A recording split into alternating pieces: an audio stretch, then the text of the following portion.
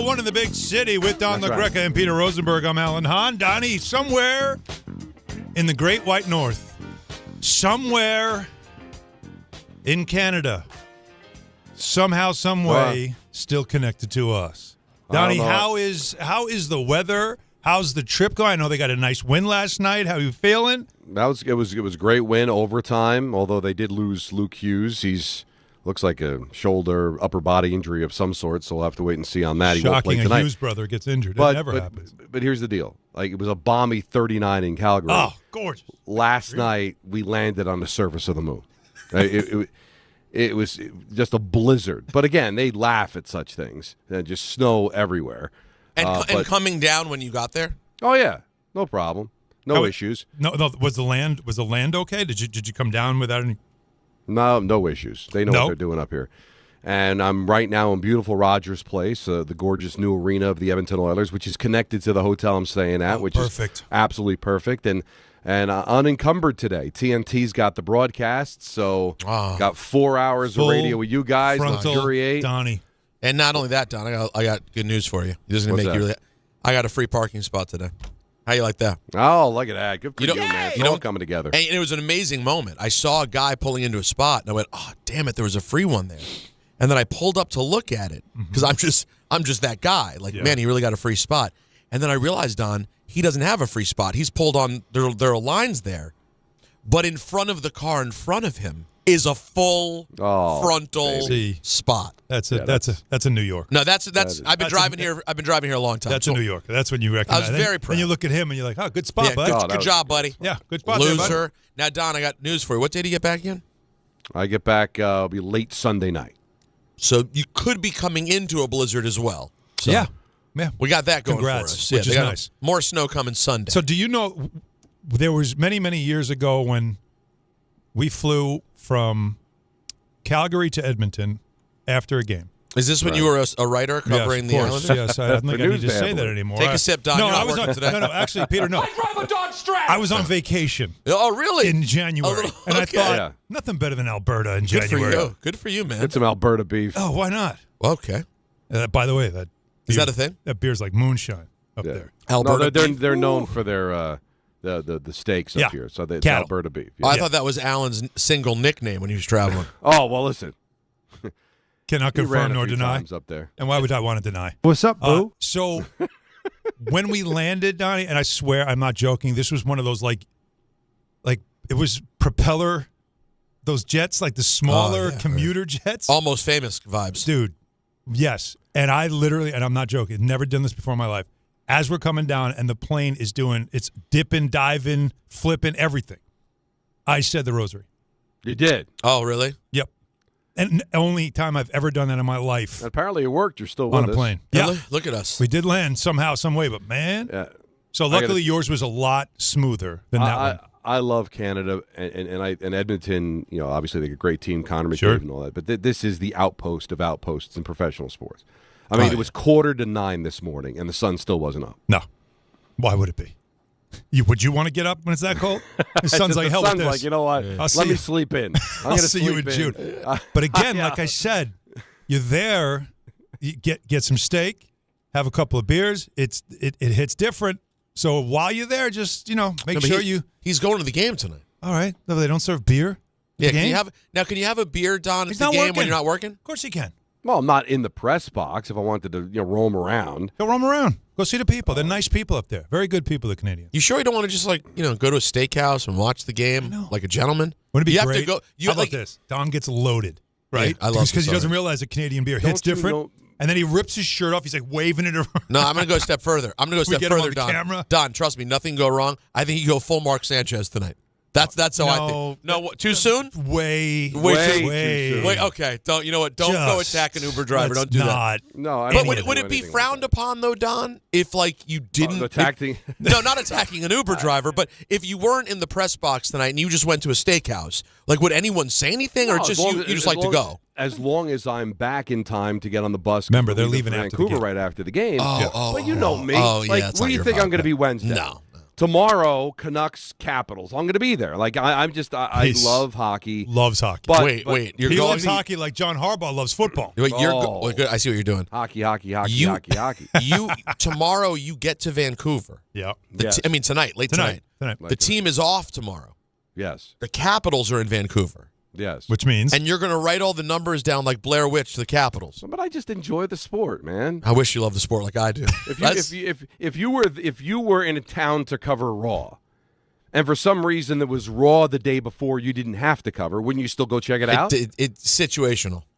Very situational. Well, listen. It's Ovi. Alexander You get to watch Ovi. I mean, see Ovi. That's what it is. You only have a handful a day. Who knows when this is all going to come to an end. Yeah. But you know what? Pete DeVito, who does stats for the Jets on radio, took the trip. He's a big Devil fan.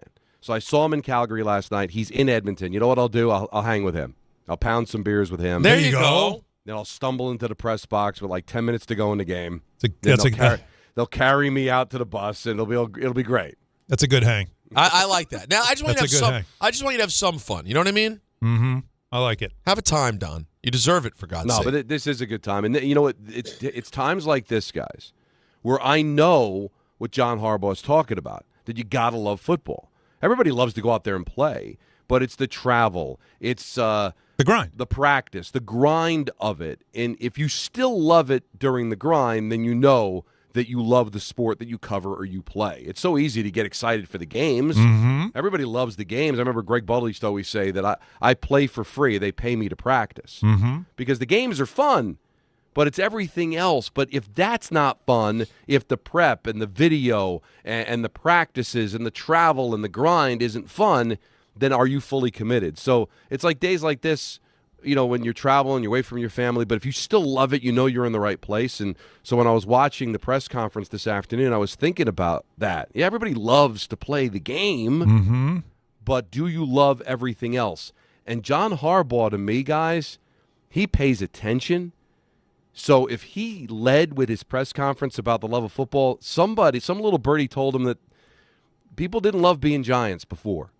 And maybe the players didn't really love being a Giant or love football. For him to have that accentuated that much in the press conference tells me that that's what he sees wrong with this team, and that's what he wants to see change with this team. Count the number of times he says football. We need guys that love everything about football. They love the games. They love the practices. They love the weightlifting. They love the meetings. They love the dining hall, you know. They love every part of football, man. And if you love football, guys, if you love football, you're going to want to be here. You're going to want to drive in that parking lot every single day. You're going to want to walk through those doors. You want to walk up in those halls. You're going to want to get in front of that tape and watch tape every single day because you're going to be around a bunch of guys that love what you love. They love football because that's what we're going to be doing, football. All the time, every day. And if there's guys, you know, around that don't love football, Joe, we're probably going to let those guys go play somewhere else. Because if you don't love football, you're not going to love it here. Because we'll be doing football.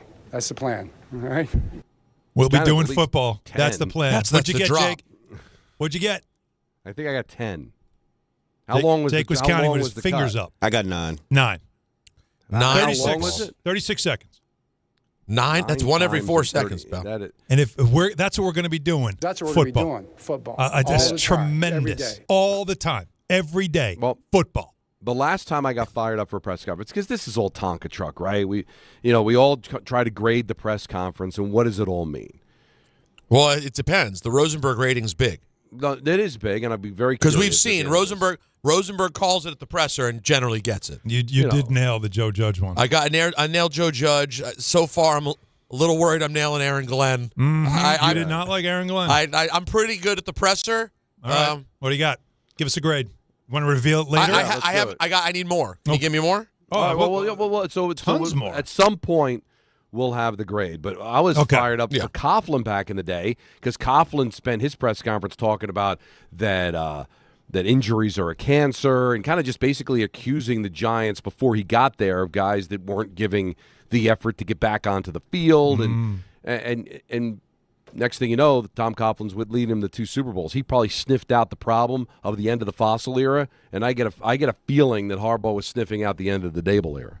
Listen, all the things that we want in a press conference, sometimes it's just we want you to speak plainly. We don't give me proclamations. And the difference, and Donnie, I was talking about this before the show, the difference I felt in this was in the past, especially with our New York teams, Both teams have hired guys who've never been head coaches before. They're almost introducing themselves to you. Mm-hmm. Here's what I want to do. Here's who I am, and all that stuff. And this is why you're going to like me. This is what I'm going to do. John Harbaugh didn't need to introduce himself. What he was telling you is why I took this job. That's what he was telling you. Not why am I the right hire, because we all assume that, including him. We all know you're the right hire. But he was giving you the why did I take this job? And I felt like that's like all the other stuff about the type of team this is going to be. That's all. We all know he's going to say that stuff. But the most important things I thought that he said was why. Why a 4-13 team?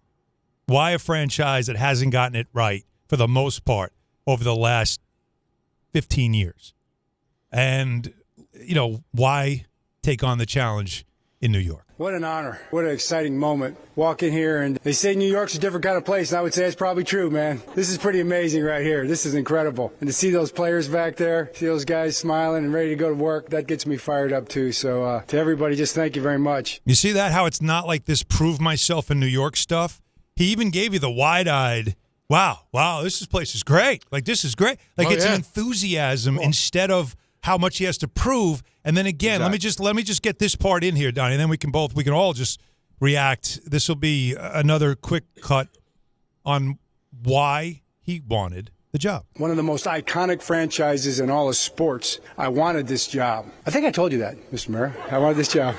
I wanted this job. And to be on the biggest stage in the biggest sport. I know the challenges. I understand the expectations. I know the fans are hungry for a winner. We're here with one mission, to earn the right to be called the world champions in New York. And that's what we plan to do. Like, did you see, though, it's just he's not trying to give you a soundbite. He's speaking very plainly. And I think that's because he's very confident in who he is. Totally. I don't want to, jump into how Peter grades these things. But I would think, Peter, what you're looking for, is it genuine or is it an act? Are you trying to sell something, or are you just being yourself? And he looked like a guy that was genuinely excited. Didn't look like he was putting on an act. Had a message. His suit fit.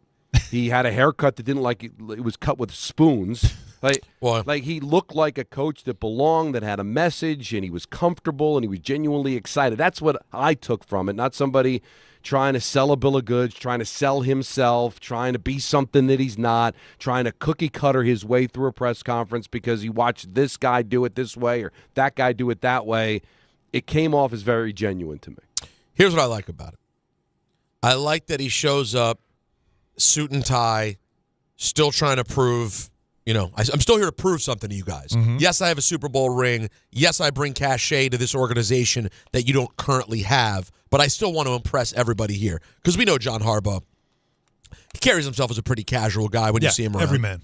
He's sort of everyman, but he showed up taking it very seriously, and then he's delivering just the very Mr. Joe Football. Now, not Mr. Joe Football, cool guy, tough guy, Mr. Joe Football. Right.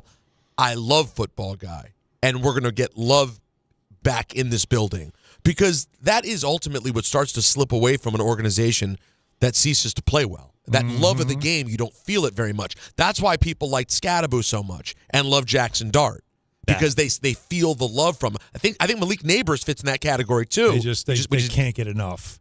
And that's what you need. And we will, for those who are already wondering, is Hahn ever going to talk about the Knicks and that debacle? Yes, we are. We're going to get to that. But I'll just interject before we get back to the Giants. Interject. The Knicks were that team until this season. Something happened over the last couple of weeks. Because that's what Brunson and all them, they love football, love basketball guys. Love it, breathe it. They don't need anything else in their lives. This is all I care about. It's all I want. And for the last couple of weeks here, I don't know, since winning that NBA Cup, I don't know what's happened. But that's kind of been slipped away. We'll get into that. That's really interesting. More John Harbaugh. So, okay, you love football. We love football. You wanted this job. Who doesn't love football? We wanted you to have this job. Now, let's get down to brass tacks. How are you going to turn this thing into a winner?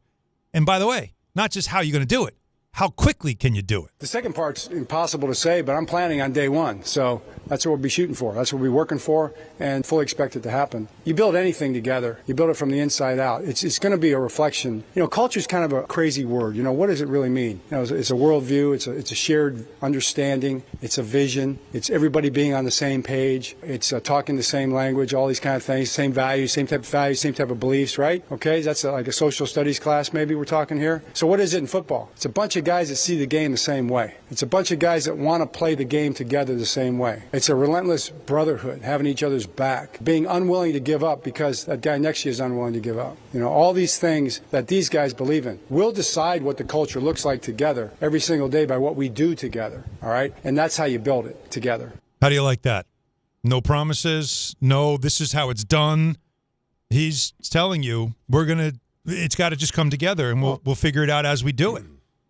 Yeah, because listen, he wants to do it right away, but he was very genuine with his answers. Yep. Like you can't say he hasn't practiced with his team. He hasn't game planned with his team yet. Find out he doesn't have a roster yet, right? They haven't even had the draft. They haven't even tackled free agency. Although he does love the roster. He did talk about that too. So does his dad apparently. Well, there's a core, right? I mean, you got the quarterback. Scatterbo comes back and he's healthy. Neighbors comes back and he's healthy. Good offensive line. You got an offensive line that certainly improved in the second half of the season. A pass rush that I think, when healthy, can be and coached properly, can be elite. Yes. But you need the depth, right? We went through this with the Jets, right? We can name a bunch of guys, and then that disguises it as, we've got a lot of talent. Well, you might have 4 or 5 guys that we know and 4 or 5 guys that can maybe challenge to be Pro Bowlers, but if you don't have depth, if you don't have it across the board, well, then how talented a team are you? And I think the Giants have some scattered talent that needs to be filled in. But I like that answer. It wasn't some cliche kind of rallying cry. And it was like, hey, we'd like to do it right away, but it's impossible to answer exactly how long this is going to take. You're in a really tough division, and a lot of work has to be done. All right. So how do you build this team? Our focus is simple. It starts with building a team that is physical and tough, that's capable of overwhelming their opponent from beginning to end, and especially at the end, that understands how to finish, that is smart and disciplined, that plays the game the way it should be played, and that everybody watching it, including those playing it, will be proud of. I just heard something. I just heard something, and I can't unhear it. I got to tell you, am I right? Hold on. I didn't want to take it to the air. No. Is he Joe Biden? I text the group. I didn't see it. You mean the way he sounds? I text the group just a minute. I didn't know if I wanted to take it to the air or not because I'm not trying to be political, but he sounds like. Well, no, because politically he's very much not Joe Biden. But in terms of his talking, I'm ready for.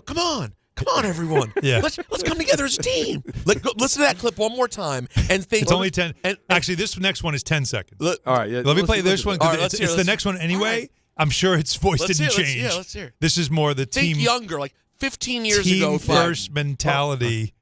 Should have started a couple weeks ago. That's Jalen Brunson. He doesn't sound like Biden. No. Clown show. Yeah. Clown show. He sounds more like Bud, not as much like Bud. The mouse just ran away on me. Here we go. Nothing will be taken for granted. It will always be all about the team. The team. Thanks, Dad, for that. It'll always be about that. Now it's time to go to work. Thanks, Dad, too. Is so I remember I was in Delaware. I was a kid with my dad. We were at the pool. Oh, my God. That is so funny. Yeah, get used to it. I never noticed that before. That's very interesting. It is. There's some fun to be had there, folks. There is, for sure. We could do side by side. I'm sure we could probably dig up something of Biden. I'm not getting around. Very benign that he's saying that we could just put side by side. Oh, no, absolutely. You could definitely hear it. Come on. There was a Trump question. There was? In the press conference. There was. Somebody asked, because the president did say, lobby for him. Right, the Giants should hire him now. So they how did you feel about that? And he just kind of was very quick joke about how, well, it's a big something, but it's just sports. He went quickly. It's just sports. He knew not to go too deep with it. I wonder if they talked about that too. But it is funny though that somebody did ask the question. He's loved by Trump. Sounds like Biden. Which, hey, see that we can all come together. How about how much, of course, did the quarterback have an impact on his decision? Because, Jackson Dart is somebody that everybody in New York's excited about. Is John Harbaugh just as excited about coaching him? Well, it's a great question because, the quarterback's kind of important. That's kind of a big deal. And I'm excited about Jackson Dart. I've seen your backup quarterback too, Jameis, up close and personal 2 years ago. So I saw him complete a bunch of passes. Yeah, I know. There you go. I saw you. I had oh my. Remember that game, right? It's a great game for you. So it starts with the quarterback for sure. I mean, the quarterback, you build your team around your quarterback. You build your team around your players and what they do well. I like the way he plays. I mean, I like his talent, skill set, all the things he's accomplished. But more than that, I like who he is and what he's about. And to me, he's about football. I mean, this young guy loves football. He wants to talk football all the time. And that's kind of what I like doing too. So I think we're going to have a lot of great conversations. And I can't wait to get started with him. You know what we're learning? John Harbaugh likes football. I've noticed that. This guy. I think we're really learning this about him. I'm so glad he wasn't hired by the Knicks. Because this is a football. This wouldn't have worked. No, he's not a basketball. No, he's a great coach, but he couldn't coach basketball because he loves football. The man loves football. Really loves football. No, he's so into football.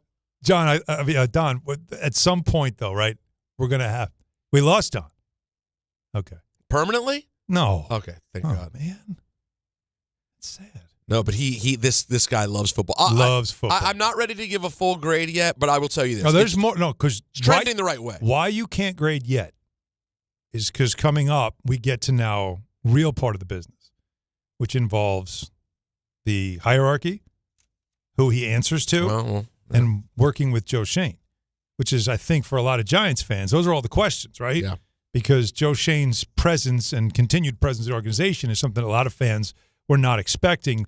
That'll be coming up. But one more cut from Harbaugh, and this, of course, is about winning in New York versus, of course, what he's already done, which is win in Baltimore. Well, I mean, the skyline's a lot different. You know, I noticed that right away. No two places are ever the same. Yeah, no two people are the same. You know, obviously you meet people in places and circumstances where you find them. So that's what we're going to do. We're going to take every one of those things we meet head on and do the best we can with it every single day. And, you know, you say you do the best you can with it every single day. Well, that means a lot when you really think about what that means. I mean, are we really doing our best? Are we really putting everything we have into it for this day? Are we really attacking the day with an enthusiasm unknown to mankind? Another level? Is that possible? Is that something that we can accomplish? Can we have the best meeting and the best practice in the history of the National Football League? Can we? We can if we decide to, right, guys? We can if we decide to. You know, and when you do that day by day, you build something, you take it onto the field, and you let the chips fly, and you go play some ball. That's the other thing. He said, let the chips fly a couple of times. Not fall. Not fall. He's throwing them. Just throwing them.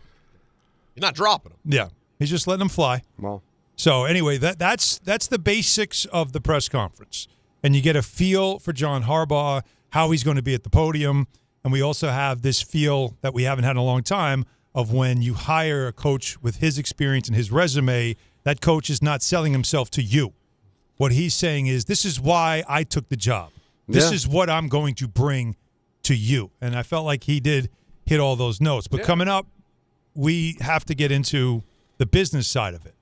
And that is his relationship with Joe Schoen and why Joe Schoen is still part of things, and also a change that the Maras have made in the hierarchy with the Giants that also is a factor in why John Harbaugh took the job. So you'll hear more of that coming up. We will get into the Knicks, I promise, in the 4 o'clock hour. A lot of you Knicks fans are fed up. I don't blame you.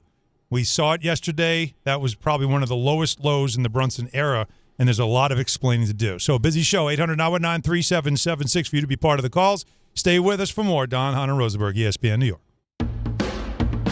There are a lot of reasons why people buy at Ramsey Mazda. It's their selection, it's their customer service, and it's their savings. Lease a new 2025 Mazda CX-30 2.5S all-wheel drive for $189 for 33 months. Start shopping now at RamseyMazda.com. Choose wisely, choose Ramsey Mazda. Call 833-853-2970 for details. VIN SM844-681, MSRP $29,075. Zero security deposit, ends 2/2/26.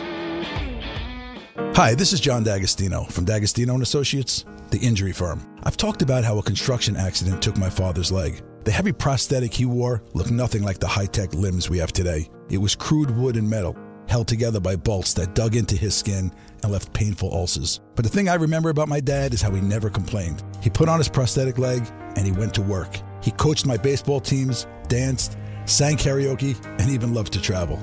He may have limped, but he always held his head up high and he lived with dignity. At D'Agostino & Associates, I spent over 35 years building a law firm that helps accident victims and those in need of their Social Security disability benefits. We fight till our clients get the money and dignity they deserve. So call us today at 1-800-BITE-BACK. That's 1-800 248-3222. We have offices throughout New York and New Jersey. So don't tell me personal injuries aren't personal. I know what they can cost a family. I've been there, and I'll be there for you. D'Agostino, Law, Bite Back. Prizes, flyaways, even cash money. You want it? We've got it. Find a list of all contests and official rules by visiting ESPNNewYorkContests.com. That's ESPNNewYorkContests.com. At City Harvest, we believe no New Yorker has to go hungry. With your help, we're on the road 365 days a year, rescuing over 77 million pounds of nutritious food and delivering it free to millions of New Yorkers, transforming surplus food into sustenance, sustainability, and smiles, rallying thousands of New Yorkers to power a network of nourishment across our city. One day, one meal, and one New Yorker at a time. That's how we feed good. Donate at cityharvest.org. FanDuel is turning on playoff mode. All customers get a profit boost pack every NFL playoff game day. Each game day during the championship round, you'll find a pack loaded with multiple profit boosts waiting for you in the app. More boosts means more ways to level up your playoff bets. Pick the matchups you believe in, take your shot on an upset, or build a parlay that fits the moment. Now, I am loving the Rams, so you can apply your profit boost and go after even bigger payouts while the playoffs keep rolling. So visit FanDuel.com/local and grab your profit boost pack every NFL playoff game day. Each game day during the championship round, you'll find a pack loaded with multiple profit boosts waiting for you in the app. More boosts means more ways to level up your playoff bets. 21 and over and physically present New York option required. Bonus issued is non-withdrawable profit boost tokens. Restrictions apply, including any token expiration and max wager amount. See terms at sportsbook.fanduel.com. For help with a gambling problem, call 877-8-HOPE-NY or text HOPE-NY 467-369. Now let's take a look at the traffic with Brandy Scott. Thanks a million, guys. Good afternoon. Definitely want to take it easy out there on the roads. We've got some slick and icy spots. Problem over in Jersey, 80 westbound. A big crash over by 287 in Parsippany. Only one lane is getting by. Traffic is stopped there from 280 on through. Inbound George, still have some road work on the upper deck and a broken down tractor trailer. Run you about 5 to 10 minutes. Best of it's the outbound side, West Side Highway northbound, even with a broken down car in the right lane and the 130s. Definitely want to stay away from the Henry Hudson. You're jammed there in both directions with police department activity by the bridge. Outbound Lincoln and Holland Tunnel is just about a 5 to 10 minute ride. This report is sponsored by the Positive Coaching Alliance. Questions about youth or high school sports? Well, the PCA can help. It's a national nonprofit developing better athletes and better people through youth and high school sports. More info at positivecoach.org. I'm Brandy Scott on 880 ESPN New York.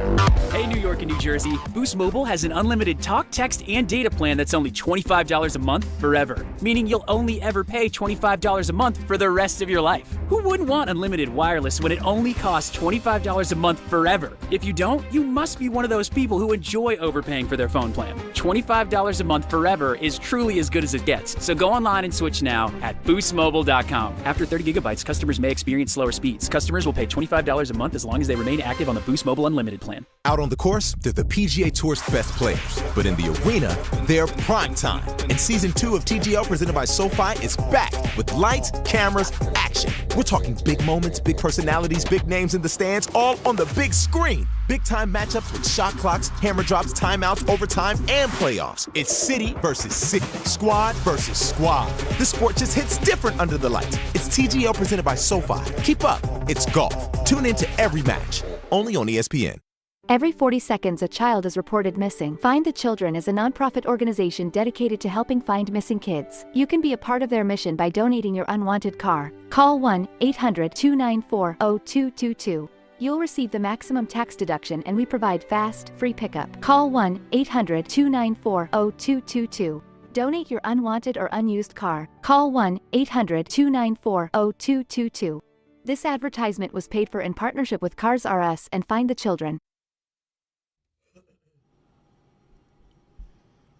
All right, before we get back to more of what John Harbaugh had to say today and the connection with Joe Schoen and how it's all going to work now when it comes to hierarchy there with the Giants, with the New York football Giants. Oh, yeah, I know. As he liked to make sure everybody understood. You get confused sometimes. Yeah, well, because there used to be a New York Giants. Yeah, so recently. Yeah. Just yesterday. Well, it was 70 years ago. Yeah, come on. 70 years ago. No one here was alive. But you get the idea. Yeah, I do. I do need to. We do have some controversy going on here. I love it. Stage. Oh, yeah, damn right we do. And it needs to be addressed. Oh, no. Well, this is the second week now, and Jacob is a witness. Anthony's a witness. John Winthrop is a witness. And curiously, he's the only one that's around all day, so you'd think he'd have an idea. And then, Peter, of course, you're aware of this as well. Don, I'm not sure how much you're aware of this because this is something more that has come up recently, and you've been on the road. So it's 2 weeks in a row that I have gone to Trader Joe's and picked up a delicious pouch of trail mix. We know how you feel about it. I love it. And we have like a cupboard in the kitchen area that we've kind of commandeered, right? We've put our pita chips in there. We have put some other delightful things like granola, crackers, right? Yeah. Would you say? Okay. I have granola. We have multiple crackers. Yep. What else? Cashews. Cashew, that's right. Your nuts are in there. Yeah, I put my nuts in there. I saw some Manuka honey in there. I have Manuka honey there. Very, very useful stuff. And expensive. Some mango, some dried mango I put in there. Dried mango. Okay, so you get an idea that we've kind of just said this is our cabinet. And for the second week in a row, a bag that was mostly full. When I've come back, which I haven't been here in the studio because of other things since Thursday, it's almost empty again. Okay. So last week when it happened, I bought a new bag. I said, okay, we're going to watch this now. I'm just going to see. We paid attention. We talked through it. Thursday, right? We were here all together Thursday, right? But we all had a little bit, but there was still enough that was showing in the clear part of the bag. Mm-hmm. Came in today. Handful left. Oh, yeah. Almost gone, Don. I mean, I'd rather you just take it. Just take it. Finish the whole damn thing. Steal it. Make it disappear so even I'm like, wait, did I finish it? No, but to leave it there. No, it's with just a little bit left in it. No, you know what it has to be, Don? Now you're mocking me. It has to be that the person taking it doesn't even think what they're doing is wrong. No, I think what I was going to say is that they must think that that's a common area. Yeah. Oh. And they go in there and it's just for the staff. The hell it is. Well, if you didn't know, yeah, and there's a lot of people that work on our floor that aren't people that we have relationships with, the good karma people, and that's a common area. We all share cups, and we've gone into the refrigerator, and I've gotten creamer from there. And so there is a sense in that little kitchenette that's kind of community. A lot of times cupcakes and cookies are left on the counter. Left on the counter, yeah, sure. Right. If I took a nice dish and poured out the trail mix in said dish and left it on the counter, that's a way of inviting everyone I know, but to is it have possible? some. You leave it in a bag and put it in the cabinet. It says, this is for later. Keep your grubby hands off it. But I go into the refrigerator and I grab some creamer, and sometimes there's some delicious hazelnut creamer that I like to put into my coffee. How do I know that doesn't belong to somebody that they keep refrigerated and they're aggravated that I'm taking it? That's creamer. That's not like that's an extra. No, tell us, really. If someone had a piece of cake in the fridge, are you going to take the piece of cake? Right. That's the thing. Like Don, I more than any of us probably use the kitchen. I go shopping at Trader Joe's. I get my stuff. I keep some stuff in the cabinet. I put some stuff in the fridge. I go in the fridge every day. I just got oat milk from the fridge. Nice. Because they keep oat milk, whole milk, almond milk, skim milk, all there for coffee, right? Essentials. And everyone shares that. And it's really nice that Good Karma does that. They keep it stacked. Understand. Always stocked up nicely. Right. When I go in the fridge, I've just picked an area that I tuck my little yogurts. Mm-hmm. And no one has ever touched them. No. I don't touch anything else in the fridge because the stuff you put in there and you wouldn't dare disrespect. I see the cabinets the same way. You're opening a cabinet, seeing that there's an open box of crackers, pulling it out, or nuts or whatever, pulling it out and just going to town without. Just thinking that this is for me too. I think that's crazy. So you know what we're going to do? Hmm. We're going to set up a camera. I love this. I love this plan. We're going to put a camera. We're going to put it in the cabinet. And everybody that opens that cabinet, your face will be seen. I love it. And we're going to go through it. And we're going to set a trap. Well, now, where do you put... Fresh bag right there next to the camera. But here's the deal. Hey, look, Cracker, open your mouth. So when you grab the bag, the camera's going to see you. Oh. Because the camera's going to sit behind the bag. I love what you've done. The minute someone puts their hands and pulls the bag. What if they're just moving it, though? There'll be nothing there. We're going to put it on the shelf that has nothing on it. Eye level. And we just sit there waiting. Ring, you'll be exposed. Now, do you think... And then we'll do it like Chris Hansen. We'll bring you in. What? Walk right in. What are you doing? We're going to walk right in. I was just here for the cookies. Hey, so... I just wanted to... I'm just here to get trail mix. You like trail mix, huh? Oh, yeah, here, have a seat. Do you know whose trail mix that is? I was just on my way. No, have a seat. No, please, sit down. Have some trail mix. You want a trail mix? Sit down and have some trail mix. Thank you. That's how we're going to do it. We're going to put them right on the couch. Because there's a couch right next to the kitchen. By the way, this kitchen, when you think about it, it actually looks like Chris Hansen should be waiting there. It has the island. It has everything that looks like a setup. That takes me back to my earliest days having my own talk show on the radio in D.C. I used to play this Chris Hansen drop of him going, "What are you doing?" Wouldn't it be great if actually we got Hansen to put do a Ring camera in there? I know. And because then when you see it open and you go, you press the button that you could talk to them. What? No, and we get an update. We get an update on our phone. Oh, someone's looking live, and you just hit it. Oh, that would be so. What are you doing? Who do you think it could be? If we had to guess, because Bart's already claimed he doesn't. It's not him, and I believe him because he brings his own spread. Like he's got it. His bag's got all kinds of sauce in the bag. He's like Hillary Clinton. Who else? Who else could it be? Well, listen, I'm going to assume it's not any of the lovely good karma folks who just like work in the office. I can't say that. I can't say that with full confidence. Me neither. But I don't know anyone well enough to accusations fly. To let accusations fly. I can't. All right. So I'm going to assume it's someone from our world. Talent that knows that cabinet. What do you think? If you were to guess, Anthony, or he's probably dealing with something. Jacob, whichever you available. Do you lean towards it being talent or not? I don't think it's talent, to be honest. You don't think it's talent? I don't think so. I think it's somebody in the office. How about? I don't think it's malicious. I think that you guys are taking liberties with thinking that that's your cabinet and nobody's going to go in and take stuff. Here's why I disagree with you. I was about to say, this is why I disagree with Anthony. Okay, because neither of you open up a cabinet and assume it's yours for the taking. No, but I don't trust other people. But why would other people who know that there are lots of people here that don't know assume that that's communal? You know the only thing that's communal is stuff that's intentionally left out or the coffee and creamers. Yeah. That's it. Nothing else is communal here. You know what I mean? It's an open bag of trail mix. Someone put their hands in it already. Why would you want to open that? That's the part, too, that creeps me out. It's the fact that you know somebody else would you do it?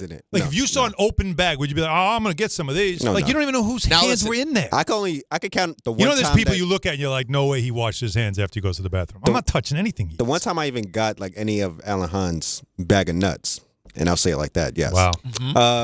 Was when he offered it to me, and I was like, "This doesn't have raisins in it. I'm good." That's the only time I touched like the trail mix. You like raisins? Yes, I like raisins. Those have raisins? No, but I think the one you had was like chocolate. There was another better. Yeah, chocolate. Yeah, chocolate's better than raisins. Really good with M&Ms. I need chocolate. I need chocolate and raisins. I'm sorry. Oh wow, look at you. Okay. All right. So I'm going to tell you guys the truth. It's you. It's me. You come back at night. If I was working on the weekend and I was like starving and it's a Saturday at 10 and I'm stuck in the middle of board hopping a West Coast Knicks game. Yeah. And you're like, is there a chance? Yeah. I don't just go. Oh, you know what? You're like one of the producers. It's like you got 5 minutes to yourself. You can't eat. You open the cabinet. You're like, damn, that's. I'm taking these. They got hell with these guys. They got the M&Ms in there. Well, they're not real M&Ms. They got the N&Ns in there. I'm about to hit these N&Ns real quick. Listen, if that's it, if that's the truth, I mean, I might have to do an investigation now. Yeah, well, I might have to ask the producers. Yeah, if it is one of the producers and it's happening on a weekend, just tell me. Be honest. Just be honest. Just come forward. Hey, man. Like I just grabbed some. Like that's all good, man. You guys work hard. Okay. But don't do it on the sly and think you're getting. It's true of everything in life. Them. It's true of everything in life. If you're gonna grab a man's nuts, you give him a warning first. You know what I mean? Okay. 800-919-3776. So part of the John Harbaugh experience today for Giants fans had to be about why is Joe Schoen still the general manager here. There was a lot of people that were hoping that his presence would mean a change in the front office. But Harbaugh clearly when he met him, spent time with him, was impressed enough with him to say, no, I want to work with this guy, and he talked about it. No question, Mike. Probably the conversations themselves is what led me to believe there would be great collaboration. I mean, obviously, you get to know Joe, and we start talking ball, and you see he's a football man. This guy lives and breathes football. His knowledge is deep. He knows the league. He knows the coaches in the league. He knows the players in the league. Probably knows all the scouts in the league, too, I'll bet. He was impressive to me, and it was just really a joy to talk football and then really dig into some of the plans that we might have going forward, see what we can build here. So I was impressed, very impressed. So again, if you want to believe that John Harbaugh is a smart guy and that he's the right hire, as a Giants fan, don't you have to take him for his word? Don't you have to say, all right, if he sat down with him, spent time with him, and came away impressed, then maybe I should have a different take on Joe Schoen's presence and that front office's presence, despite the fact the last couple of years has been such a disaster.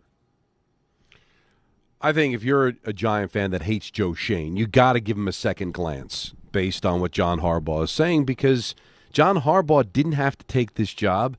I'm sure he could have walked in and said, no, I'm bringing in my own guy. I don't want to have to work with Joe Schoen, and probably would have gotten his way. And if not, he'd be in Tennessee right now. He'd be in Atlanta right now. He'd be in Miami right now. He's not. So he obviously feels comfortable with him. Now, he might have more power than Dable had. He might have final say, but if he likes him, then as a Giant fan, if you like John Harbaugh, don't you now have to like Joe Schoen because Harbaugh likes Joe Schoen? Or at least tolerate that and not get all bent out of shape. Just think like, you know what? If Harbaugh gave him a vote of approval, then I guess we gotta let them work together and see if the results get better. Chris Mara, who is very much involved in the hiring process and could be credited as the guy that got it over the goal line. He talked about something that they were resistant to as an ownership group, and that was changing the structure. Like the Jets, Woody Johnson's always wanted everybody on the same level. Coach and GM both report to him. A lot of teams do that. Now, I don't always agree that it's the right thing to do, but the Giants have never felt that way. They have always felt like the coach goes to the GM then deals with the owner, and not everybody has the ability to say something when it comes to the presence of the owner. Harbaugh wanted that because that's what he had in Baltimore. And the Maras said, all right, you want it? Then we're going to change the way we do things. And Chris Mara explained how that changed. Life has plenty of changes, and we've tried both ways, and we're just comfortable doing this with him. I think with anybody else, maybe it might not have happened that way, but everyone was agreement, so we're good. That's the perfect answer, Don. Yeah. With anybody else, we're probably saying no, but this guy, we're definitely not going to say no to this guy. And I appreciate that structure. I'm old school, too. I like the coach to answer to the general manager answer to the coach. We've had this conversation many times when the Jets seemed like the first team. Everything was collaborative.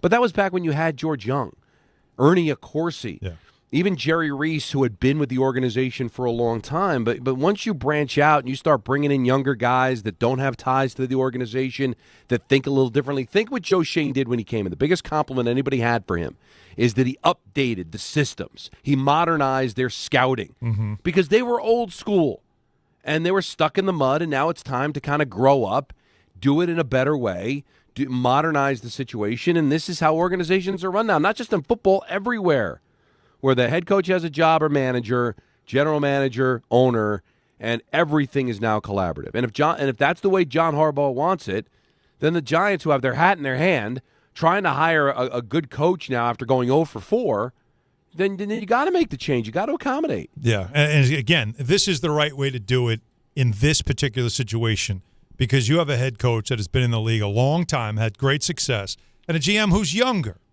And the two of them working together, this could end up working out the best. All right, we'll get to your calls now on this, your reactions to hearing from John Harbaugh, what it means, and maybe we'll get a grade from Peter on the press conference as well. 800-919-3776. We'll also get into the Knicks in the 4 o'clock hour because, man, we got a lot to peel away from that onion.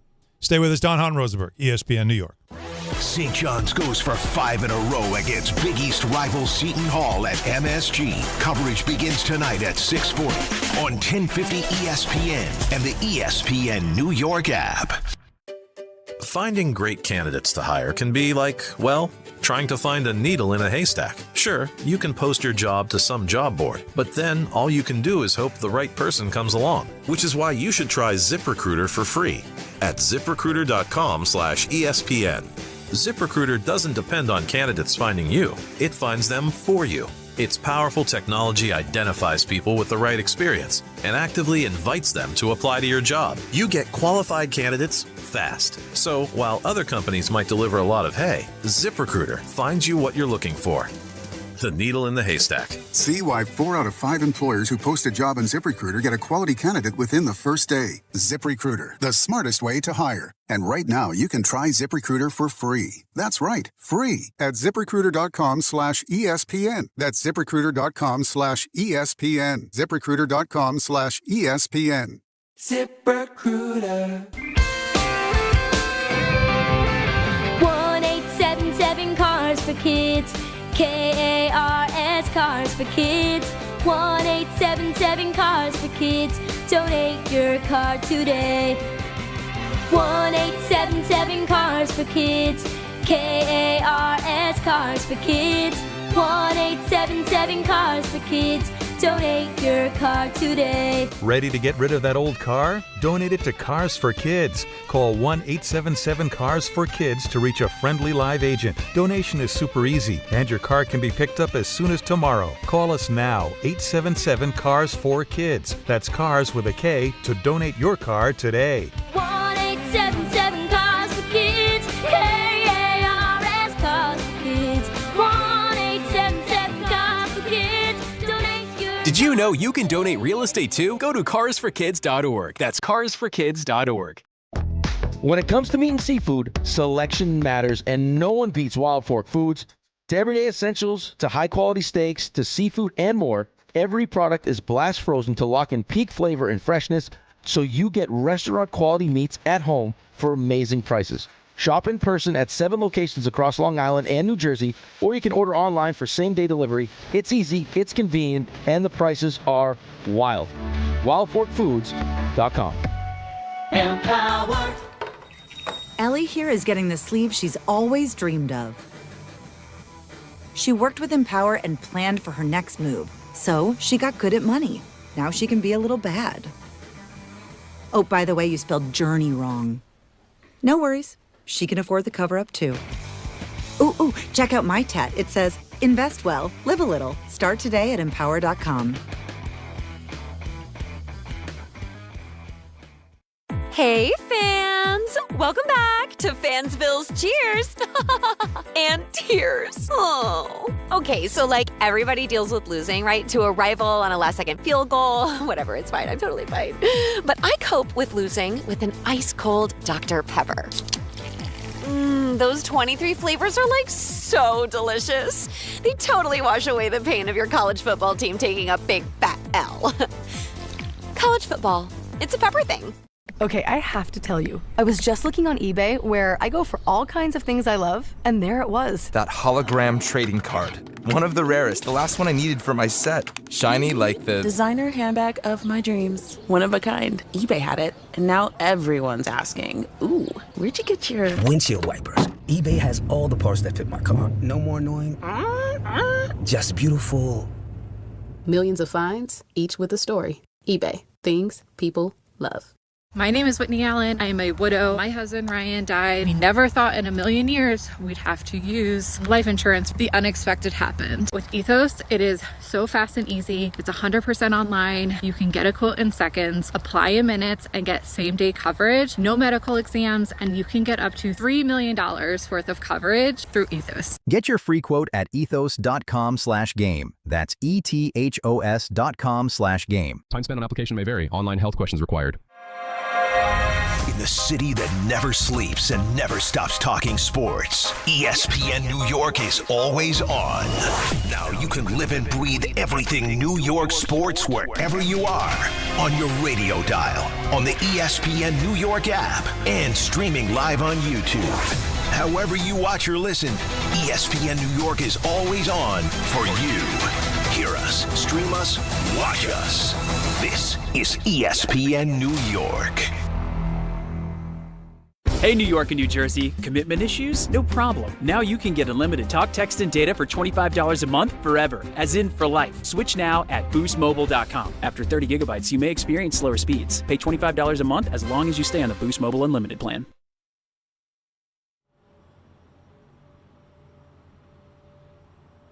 Yeah, this song starts to become relevant somewhere in February.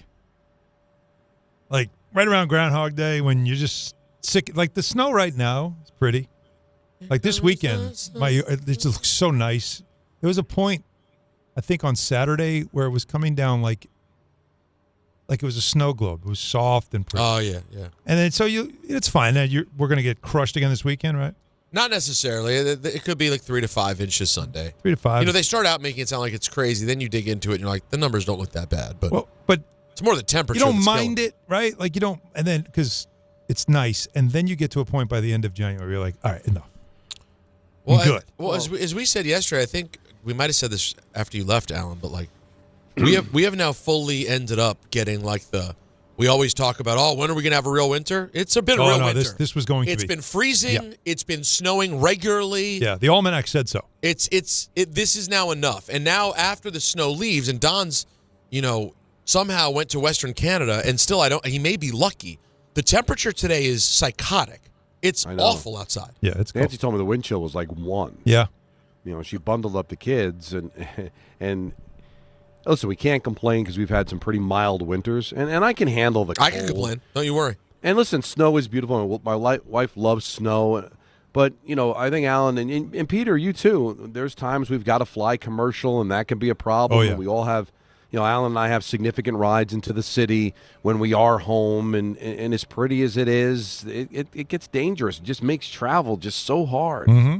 Yeah, it's tough, but there's also those mornings you wake up and you look out to your yard and beautiful, it's gorgeous, right? And it's great because we also have that backyard rink. And most like last winter, whoa. It was literally a pool. Like it never froze. Because it just was too warm. We had like one time it froze over. And so it was all this effort and nothing. This year, forget it. You can skate on all the time. It's awesome. So Don, you knew about this? Yes. Yeah. We put one up every year. Zach used to skate on it, now Callie skates on it. Might be the only American to do it. Oh, no. There's a lot of backyard rinks on the island. Is that true? Yeah. How do you do it? Well, it's very simple. It's a tarp that you use. It's a white tarp. Okay. And then you just you can make a frame. Right. And you put the tarp over the frame. And then if you want to put boards up, you can. And then you just fill it with, 2 inches of water. Boy, you just made that sound way simpler than I'm sure it is. No, it's really, it'll take you an hour or so to put it together.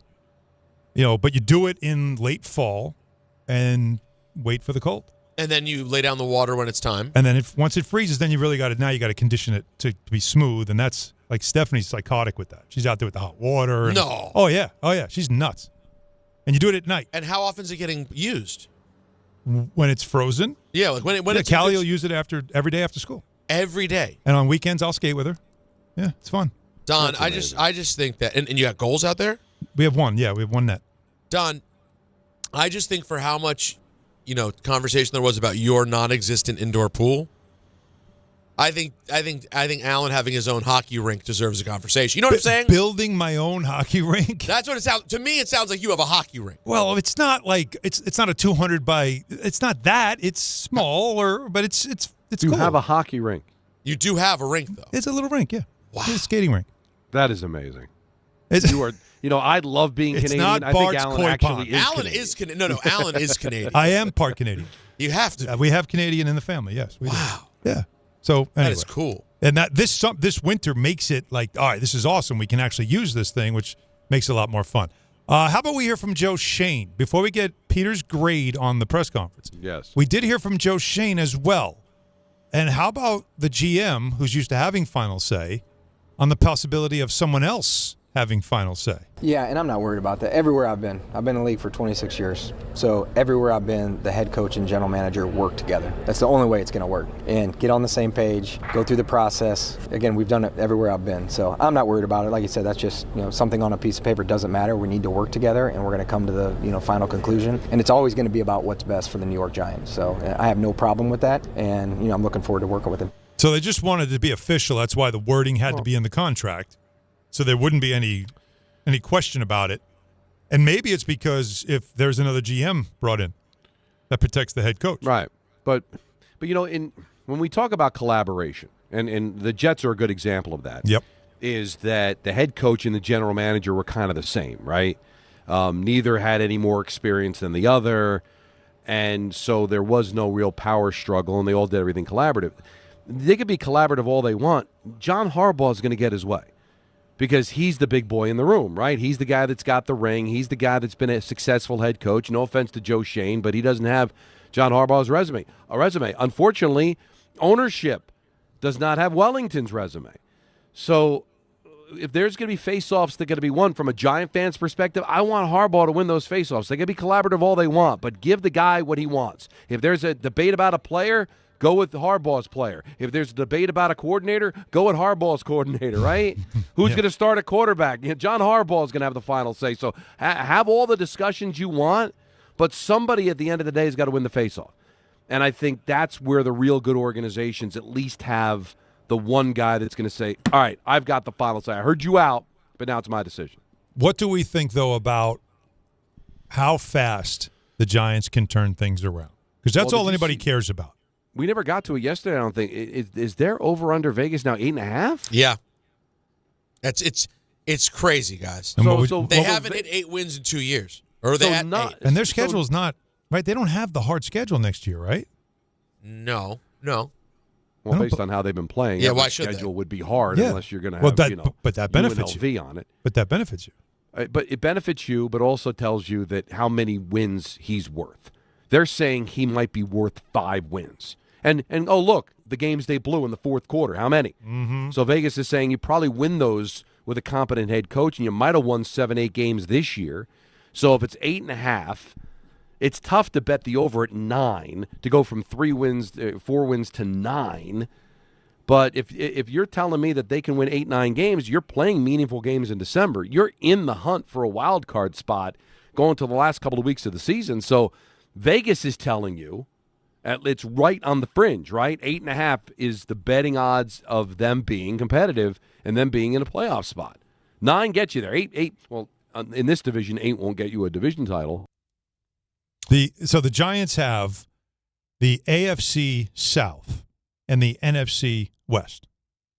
That's the group they'll be playing against. That's good from an AFC standpoint. Not AFC great South. from an NFC standpoint. So what'll be interesting, and it'd be great if the Colts were coming to New York, but the Daniel Jones thing, right? But they're playing at Indianapolis, so there's that.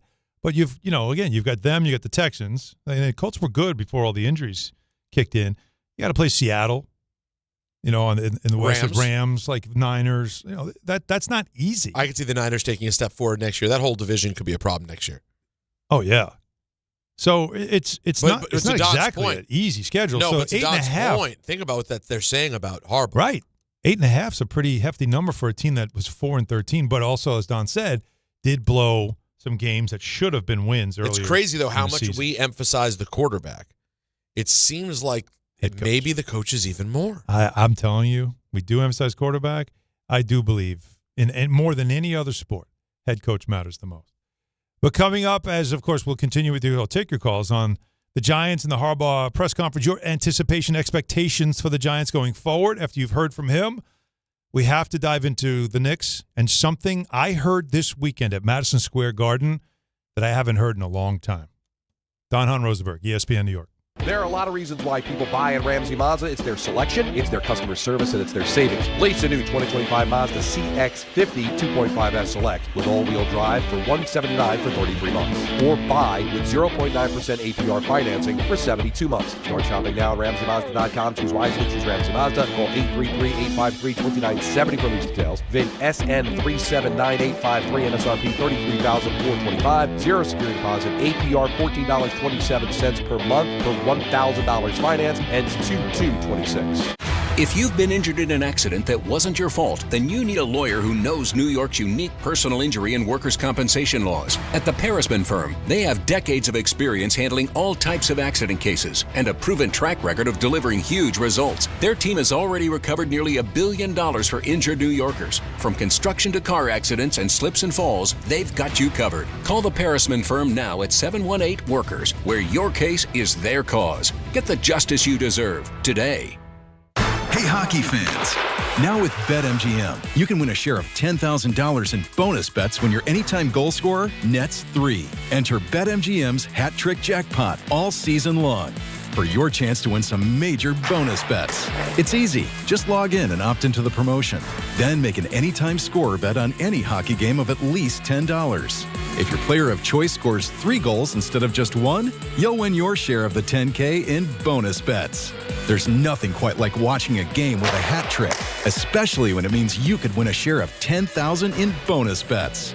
Ready to shoot your shot? Download the app today. BetMGM. Make it legendary. BetMGM and GameSense remind you to play responsibly.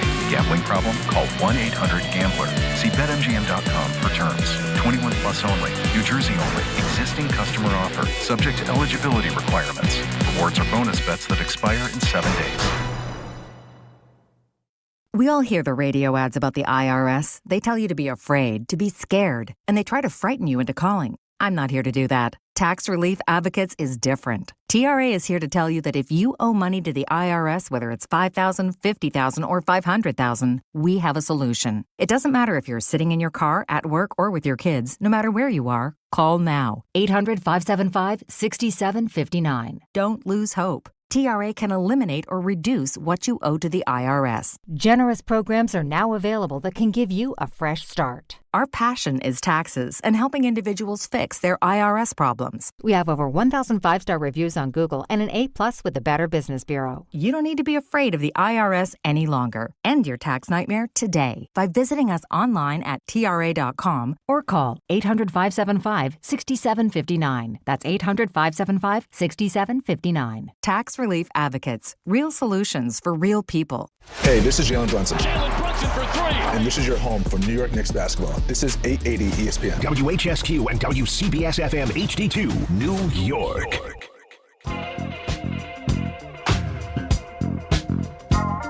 402 in the big city with Don LaGreca, Peter Rosenberg. I'm Alan Hahn. 800-919-3776 is the number. I've avoided it long enough, Peter, Don, but we really do have to have a conversation about what's happening with the New York Knicks. Oh, I think about the nuts again.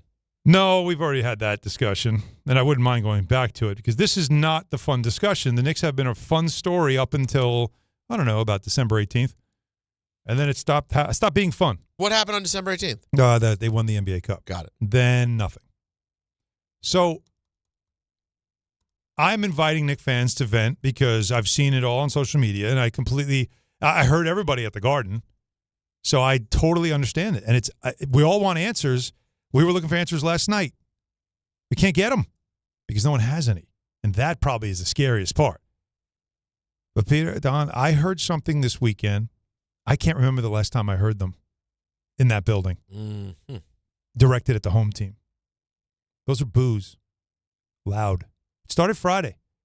Late in the game. Now, they fought in that game Friday. They didn't have Brunson, they didn't have Hart, but they fought. That wasn't an effort issue. That was running out of gas issue. They were 1 for 10 on open or wide open threes in the fourth quarter. They had a chance to win that game. Couldn't make a shot. And Towns, the ball slipped in his hand, and he shot an air ball, and the boos started. And he knows who the boos were for. Those were not a collective, we're mad at the team boo. That was hey, you're not living up, and you're going to hear about it. And they were letting him hear about that they were he was on the verge. You could feel this was coming. And I'm telling you, I think the New York fans were more patient with him this season than they have been with others, including Julius Randle. But he started to hear it Friday night. But nothing like yesterday afternoon when in that first quarter you saw a Knicks team that brought nothing to the table. That was a no-show first half. That was a no-show. Not a single player can say, I brought it. No, you didn't. Nobody brought it.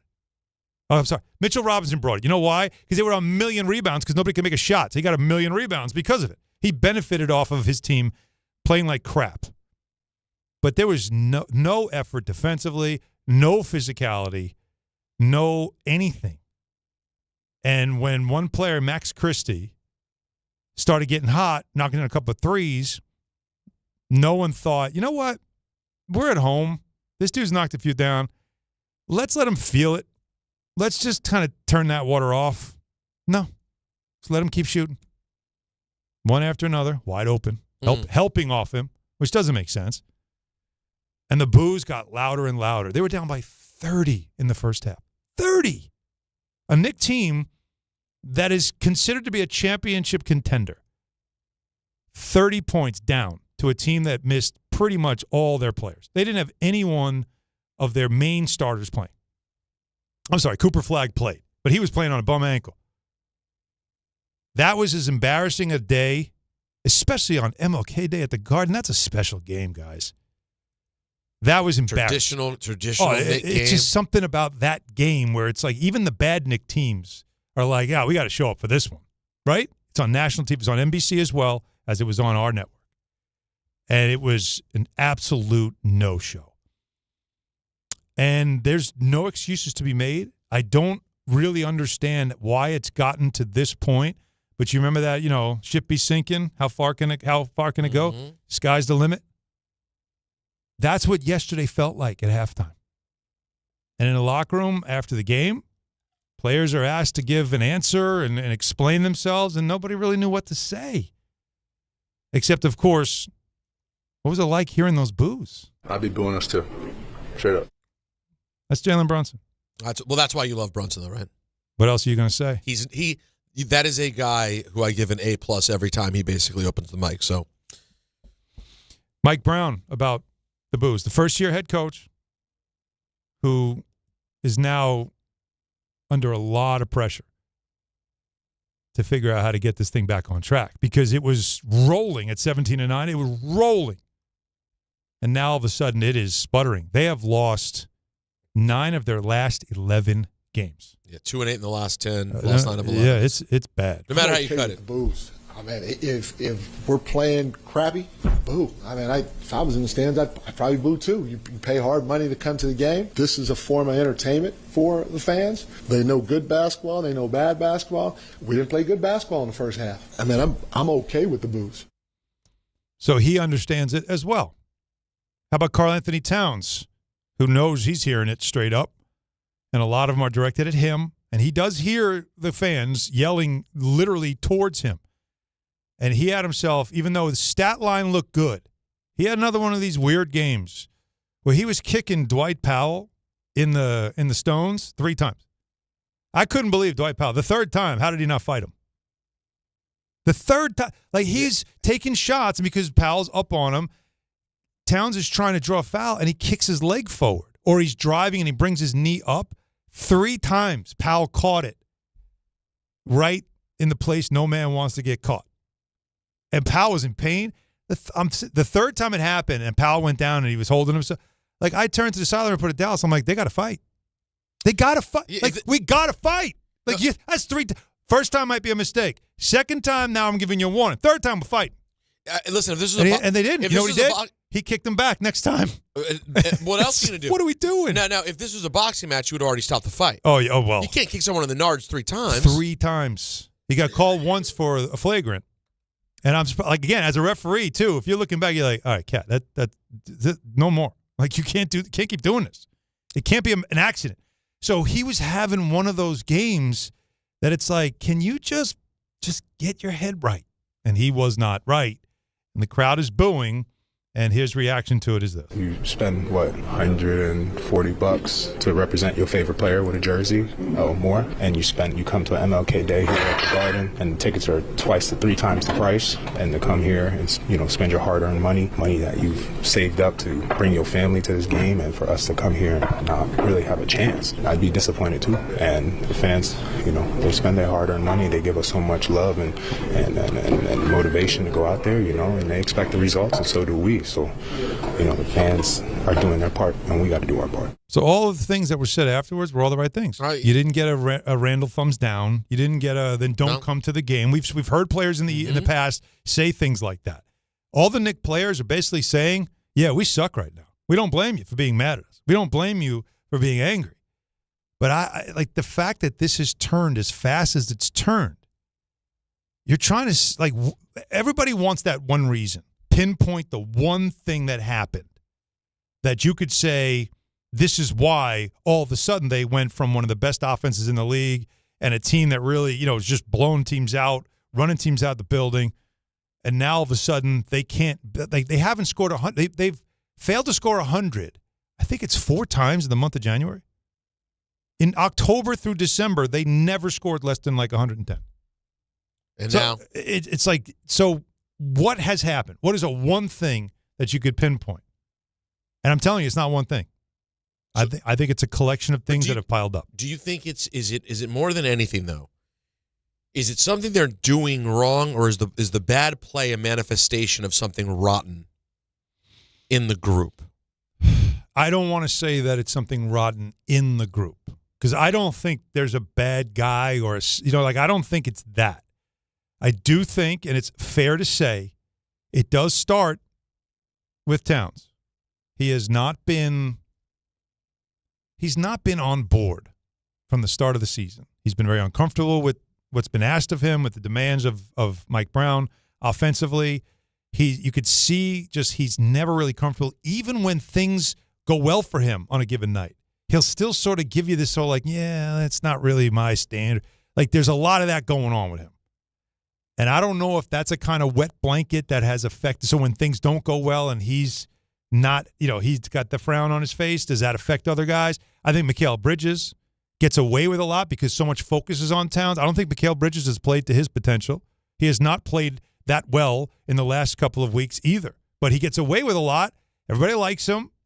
And you don't notice it as much because Towns is so, what he does, you see it. Whereas Bridges, it's very low key. You don't notice it until afterwards. And you're like, where was he in this game? Where was he in the fourth quarter? So that's 2 players right there that are important players that play pretty much every night that aren't really giving you what you need. They missed Brunson for a couple of games. They missed Hart for a lot of games, and they certainly missed him. They missed McBride for a while. Nobody wants to hear this, but it's a real thing. In the weeks after the Cup, they were on the road for 6 weeks. They were home for like a game or 2 here and there. They had 3 back-to-backs, but they were constantly on a plane. There was no off days in between at home, none of that stuff. They don't have time to go in the gym at night to get shots up to stay in rhythm or to get back in rhythm. None of that's available because they're not really home a lot. You might say that's an excuse. You might look at other teams and say other teams have to do it too. I completely understand it.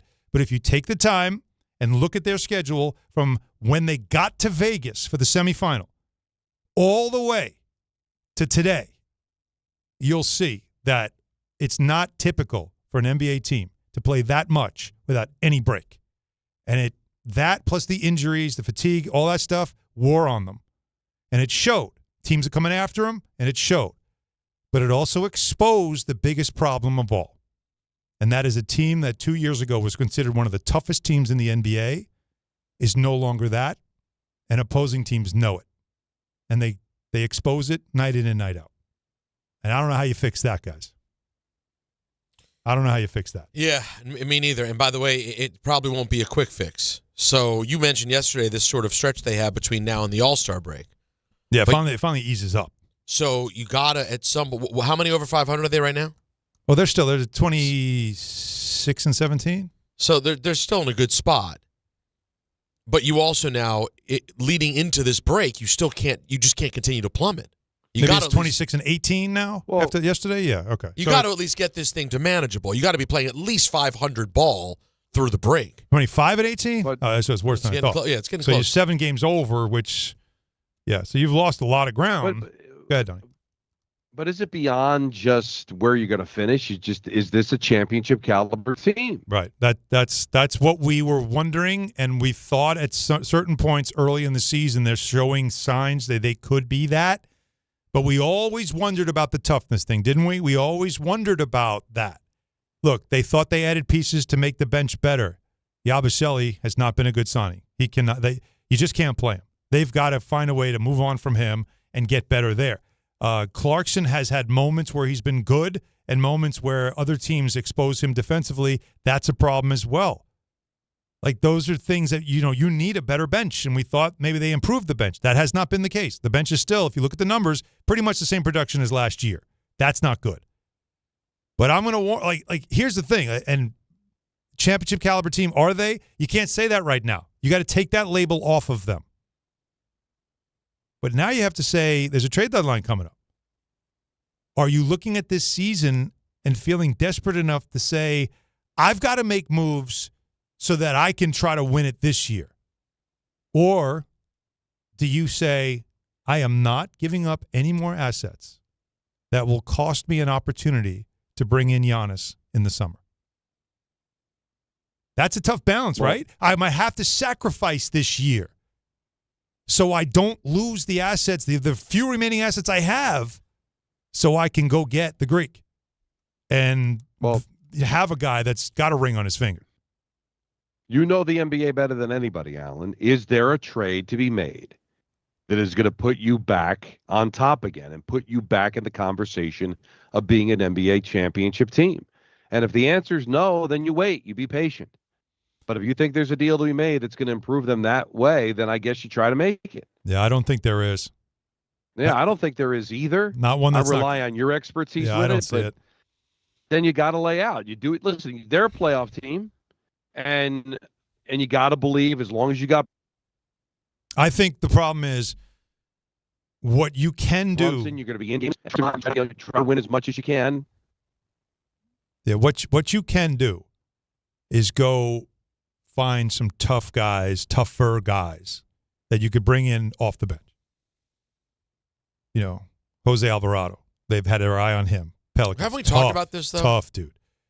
They just needed – I think what you need is an infusion of some guys that have some attitude and some snarl. I thought Yabusele played that way. He done. I thought he did. I thought he was going to bring that. Nope. Because here's another example. Why? They played in Golden State. Right. And Draymond Green did Draymond Green things with Towns the whole game. And you know that's just what he does. And you have to be prepared for that. He was talking to he was talking to guys. Like there was a lot going on there. And after the game, is it a bad look that the head coach hugged Draymond Green after the game? On the court? We've seen this. Now, he did coach him for 6 years. They won 3 championships so when he was an assistant there. So I understand there's a personal relationship there. But there are some times where it's like, yeah, we're not doing this. So, well, it's good to know. You know, Dylan Brooks is trying to punk Towns, and like everybody's just standing there instead of like, guy, who's the guy? Isaiah Hartenstein would get in someone's face and let him know you don't do this. So DiVincenzo and Hartenstein certainly had some level of muscle. Now, I think we over-glorify it because they're so soft now that you would think that's Rick Mahorn and Dennis Rodman. It's a good point. They weren't, but it's fair. But compared to this group, I mean, guys, you're getting a ball thrown off your face. You're getting abused for – this has been now for 2 or 3 years the identity of this team has been hug, fun. And I don't think it's Jalen, but Jalen can't be the one that's out there being that guy. That's not his job. No, he's not supposed to. He's not supposed to. No. So, like, that has been a problem. Yeah. That may speak to the other problems. So when you ask me what's wrong, when you ask me about the team, and those who are, and we're going to get calls on this, we're going to get them in momentarily, but that's been the thing. When you say to me, what's the problem that needs to be fixed? As I gave you all the things that have led to this, it boils down to what's the one thing we can all agree on? This team's toughness has been questioned enough to now you say to yourself, I don't know if there's enough toughness on this team. Yeah, and you can't create that. You can't have a team meeting and say we need to be tougher. You're either tough or you're not. Right. So that's something you have to add. But let's not forget, guys, when we prognosticated where the Knicks were going to go, was it really they're good enough to go to the final, or we just assume they're better than everybody else in the conference? Oh, the Pistons aren't ready. Pistons aren't ready to be that. Well, maybe they are. And they're tough. Right? Well, the Celtics are dead. They lost Tatum. Mm-hmm. Well, maybe they're not. Mm-hmm. Right? So let's not forget that, guys, that it wasn't, the Knicks are the best team in the conference. And almost it's like, well, who else? If not the Knicks, by default. then who? Yeah. And now you're seeing that just because you're handed the opportunity doesn't mean you're going to take it. Yeah. And that's kind of where it's at right now. And that's the concern right now. And the last thing I'll play that was said yesterday was from the physical, emotional leader on this team, and that's Josh Hart. I think we all need to do some soul searching, some looking in the mirror and figuring out what we're going to do individually, what we're going to do as a team, what our identity is. Because right now, we're playing embarrassing basketball. We're not executing on the offensive and defensively. We've been abysmal. We've really been terrible defensively all year. At some point, we have to look in the mirror and realize that no one out here is feeling sorry for us. We have enough. We've shown that, and we have to figure out how to get that sense of urgency. So he used 2 words, embarrassing and abysmal, when talking about the team's effort and defense. There's nothing you can do. That's an attitude adjustment, Donnie, right? That's not like the trades you make could bring in a couple of guys off the bench that you would go to that have a little bit of an edge to them that you're clearly missing. But you're starting 5. Like everybody that wants to trade Towns, everybody is screaming for that right now. And I saw some reports that they were shopping him, and they're not shopping him. They're not shopping him. They're trying to get back the guy that he was last year in the playoffs. When for the most part, until the Indiana series, the Indiana knew what to do with him defensively. But against Detroit, against the Celtics, there were games last year where Towns was playing like an absolute star. But they got to get him back to that kind of mentality. But this is sort of headline worthy. You're saying confidently not shopping him. No. Okay. No, they're not, because that was what Twitter was. Twitter yesterday was they're shopping. Yeah, but even though the report, Steve Popper writes for Newsday, who had a note about Towns being a guy that even he dialed back and said, I'm not saying they're shopping him, but you can't do that right now before the trade deadline. Anything like that risks your potential of getting Giannis Antetokounmpo in the summer. And you guys all know, have I been consistent on one thing about that Giannis situation? What has it been? You just keep waiting. You can't do it in season. Right. That's an off-season thing. You can't do it in season. It's very difficult to do, and it would be very difficult to then assimilate a player like that with 20 games to get into. This is an off-season thing, and I still believe it. And Giannis, as frustrated as he is in Milwaukee, and all the stuff that he says there, which I wouldn't really put a lot into what he's saying, but he has to know, I got to live through this trade deadline and wait till the summer.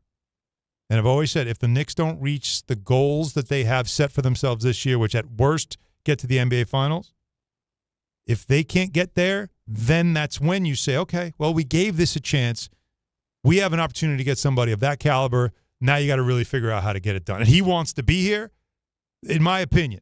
I don't know if it's going to happen or when it's all that stuff, but that's why I don't think you can put a lot of stock into this whole notion of you got to trade this guy, trade that guy, blow the whole team up by the trade deadline.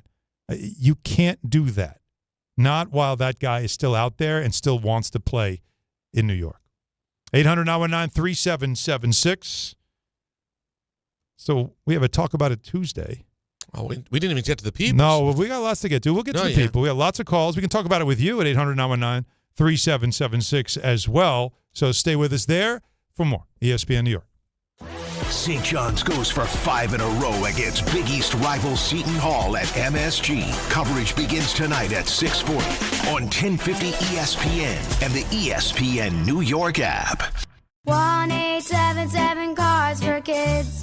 KARS Cards for Kids. Ready to get rid of that old car? Donate it to Cars for Kids. Call 1-877-CARS-FOR-KIDS to reach a friendly live agent. Donation's super easy, and your car can be picked up as soon as tomorrow. Call us now, 1-877-CARS-FOR-KIDS. 1-877-CARS-FOR-KIDS. Donate your car today. Did you know you can donate real estate too?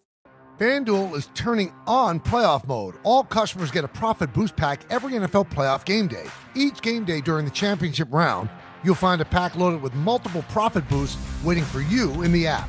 More boosts means more ways to level up your playoff bets. Pick the matchups you believe in, take your shot on an upset, or build a parlay that fits the moment. Hey, the Patriots are traveling to Denver, and the Rams are traveling to Seattle. What's your feel? Then apply your profit boost and go after even bigger payouts while the playoffs keep rolling. So visit FanDuel.com/local and grab your profit boost pack every NFL playoff game day. 21 plus and physically present in New York. Opt-in required. Bonus issued as non-withdrawable profit boost tokens. Restrictions apply, including any token expiration and max wager amount. See terms at sportsbook.fanduel.com. Caught with a gambling problem? Call 1-877-8-HOPE-NY or text HOPE-NY 467-369. Hi, I'm John D'Agostino from D'Agostino & Associates, the injury firm. You know what's interesting about the words personal injury? The first word is person. And at D'Agostino & Associates, that word means everything. That's because I handpick every person in our firm. From the pleasant professional person who answers your call to the experienced person litigating your case in court. Because every person in my firm is an extension of me, and the only way to exceed our clients' expectations is to deliver the highest level of personal service every single time. And that starts with hiring the right people.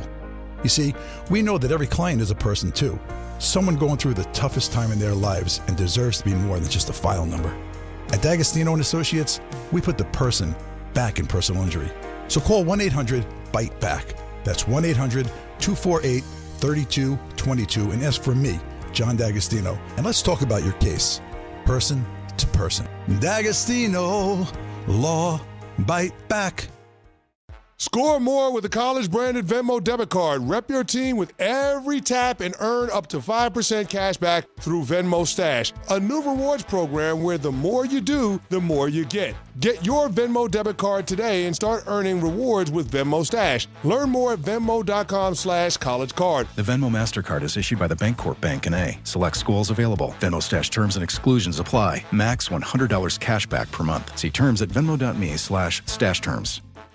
Hey, it's Rich Eisen for Pella Windows and Doors. Sometimes teams take a timeout to regroup and call the right play. When it comes to your home, Pella Windows and Doors always has the winning game plan. They do it every day, and that's why your neighbors trust them. Visit Pella.com/Eisen today. Right now, Pella Windows and Doors of New Jersey is offering buy one, get one 50% off and every day 0% financing. Some restrictions may apply. See store for details. Offer ends January 31st, 2026. And now it's time for traffic. Here's Brandy Scott. Thanks so much, guys. Just a bad ride on the LIE westbound, trying to leave Nassau County and head into Queens. Earlier this afternoon, a crash by the Cross Island involving a couple of box trucks. Still have a fuel spill on the roadway. Only the left lane is getting by. You're solid there from Willis Avenue. Bumper to bumper on the belt westbound in Brooklyn. A crash over by Bay Parkway. Solid delays there from Flatbush Avenue. Best of it's the outbound George Westside Highway. They picked up that broken down car in the 130s. Slow go there from the 79th Street Boat Basin on up. Still want to stay away from the Henry Hudson. We've got some police department activity on both sides of the bridge. Inbound George about 5 to 10 for the upper deck. Outbound Lincoln and Holland Tunnels will cost you about 20 minutes each. This report is sponsored by the New York City Department of Transportation. Speeding ruins lives. Drivers, watch out for pedestrians and cyclists and slow your turns to less than 5 miles an hour. I'm Brandy Scott on 880 ESPN New York. Texting enrolls you in recurring automated marketing text messages. Consent not required to purchase. Message and data rates may apply. The team's looking good this season. I think so. Man, I miss playing football. Ever since I turned 40, I just can't find that fire I used to have. Think it could be lower testosterone? What do you mean? I was feeling the same way. After 40, the body has less testosterone, and men lose their edge. That's why I take Nugenix Total T2. That's the testosterone booster, right? Yes, but Total T2 is their brand new formula that skyrockets nitric oxide levels in as little as 3 hours. Since I started taking it, I've been lifting like when we played for Coach Carter. My energy is way up, and it even spiced up things between me and the missus. Are they still giving out complimentary bottles? Yep, just send a text. Text AREA to 42424 for your complimentary bottle of Nugenix Total T2, the next generation testosterone booster. Text now and we'll include a bottle of Nugenix Thermo X, our newest, most powerful fat burner ever, absolutely free. Text AREA to 42424. That's AREA to 42424. These statements have not been evaluated by the FDA. This product is not intended to diagnose, treat, cure, or prevent any disease. Sometimes you just can't take it anymore. You're done. I'm done. This is Let's Talk About It Tuesday. And it's a really this idiot with Don, Hahn, and Rosenberg. Tuesday, 4:30. It's time to talk about it. Well, first thing we should talk about is the topic from earlier, which is trail mix being stolen by someone in this vicinity. Oh, yeah. And they just won't own up to it. Joe in the car apparently has a solution for this problem that we discussed. So I'm going to give Joe an opportunity to help us. All right, he could talk about it. Joe, what do you got? Hey, guys, how you doing? Good. So, next time you go to Trader Joe's and you're buying your trail mix, maybe go over to the spice aisle and get some chili powder. And then, before you leave Friday night, just sprinkle in a little chili powder into the trail mix, and then the problem might solve itself. Sabotage. So you talk about passive aggressive. But no, sacrificing a bag of trail mix just to catch the we wouldn't catch them. We would just harm them. Catch the thief. Well, we would know. We would all know. How would we know? Because somebody would tell the story about, like, this producer had to go home because his mouth was on fire. I listen. I hear what you're saying, Joe. To me, it sounds wait, Joe. First very and funny, foremost. but Joe. We lost Joe. I was going to say, did you do this once? Joe sounded like he's experienced. This is go-to. Do you guys know it's Talk About It Tuesday, right? It is. Well, I'm going to tell you about something. Okay. Did I ever tell you guys about the time when I was 14 years old and I had my first job at a record label?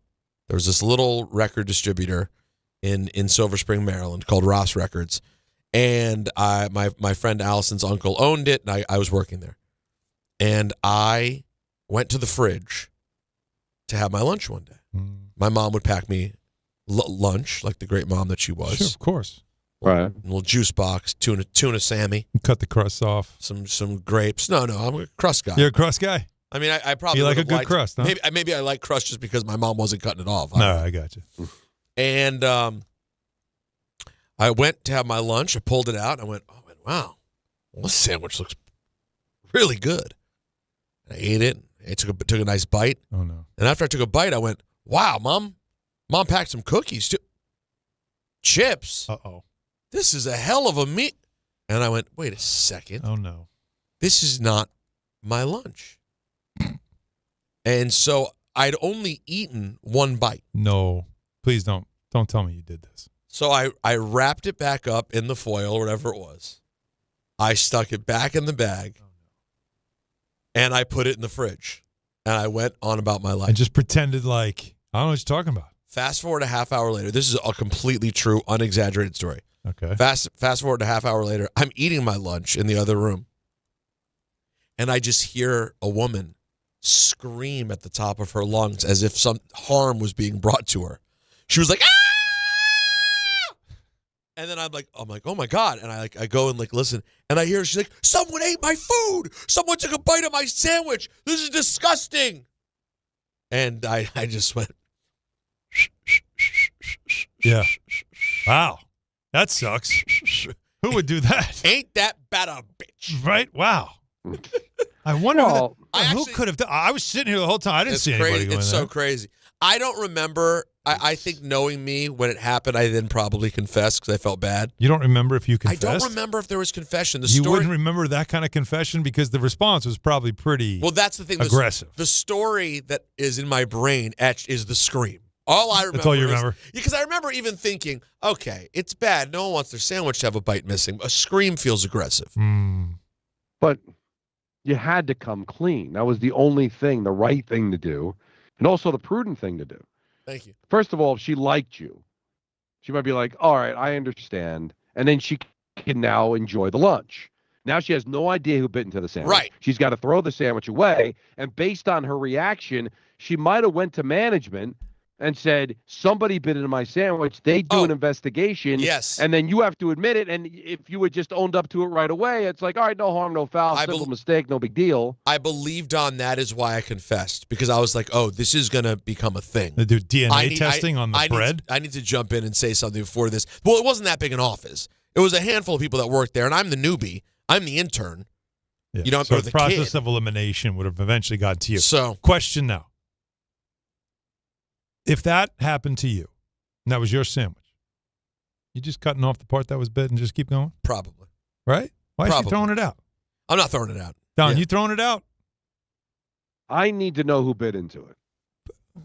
Because I personally do not have somebody at the office that I would be like so skeeved out by that I wouldn't eat the sandwich. Okay. But what if there is somebody you are that maybe they've been sick or maybe they're just a disgusting human being. And you're like, I don't know, it's not him, so I can't take the chance, or her. But luckily we live in a pretty decent environment, so I probably would have eaten it. Right? I'm a 5-second rule guy too, so what the hell's the difference? But you can't just just cut the part off. It was one bite, right? Well, one bite. I realized because after pull out a knife, the bite, as the food's in my mouth, I'm looking at the rest of the lunch, going, "Wow, Mindy really came through. Right, this is special. Wow, nice. I never seen my mom hook up a lunch. Wait a second. There's no chance she did this. This is not. She doesn't make because this. you know what it's like to be a kid. I don't know what your parents like if you had lunch or bought lunch, but like My lunch was never the dope lunch. I love my mom. Same. But it was never cookies. No. It was like fruit, sandwich, drink. Mm-hmm. Maybe we had like company over that weekend, and so she said, "Oh, there's one brownie." She threw in a brownie or a cookie that was there. Yeah. But like in general, there was never any great thing in it. You were never getting the snack pack. Oh, no snack pack. Oh, imagine those. Those kids were loved. I saw the kids with snack packs, with cookies, with a bag of chips, with Capri Suns, with like dope stuff. That you'd be like, wow. Did you ever have? Now this goes way back. I'm not sure how it worked at your school, but I went to a Catholic school. It doesn't exist anymore. St. Joseph's in Ronkonkoma. We didn't really have like cafeteria. Like you went into the church hall, sat down at the table with your class, and you just opened your brown bag. Yeah. That's it. So there was always like that one kid who was like, mom would show up right before lunch with McDonald's. And man, no, I never had that. Oh, yeah. You know what that's like? To be like, 10 years old and there's one rotten kid and everybody smells the McDonald's and he's got the fries and he's got the cheeseburger.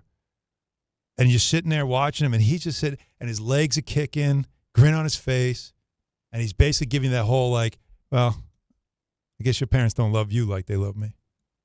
And you're just looking at him like, and I'm having my peanut butter and jelly, and you're staring at him like, you don't think you can just give a fry to a brother? I know. I understand. And you can't, because if he gives one fry. No, you can't. Now, how many fries are in that bag? I don't have enough fries for everybody, and then I don't get a fry. But that was something I'll never forget. Sitting there and just being like. Alan, Don, you never experienced this? I never experienced anything like that. Like, when you go. Brutal. When you would go to school, if for some reason, maybe it was after a game or there was a parent-teacher night and you had to go, just walking into the class at night was jarring, right? Because you've never been in school at nighttime and it just looked weird. If somebody had come in with McDonald's at Lincoln School in 1978, I might melt down. It was like worlds colliding. Like there's a bag of McDonald's at school. Well, this you got. This kid's mom would show up. Love? Is that love? Is that like it? His parents are so great, or is it like they completely forgot to feed you, and they bailed out by going out and getting you McDonald's to make up for the complete lack of preparation? This was a regular thing. It was that, and then there was also the pizza on Friday thing, where everybody'd have to give like $1 or whatever on Thursday, and then on Friday, if you gave $1, you get a slice of pizza. That's how you did it? And you guys didn't have any cafeteria? No. What the hell? We didn't have one. It was a very poor school, man. Like we really didn't have we didn't have a lot here. We ate, and in grammar school we ate at our desk. We didn't go to a cafeteria. Well, that was later when it's like the first, I guess, 1 through 4, grades 1 through 4. You went, and then for some reason they changed it, and then it became in the classroom thing, which is even worse. All of my schools eating at your desk is probably the saddest experience of a student ever. Yeah, it really is. So pathetic. Like all of my upbringing. This is if Mike were here, because you had a silver spoon in your mouth. Every school I had from primary school on always had a cafeteria. Yeah. Anytime I saw that stuff in movies, the whole cafeteria thing, like it wasn't until I got to high school that I had cafeteria experience. You go in, you got to have money, you got to pay for food. I did but not. I was like, oh, this is pretty cool. They got a lot of stuff here. But wouldn't this go to the opposite? I don't want to get into some deep socioeconomic conversation. Why not? But wouldn't it go to the opposite, that maybe your school had more money? Because my elementary Catholic school, do you know Catholic schools on Long Island? No, there is no money in that. No, I don't. There is zero money in that. Because teachers actually pay to teach. Well, yeah, my wife teaches, and it's like her charity to the church. But they're not able to get. But it's private school. It is private school, but so it's a broke private school, as opposed to because if it's public school, they got to have free lunch for kids. No. Well, this is the 70s. They didn't have to do anything in the 70s. You're lucky. No, you got to school. Did they give you a cigarette with your meal? You know what? Cheese, you know what you had? The lunch mom, when she put hers out in the ashtray that was on the table while we were eating. Yeah. If you were able to cut it, and maybe you finish it off. Catch a little rip. No, but now my kids, would they get emails what they're serving the next day? It's unreal. Wow. And then if it's something the kids don't like, Nancy will pack them a lunch. But we're talking burgers. And wait, hold on. Your kids, real quick, Marco and Jalen are living an optional life, where depending on the menu, they may bring or buy. Oh, wait till I've never heard Don, of it. how does this work in your house? Because this is a whole parent conversation now. Now let's take ourselves from kids now being adults. When you were a kid in your house, what mom made for dinner, that's what you're having. If you didn't like it, you're not eating. Oh, right? That's it. So I never. Is there anyone ever. else?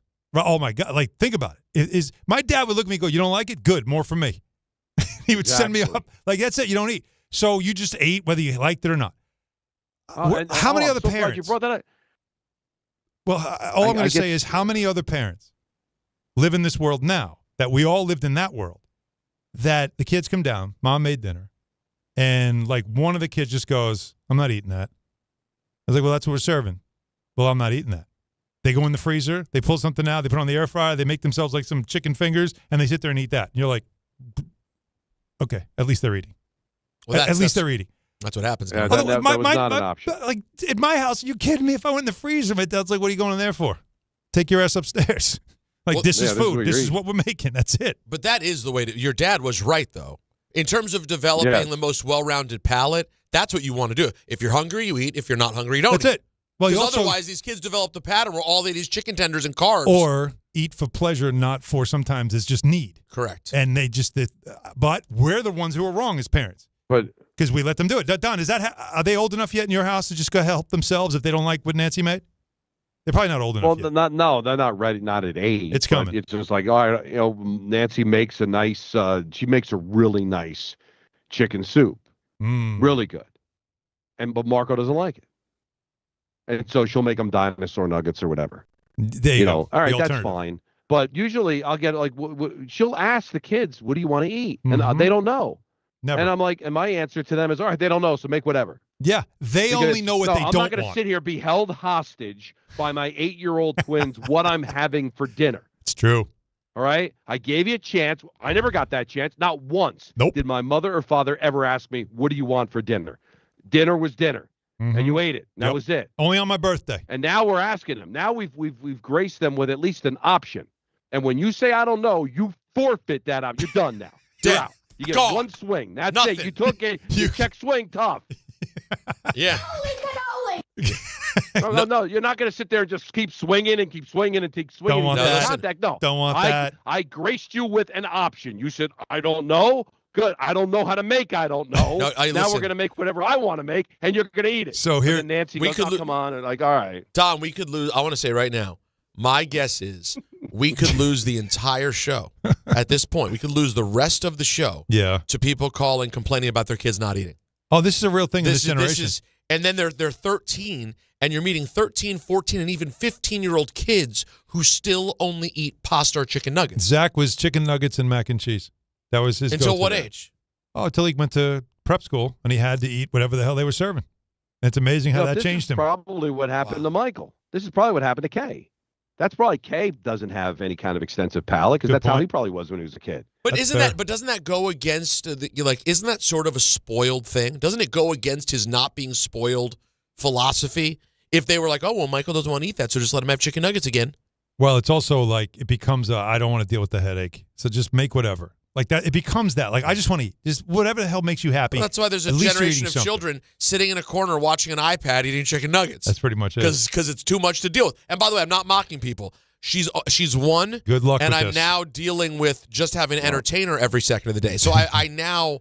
By the way, did you guys see on the Instagram last She night? took steps. You see those steps? Couple of steps We right buried there. that lead. We should have gotten to that. That was breaking news. She took 4 I thought steps she on only Saturday. did these things on the air. Well, this was on the air, Jake. Well, he had the camera going. Now, what I noticed though, she had a basketball in her hand. Yeah. Had to call it for traveling. No, it was only 2. It was no gather. It was no gather. It's travel going the other way. It's the funny. NBA. You She can take, can't like, 4 quite steps. figure out yet. Like today, she dropped the hoop. She dropped it in the hoop when I held her up today for the Love first it. time. Yes. But what I've noticed she really enjoys is just watching us shoot. Like she will be locked into just watching me and Natalie shoot. She loves it for some Is reason. she falling in love? I don't know. I mean, it's not football like John Harbaugh. But maybe she can. Maybe one day she'll be making a speech. Basketball. She'll be talking about how, look, We love if you basketball. love basketball like I love basketball, then we're going to love basketball together. My dad taught me about loving basketball. All we're going to do is love basketball. You know what? All right. This is great. We've talked about it. We did talk about it. We Yeah, got we it did. out of our system. Let's talk about the Knicks with you at 800-919-3776. Your call is next. Don Hahn, Rosenberg, ESPN New York. some are actually great, like fast, free fiber for 4 months. Yep, switch to Optimum Fiber for as low as $25 a month. Plus, for a limited time, you can get 4 months free, HBO Max included for 1 year, and a 5-year price lock. Don't wait, this free fiber deal won't last long, and the fastest, most reliable, most consistent internet speeds await you. Call 888-4-OPTIMUM or visit Optimum.com/free today. Terms apply. See Optimum.com for details. I know that hiring can be challenging. You sort through tons of resumes and you get too many so-so applicants. You're just waiting for someone to match your role perfectly. Well, now, there's a place where you can meet them fast. ZipRecruiter. Need to hire right away. Start your search for strong candidates. The right fit awaits. Build your team. Build it sooner. Meet your match on ZipRecruiter. Just head to ZipRecruiter.com/ESPN right now to try it for free, and you're on your way to meeting your match. 4 out of 5 employers who post on ZipRecruiter get a quality candidate within the first day. So try it now. Go to ZipRecruiter.com/ESPN. Once again, that's ZipRecruiter.com/ESPN. Meet your match on ZipRecruiter. Try it free. Hey, hockey fans. Now with BetMGM, you can win a share of $10,000 in bonus bets when your anytime goal scorer nets 3. Enter BetMGM's Hat Trick Jackpot all season long for your chance to win some major bonus bets. It's easy. Just log in and opt into the promotion. Then make an anytime scorer bet on any hockey game of at least $10. If your player of choice scores 3 goals instead of just 1, you'll win your share of the $10K in bonus bets. There's nothing quite like watching a game with a hat trick, especially when it means you could win a share of $10,000 in bonus bets. Ready to shoot your shot? Download the app today. BetMGM. Make it legendary. BetMGM and GameSense remind you to play responsibly. Gambling problem? Call 1-800-GAMBLER. See BetMGM.com for terms. 21 plus only. New Jersey only. Existing customer offer. Subject to eligibility requirements. Rewards are bonus bets that expire in 7 days. Why do you go to Princeton Longevity Center? We go to Princeton Longevity Center because my husband's cardiologist told him having this exam saved his life. Because somehow 20 turned into 40, and now I need to take my health more seriously. The Princeton Longevity Center designed a program to keep me healthy and active, so 50 and 60 will be no sweat. Because even though my cholesterol is high, it turned out my arteries are clear. That's a big relief. Whether you want to make the most of your future years or just want peace of mind, you need the Princeton Longevity Center. Their comprehensive preventive exam combines the latest technology with caring experts to create your personal plan for staying well. Because I shouldn't have to wait an hour for a 10-minute physical. I go to Princeton Longevity Center because I get everything done in one day and take my results home with me. Find out why you need Princeton Longevity. Call 888-8000-PLC or go to PrincetonLongevityCenter.com. Call 888-8000-PLC. That's 888-8000-PLC. Progressive presents Employee of the Month. Small Business Edition. Today's recipient from Lucky Larry's Landscaping, Larry! Larry saved his business money with a quick commercial auto quote from Progressive. Does it help he's his own marketing manager, accountant, executive assistant, and never been late? Technically, yes, but saving really put him over the edge. So, Larry, give Larry a round of applause. Be your own Larry. See if you could save in as little as 8 minutes at ProgressiveCommercial.com. Progressive Casualty Insurance Company and Affiliates. Every 40 seconds, a child is reported missing. Find the Children is a nonprofit organization dedicated to helping find missing kids. You can be a part of their mission by donating your unwanted car. Call 1-800-294-0222. You'll receive the maximum tax deduction and we provide fast, free pickup. Call 1-800-294-0222. Donate your unwanted or unused car. Call 1-800-294-0222. This advertisement was paid for in partnership with Cars R Us and Find the Children. Step inside the game you love with the NBA app. Tap to watch every game as it's happening. Jalen Brunson does it again! And never miss a moment of the jaw-dropping action. Get closer to the players than anywhere else. Follow the latest schedules, scores, and stats. Keep up with every story from across the league. And with NBA ID, it's all personalized to you. The game lives here. Download today. More people trust their hearts to New York Presbyterian than any other hospital in New York. It's because New York Presbyterian has the most experienced cardiovascular doctors, treating a full range of heart conditions, from heart failure to valve repair, with the most advanced treatments. Find a doctor at nyp.org/heart. New York Presbyterian. New York Presbyterian Hospital, based on U.S. News & World Report 2025 to 2026 cardiology, heart, and vascular.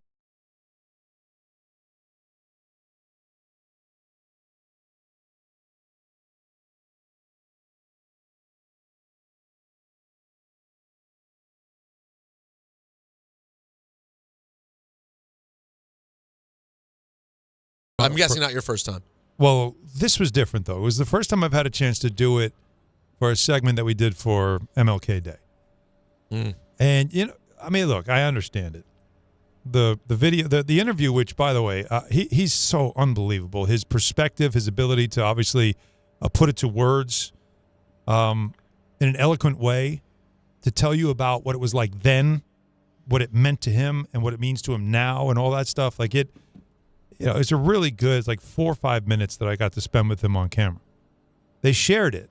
The network did. And you know what bothers me? Now, I understand. Fans get mad about the team and its lack of performance. But it's like, there's a video that you should take 5 minutes to watch and listen, right? Especially on a day like yesterday. And it just gets nothing. Like zero play. What you mean? You mean the actual video? Like, you just checked it out. No one really is clicking on it and watching it. But a fan ranting about how everybody should be traded. Totally, a million views. Totally. And is that not, again, why sometimes I feel like we are so hypocritical when it comes to this idea of how important things are, and how much you need to put more time into this and you need to talk more about this. Okay, so we do, and then what happens? No one cares. 3,000 views. Well, but it going crazy gets the million views. And it's frustrating to me because a guy like Clyde, he's in his 80s. This man literally with his own eyes saw that whole experience and what it meant to him. And the last answer he gave me that he said stuck with him is about at the time in the 60s, it was still like this, where it was like, hey, in New York, it was a little more liberal. You could go around, you could do whatever you wanted as a black man. But when we traveled the country as a team, there were places that it's like I had to have Bill Bradley there, or Dave DeBusschere, or Jerry Lucas, and they would tell me, "I got you, Clyde. If they don't let you in, we're not going in either. If they're not letting us stay in this hotel because of you in that hotel, we're not staying here either." And he pointed to Jerry West, and he pointed to all the other greats, the white players, who he said without them, we wouldn't have been able to have a movement like this.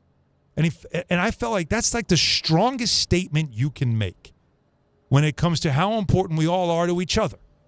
It's not a one-sided thing, right? It involves all of us because it's the only way we get through life and some of the things that we are all going through right now. And I just felt frustrated. Like, man, like this man said some really profound stuff.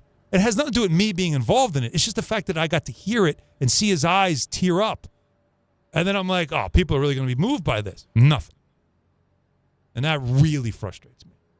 Yeah. Not surprised, though. No. Especially social media. Social media has really just become a destination for what specifically people want.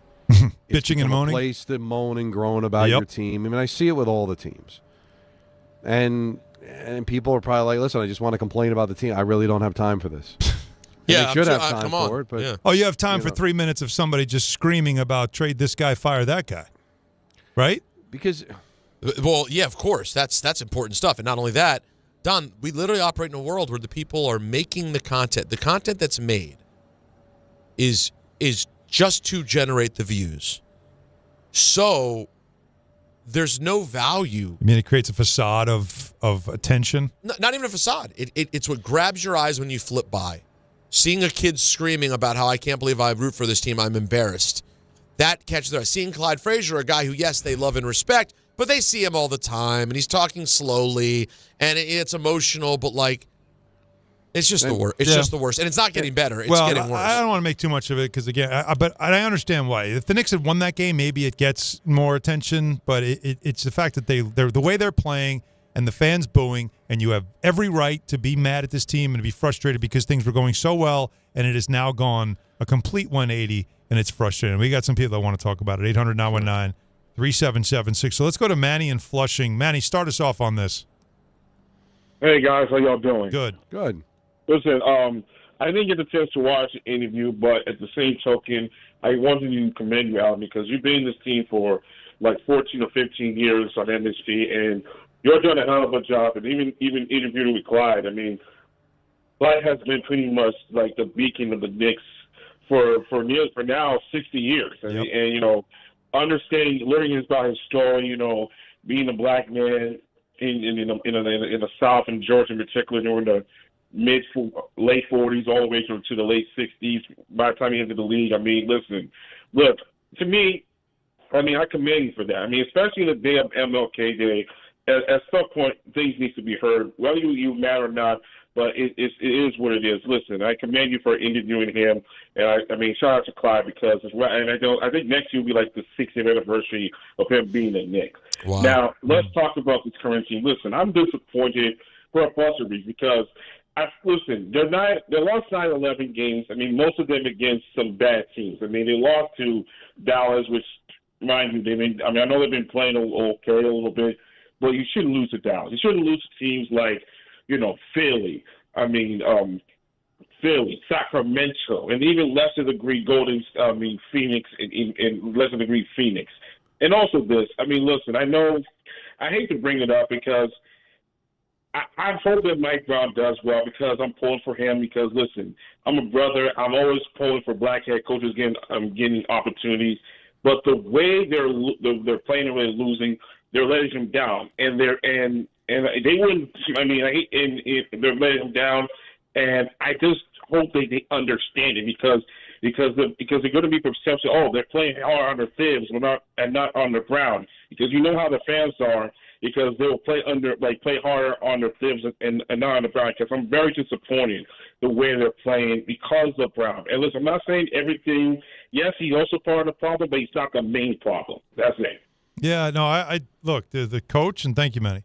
The coaching is now going to be scrutinized because of the coaching change that was made. And in the first, 30-something games of the season, there was nothing to complain about. This was going well.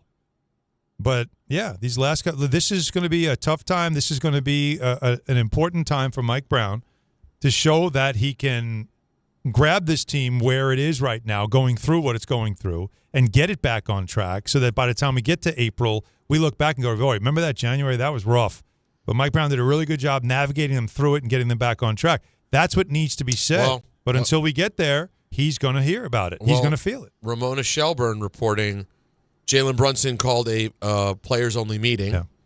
So, and said, we need to stop looking at the coaches, quote, we have to look in the mirror. Yeah. So, and now tell me, a lot of times people will take a players-only meeting as potentially being an indictment of the coach. Can it be the exact opposite? We don't want it to be the coach. It's on us. He's doing his job. You know what? I'll explain exactly your point and why that compares to last year to this year. The same group, different coach, different situation. I'll explain that difference coming up next. We'll get back into the Giants, who introduced John Harbaugh as the head coach as well. So plenty more to get to. Your calls at 800-919-3776. Don Hahn, Rosenberg, ESPN, New York.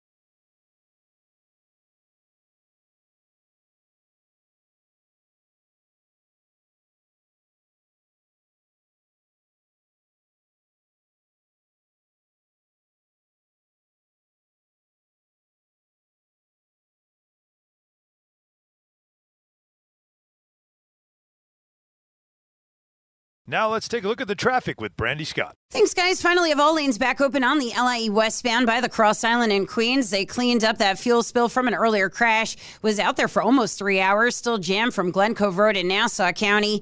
No relief on the belt westbound in Brooklyn. An accident right before Bay Parkway. You're solid from Flatbush Avenue. Eastbound said looks like a new collision over by Coney Island Avenue starting to back you up to the Verrazano.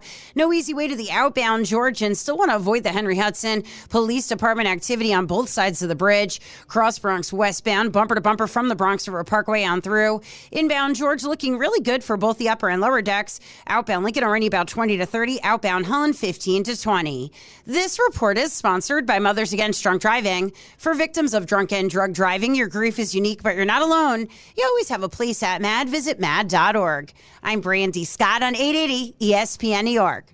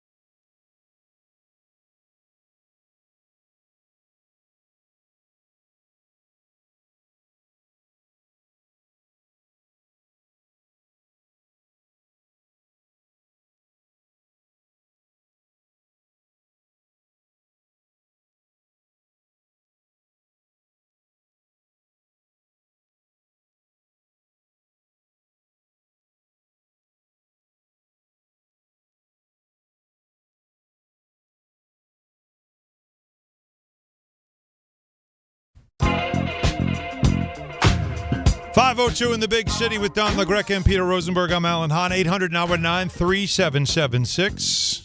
Continue with your calls, and we will get Peter's grade of the John Harbaugh press conference. I've done the work. I've done the math. Okay. So that is coming up momentarily. Crunch the numbers. I do want to, though, as Don is in Canada, and he is talking to us remotely.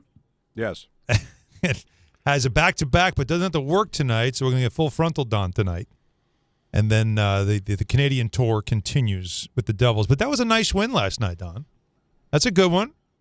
And who but Nemec, of course, with the overtime. Bratt drives. Bratt behind the net. Bratt spins, looking for somebody to pass to. Uyghur pokes it in, but Jack finds Nemec, who scores! Joe Nemec! And the Devils win it overtime, 2-1. Put a pitchfork in this one. That's glorious. And by the way, beautiful. Did you have was Dano gagged? Like he did a great job letting you go. Well, he was because he was too busy punching Bryce Salvador. He was so fired up. Listen, this team's really struggling, and the Flames aren't very good. And they traded Rasmus Anderson the day before, so they're kind of in their rebuild mode. But it was a great back and forth game that they just absolutely had to have. Yeah. And it was disappointing they couldn't get it in regulation, but with a non-conference opponent, you don't care the Flames get a point. Right. And what really impressed me that you saw on television is, it would have been so easy for Nemec to just blast the pass, but he just gently lifted it over Cooley, the goaltender. It was such a great way to score, and they desperately needed it. Now they get the Oilers tonight. Granted, it's a second of back-to-back. No Draisaitl. He went back to Germany because of a family issue. And then you got a Vancouver team that, is selling off pieces. They've lost a franchise record 11 straight games. And a Kraken team you just beat last week, maybe they can get on a little bit of toot here. They won 3 of 4, but they desperately needed it. And I love the Saddle Dome. It's great. And that booth, you're hanging over because it's so small. They built it for people that are like 5'3". Yeah, so I literally have to stick my head out of the booth, Peter. I'm like hanging out of the gondola to call the game, and you're right on top of the action. And it was a lot of fun. It was a cool moment, and it should be a good game tonight. So when you cross the bridge, I saw your video, the very scary bridge. The catwalk, yeah. The catwalk. On the catwalk. On the catwalk, yeah. Don does his little dance.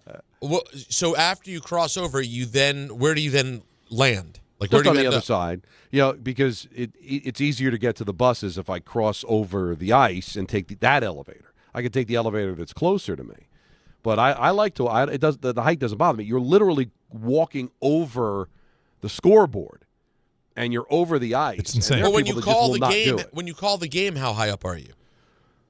About You can touch the roof. little bit, yeah. It's because the way the roof goes, it's a saddle. saddle.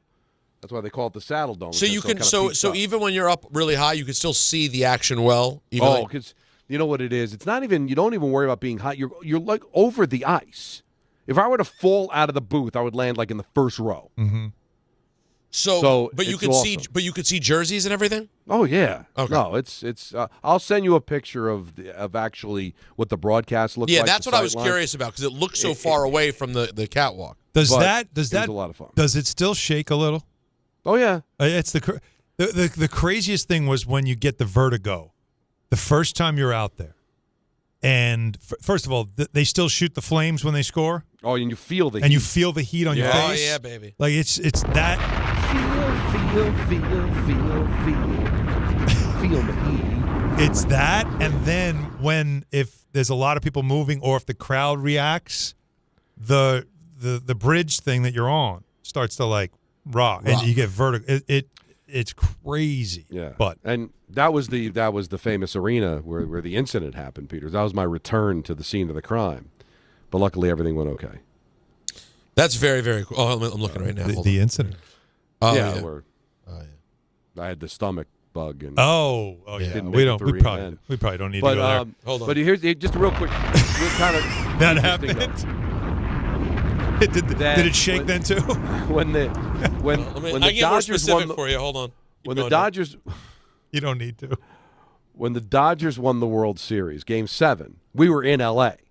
So Thank there you. was that surreal moment. They were showing the game on the Jumbotron while I was calling the game. That's cool. When the Buckeyes lost in the playoffs, Ohio State, we were in Columbus. Oh, that's right. For that game. Yeah. And now we're going to be in Seattle Sunday, the same day where the championship game is going to be played between the Seahawks and the Rams. They moved our game down up an hour, so the game's going to be at noon local, so the game could be over before the championship game. So we've been kind of following around. But you're out of town, all these though, right? amazing You're not going to sports be there for the game.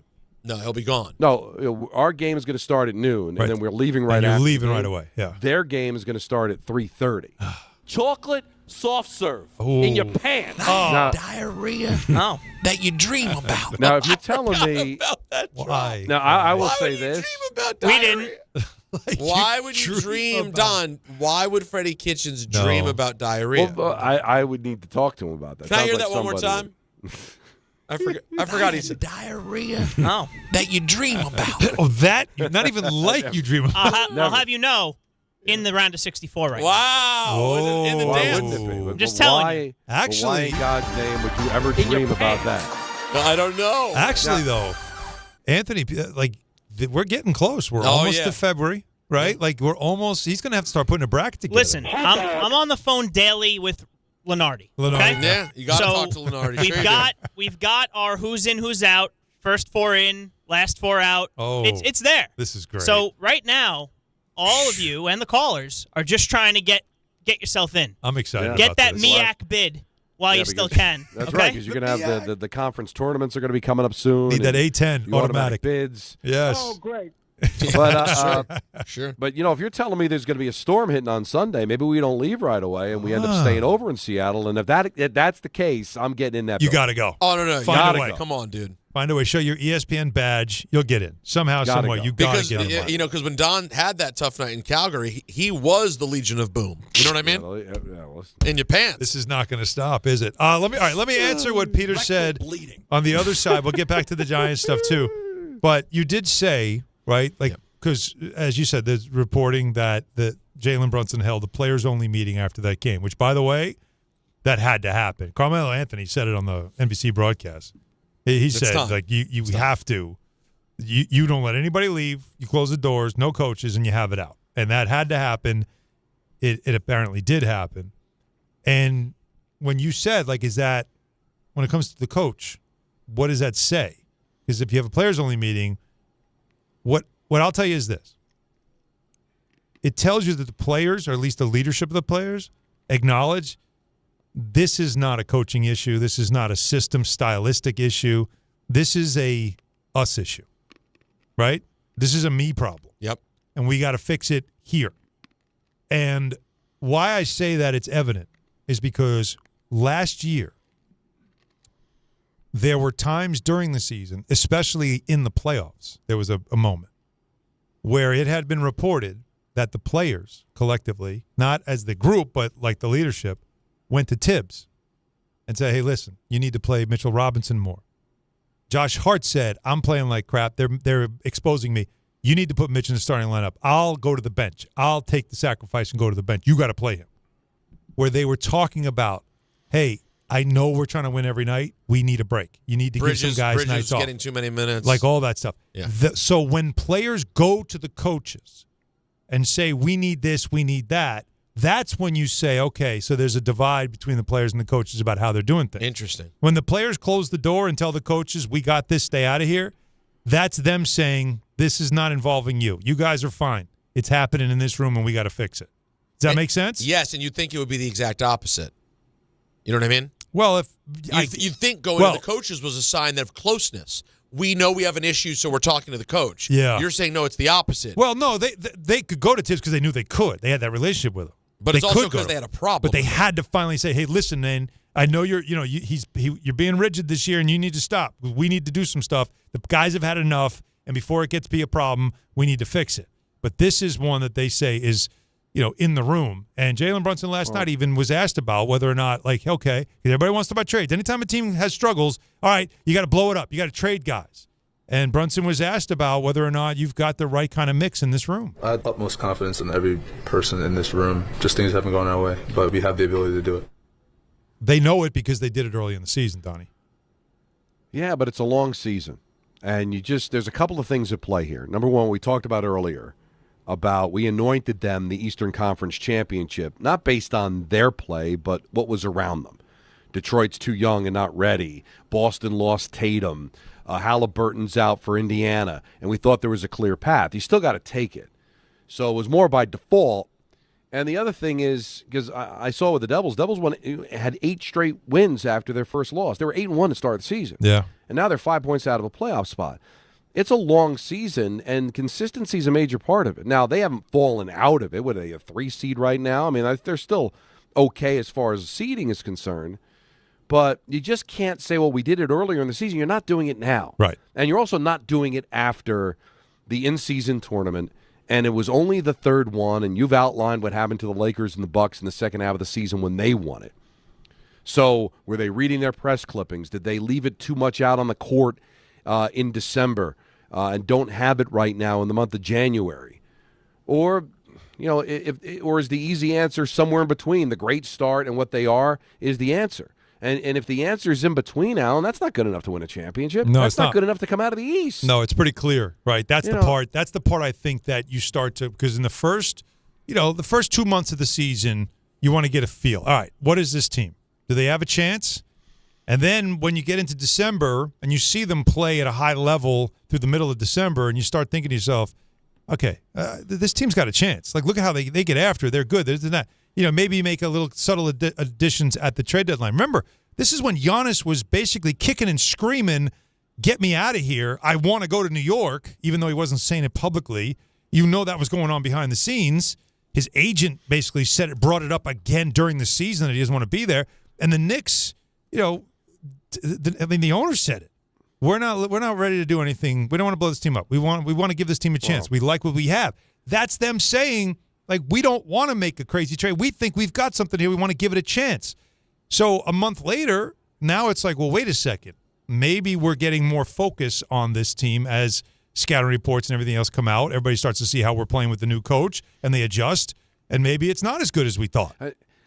And it's also a curse in New York where whenever there's a lot of noise coming out of New York where the prognosticators say, hey, that's the team to beat, then you end up getting the target on your back as if you've accomplished something when you haven't yet. Because of all the noise, yeah. It's very loud here. Yeah, it gets loud here, where you always have a target on your back after you win.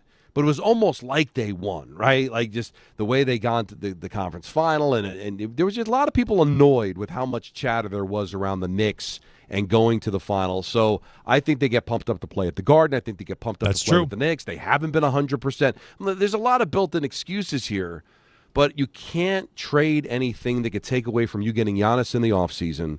They're just going to have to ride this out, guys. And they might have to take a bullet of getting bounced early in the playoffs and just saying, that's okay. We've got the tools to get Giannis, and we'll make a run next year. You can't overly panic not living up to the expectations this year and doing damage to what you could possibly pull off in the future. Yes, and it's something, it's funny because Kat last night also said, we don't have the audio, but he said that we don't want to throw away an opportunity that we have this season.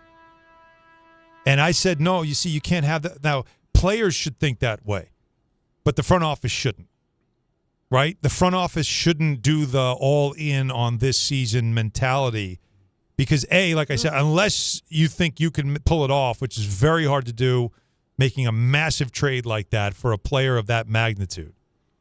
But that's an off-season thing. I've said it all along, and I said you give this team a chance to show you what it can do. And sometimes if it falls short, that's when you're like, all right, now we know. Because everybody references the Carmelo Anthony thing and how they blew up that team that I keep reminding people was at 500 when they made the trade. They were starting to leak oil. They had a nice start to the season. They started to leak oil. And then they made the trade for Carmelo. Now, that team finished the season strong.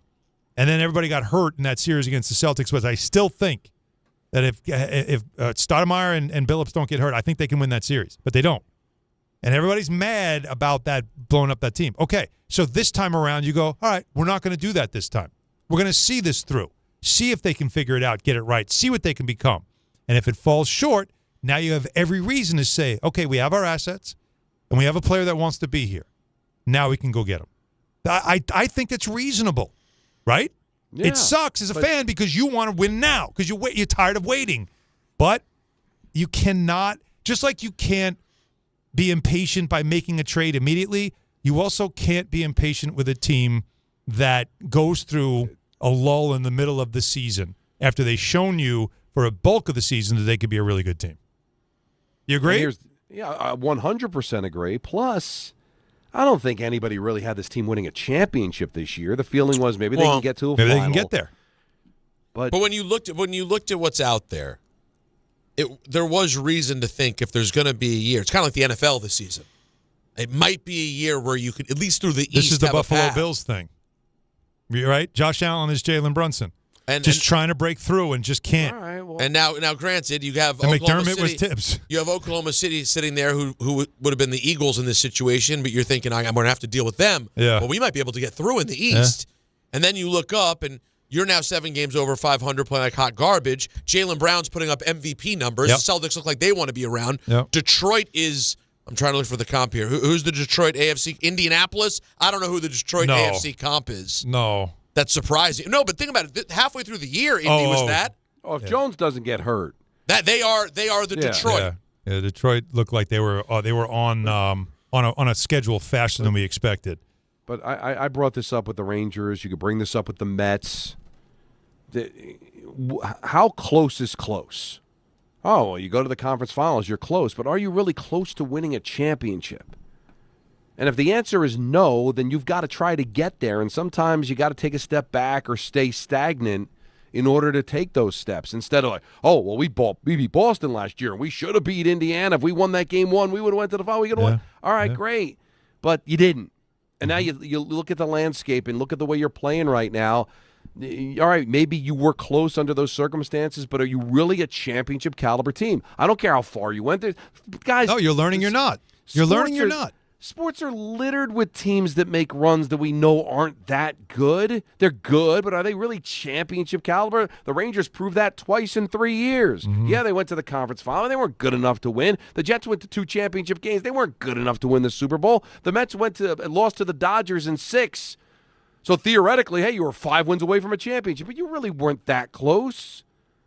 So you've got to be honest with yourself. Is there a deal that's going to get you over the top. If not, then you're going to have to be patient, and you're going to have to listen to the fans moan and groan and us on radio ripping into them. But if you believe that there's a deal out there in the offseason that's going to get you there, don't damage that by just making some sort of foolish move that's not going to end up paying off anyway. Right. And that's why right now it's the worst of it. Because if you're 5-5 over 10, you can say, we're just going through it, but we'll get right. Once you go 2-8, once you go 9 out of your last 11, it feels like a pitfall, and you worry that all the hard work you did to get 12 games over 500, you're giving it all back now, and it makes the end of the season harder. Everybody starts to panic. You can't. If that guy is there and he's willing to wait to the offseason to revisit the opportunity to be traded to New York, and that's what he wants, you just can't.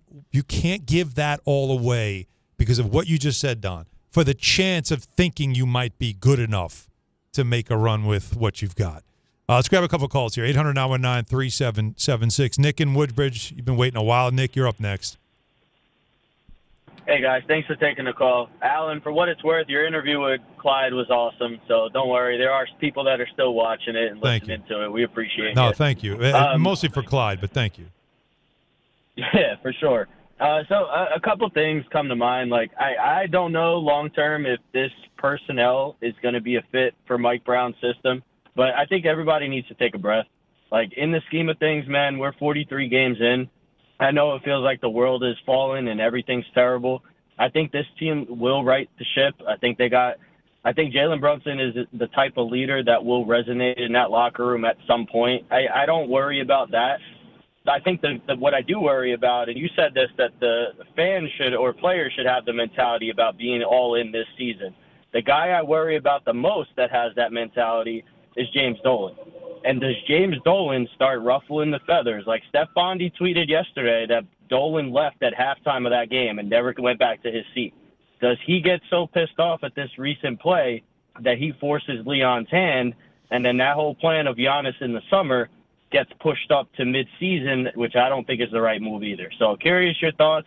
Just remember, the Pacers last year at this time, with one of the worst teams in the NBA, made it to Game 7 of the finals. So anything's possible. Yeah, that's a good outlook there, Nick. Yeah, look, I think we've seen the quotes from Dolan about unless Leon, right? What he follows Leon, and what Leon suggests and what he thinks the right thing to do, and he has been doing that from the start, ever since he hired him.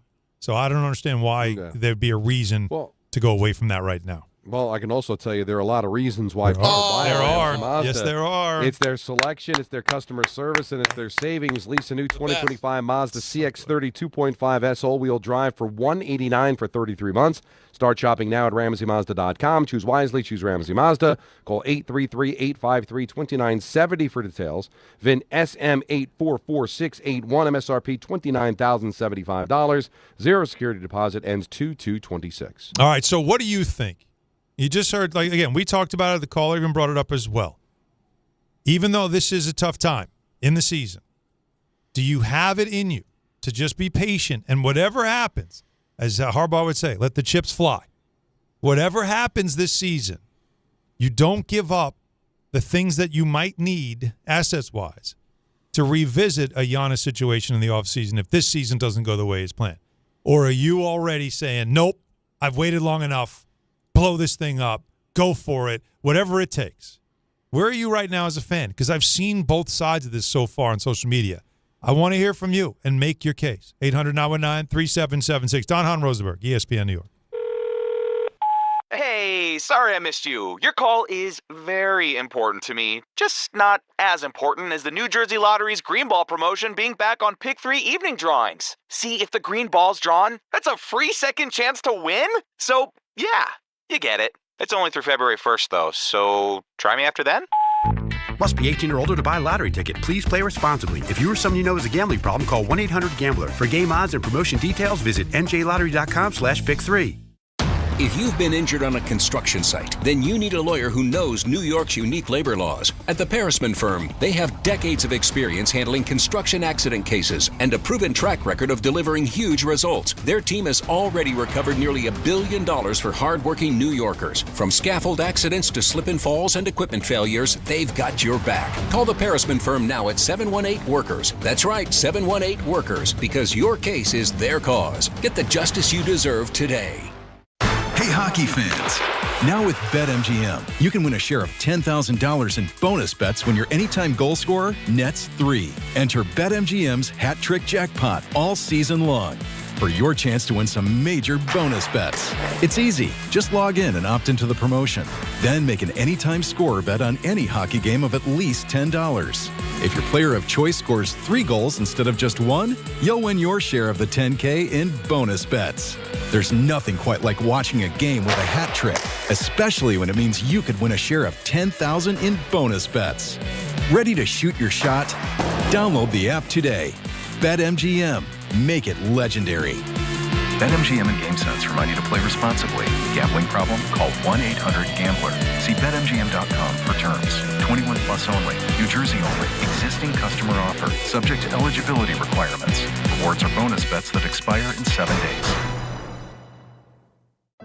Health surprises can change your life in an instant. You've seen it happen to others, but it doesn't have to be your story. At Princeton Longevity Center, we customize actionable and proactive health plans to maximize your lifespan and take control of your health. Our Cancer Check program combines cutting-edge technology with top medical expertise to keep you ahead of potential risks. With advanced full-body imaging, genetic testing, and multi-cancer detection blood tests, we look for even the earliest signs of problems. Results are analyzed by expert physicians who craft a personalized plan to safeguard your future. You're not just a patient, you're a partner in your health journey, backed by a team committed to helping you live longer, healthier, and more vibrantly. Our programs have saved hundreds of lives and empowered countless others to take control of their health. Be proactive with your health for the ultimate peace of mind. Call 888-8000-PLC or visit PrincetonLongevityCenter.com.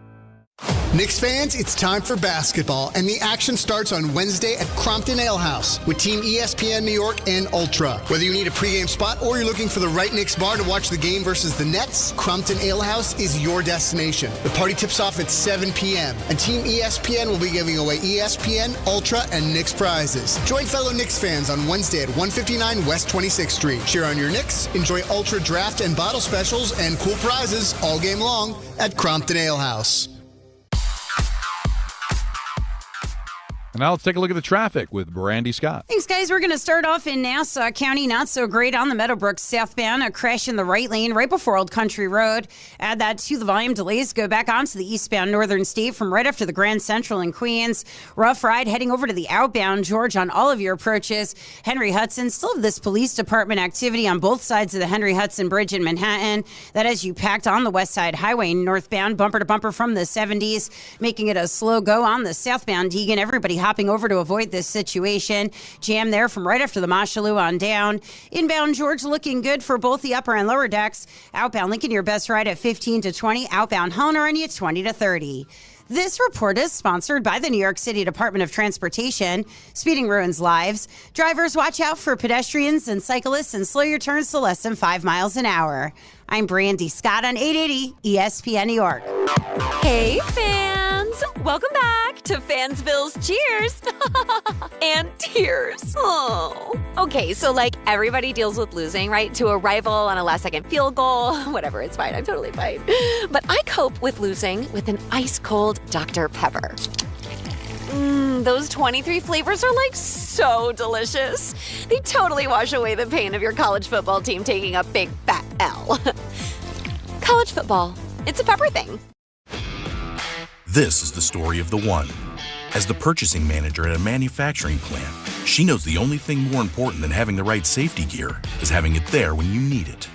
That's why she partners with Grainger for auto reordering, so her team members can count on her to have cut-resistant gloves on hand, and each shift can run safely and efficiently. Call 1-800-GRAINGER, click Grainger.com, or just stop by.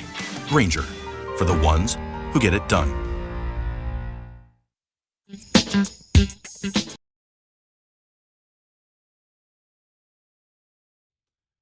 It's a great question, though, isn't it? You want to bring it to the floor? Yeah, I want to hear it. Well, I just saying during the break, they were running a commercial. We're watching the great replay of last night's competitive basketball game. Oh yeah, between the Knicks and the Mavs. Why wouldn't we want to watch that again? And they were doing the Celebrity Row, which was last night. A bunch of the regulars were there. Bobby Bacala, Tracy Morgan. Mm-hmm. Why am I forgetting Bobby Bacala's real name? Sharippa. Steve Sharippa. Steve Sharippa. Apologies. Friend of the show, Jace. Yeah. Steve Sharippa. Especially since you know his name. That's the adjacent friend of the. Well, it's either the friend Jace or the whatever. Right. Anyway, so Steve Sharippa was there. Mm-hmm. Tracy was there. You know, I think Ben was there. Stiller, that is. Ben's usually there a lot. I don't almost remember if he was there last night, but he's always there. And Don, I was just asking the question for the ones that I see there literally every night. They're getting the Celebrity Row treatment, which means they get a literally front row seat. Yes. They're gifted it. That's the best seat in the house. I don't think everything is gifted. Maybe not every night. I don't think it's like that. A lot of them are gifted. I mean, it's they have an allotment. It's a relationship. It's a relationship. Let's just say that it's a relationship. You know Tin Stoffel? No. You never took economics? No. Don, you know what Tin Stoffel is? Did I take Econ 100? No, maybe, but I don't know what Tin Stoffel is an acronym. There's no such thing as a free lunch. You're confusing with Tim Tuffle. Oh, I meant Tim Tuffle. Voodoo Economics. Yeah. No. VOO Economics. So no, but Tin Stoffel is there's no such thing as a free lunch. So when you say they're gifted, it's not really. Right, like everybody has something they do. You're always paying for it in some way. So, but it's a good situation. Oh, it's a beautiful situation. Yeah. So, well, remember last year, Don, when I took the beautiful picture of you and Mark Ronson. Yes. And Ronson took me to the game. Ronson sometimes gets gifted the tickets, and on this night, he had not heard anything. He just went on and bought tickets. Yeah. He went and paid for tickets. He'll do either one because he's a fan. What I was trying to say to Alan was, though, I wonder if that was my situation. If I would be up to be like Tracy Morgan and go legit 40 nights a year. Spike pays for him. And Spike. Those have always been his. He's very proud of that. Those are his tickets. He always talks about how the first time he could afford it, the first thing he did. It's a big deal. It's a big deal. But he's religiously there. Like, Don, he was there yesterday. Don, do you think that you still have it in you to love a team enough? Like, again, now I guess it also depends where you live. How long's the trip to get there every time? Here, this is all you need to know. Like, Don, we know, loves the Devils so much he's got a tattoo. That's right. Right? You know I've been involved in the Knicks in a long, long time. If Don or I became billionaires, let's say we won lottery, billionaires, don't have to work anymore. Quit the job. Would you buy season tickets to the Devils and go 41 nights a year? Would I buy a courtside seat and go to 41 Knicks games a year? If I had that kind of disposable income and, more importantly, the time. Yeah. Where I'm independently wealthy, I could do whatever the heck I want to do. Would I go to 41 games? Yeah. Mm-hmm. People do it. People have season tickets and they go to 41 games. They might not be on the glass or on the court, but they go. Well, those are real fans. But let me tell you something. Sitting courtside is the best thing. No, it's the best. It's the best. That's not like when you say, would you get tired? No, because it's every game's unique. It's different opponents, so different players, different stars come in. You're sitting there and you're in it. No, you're versus, again, when you're sitting elsewhere, I could see how it's like you feel a little bit distant. And a good game, you're into it because there's a crowd around you. But if no, it's unlike courtside, you have that seat. No, you can't get tired. There is literally no comp in other sports, even up against the glass in hockey. Disagree. I think the best comp. Try me. Sitting. You remember where Giuliani used to sit? Next to the dugout. Next to the dugout. Right in front of the. It's the close. On deck. Yes, on deck circle. right behind the on deck circle.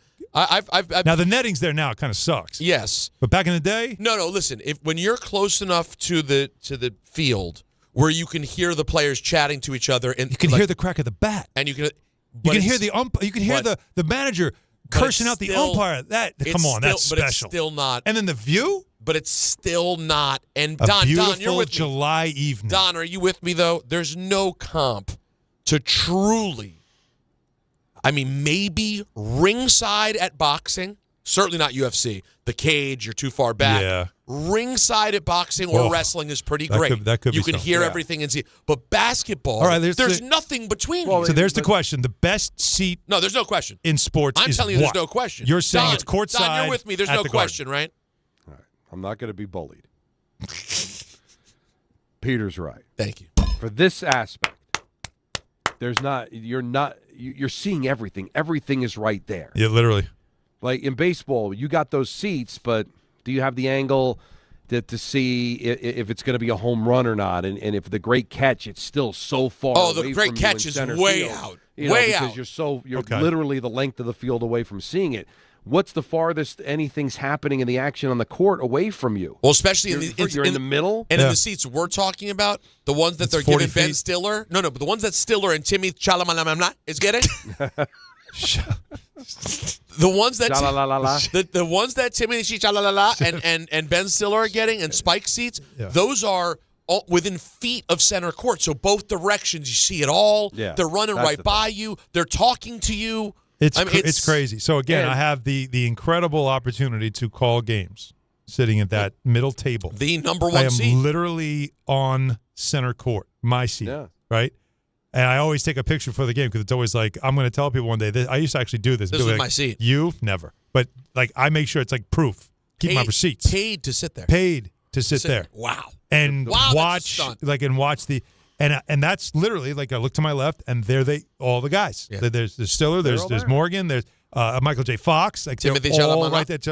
Timothy Chalamalama. They're all right there, and that's the unbelievable perspective. And you're right, you're only 40 feet away from the action either way. And this is goofy, but it's even if going to be 58 years old, I still get a kick of being on the field or the court. Like to get to your seats, you're walking on the court. Yeah. It's Right. In baseball, you're not walking. Even if you did walk on the field, it's foul territory. Yeah. You're not walking down the first base line to get. Now, let me throw It's this the at you. closest I could come up with. No, The I'll throw a good on-deck one. seat next to the dugout where you can hear Torrey like screaming at great. an umpire. You can I'll hear tell you Jeter this. saying stuff. Like that's pretty cool I'll too. throw this at you though. This isn't a seat that you can go by. I don't think. Maybe with some teams you can.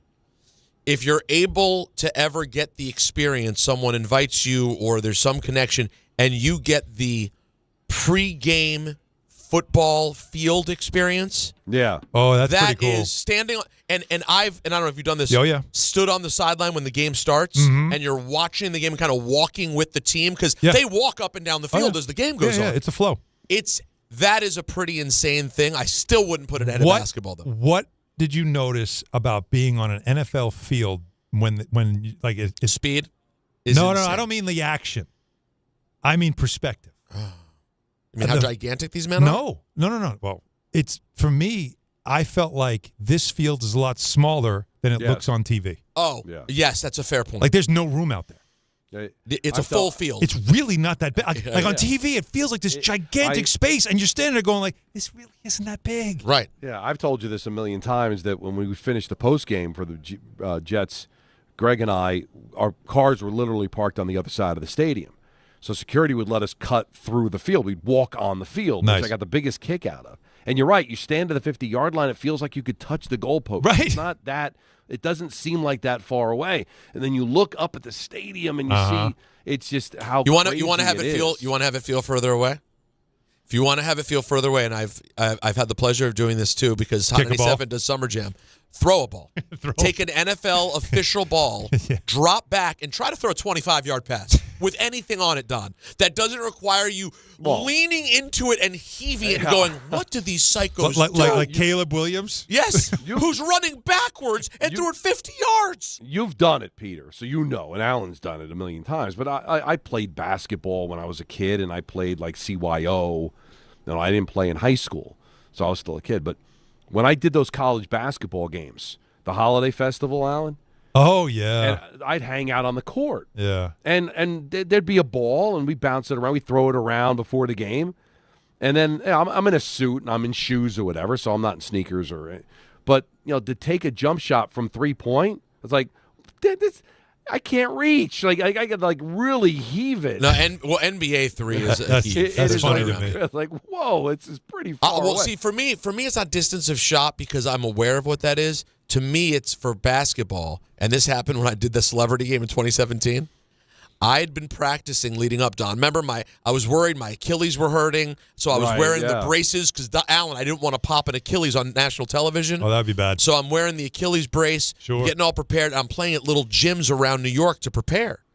Oh, and then I get to the Smoothie King Center, or wherever the hell we did the game, and I walk out on the full-size court, and I go, I'm not going to be able to breathe after 3 times up and down this court. Like it's the opposite of the football field. It's the 94 width feet, and size of I know, but the width of the court. If you play pickup ball, you're never on a court that's as wide as an NBA court. I guess. I don't know. I did a thing. Get ready again. When I was a beat writer. Oh no way! Anytime there'd be a morning shoot around, like on the road, they would leave out the rack, the basketball rack. They'd leave it out. Oh, you're popping. And so a bunch of the Stop guys and on pop. the beat, like we'd grab, like once we knew the team left, and now all it's just workers in the building, and now you're done. Like, so you had a few minutes, so we'd put shots up, but I always made it a point to dunk in every arena I could dunk. Oh in. God, you know what? You know what I This mean? is done. Like that felt good.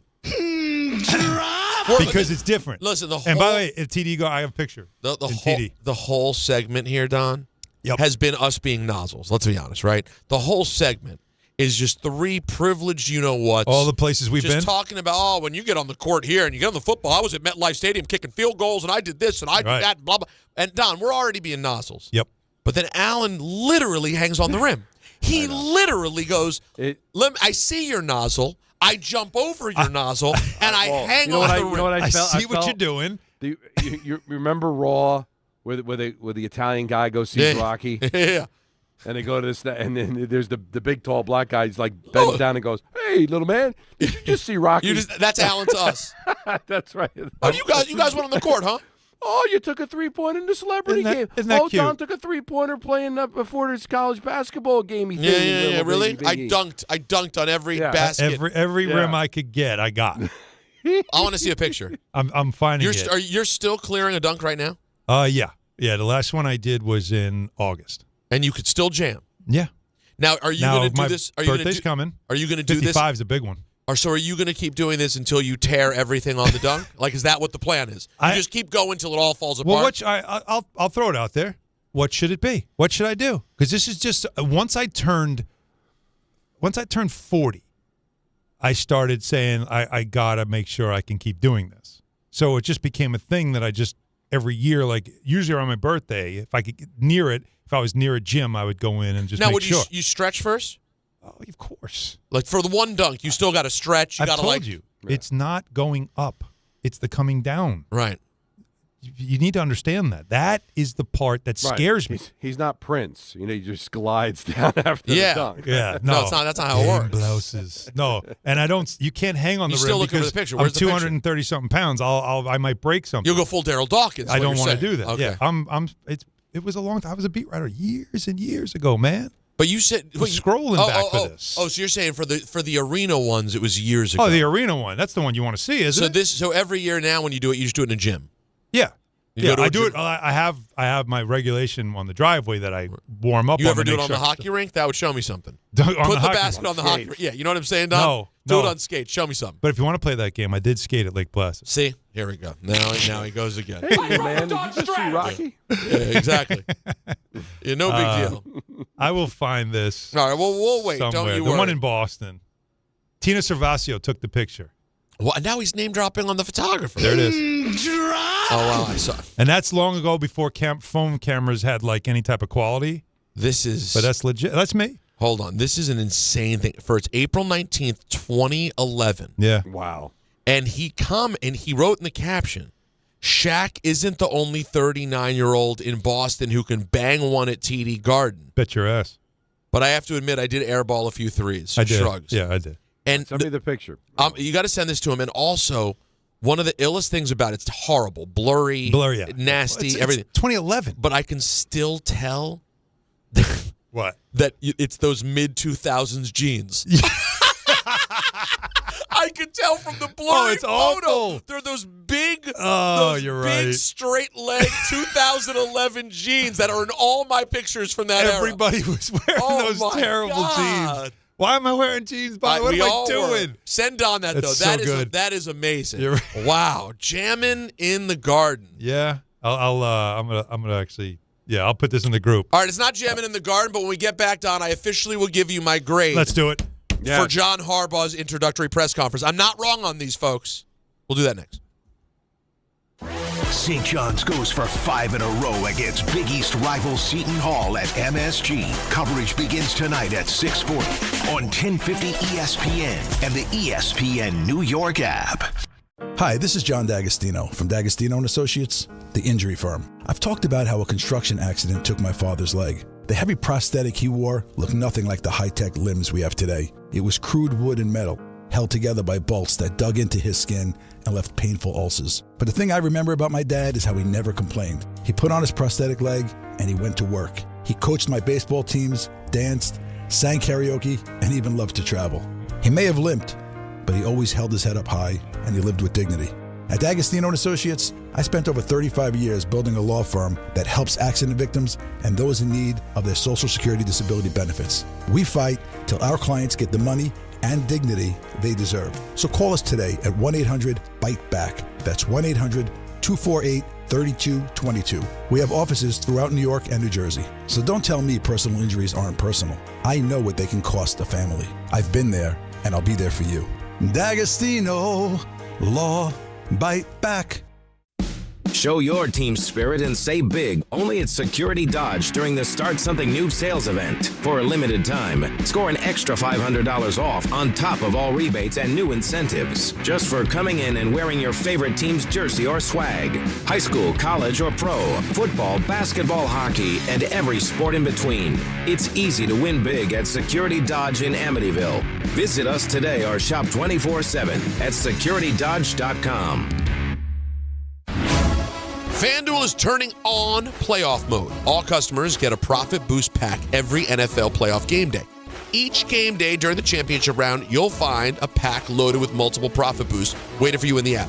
More boosts means more ways to level up your playoff bets. Pick the matchups you believe in, take your shot on an upset, or build a parlay that fits the moment. Now, I am loving the Rams, so you can apply your profit boost and go after even bigger payouts while the playoffs keep rolling.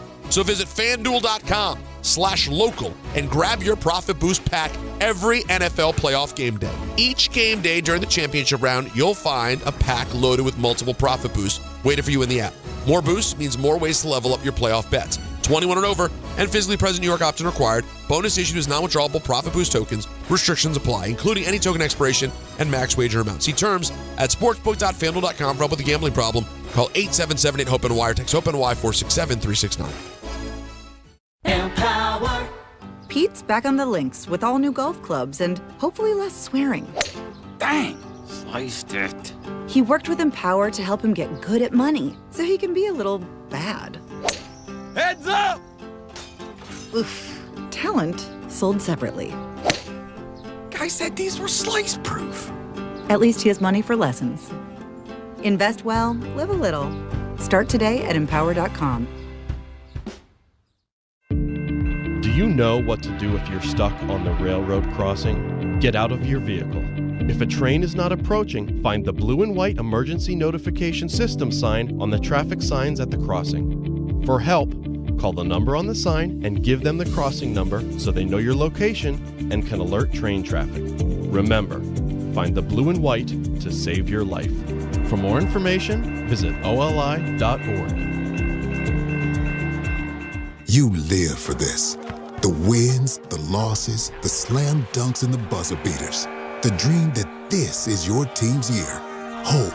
It's what keeps you coming back. So you represent with anticipation and with pride. Because when everything's on the line, your support means everything. That's why the NBA Store is here to support you. Check out the largest selection of official NBA gear at NBAstore.com. A Fanatics experience.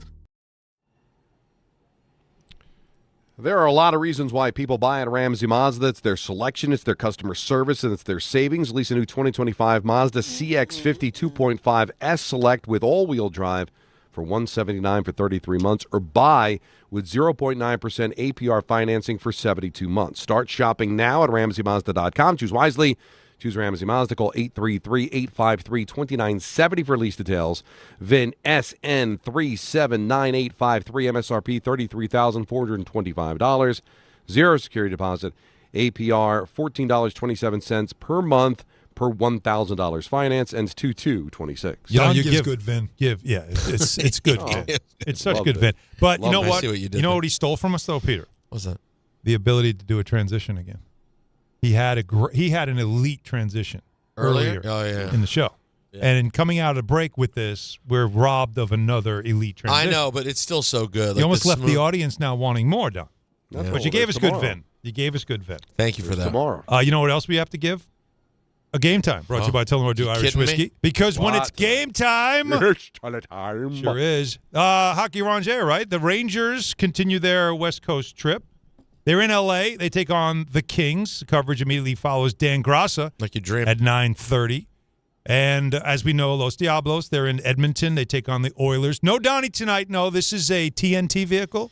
Yes. So we get full frontal Donnie on the show. I love full frontal Donnie. We might get shirt off Don cheering for the Devils tonight in the building. Shirt off Don. But that puck drop is at 10. Tullamore Dew. Race. The original triple distilled, triple blended, triple cask matured Irish whiskey. Be sure to grab a Tullamore Dew or try the new Tullamore Dew Honey during today's action. Glasses up to enjoying Tullamore Dew responsibly. It's right in your app. It is right in your app. Yeah. All right. So you want the grade? Grades. Let's get it. So we played a lot of President Biden's conference. I'm sorry, John Harbaugh's presser earlier. Should we give people a taste? Yeah.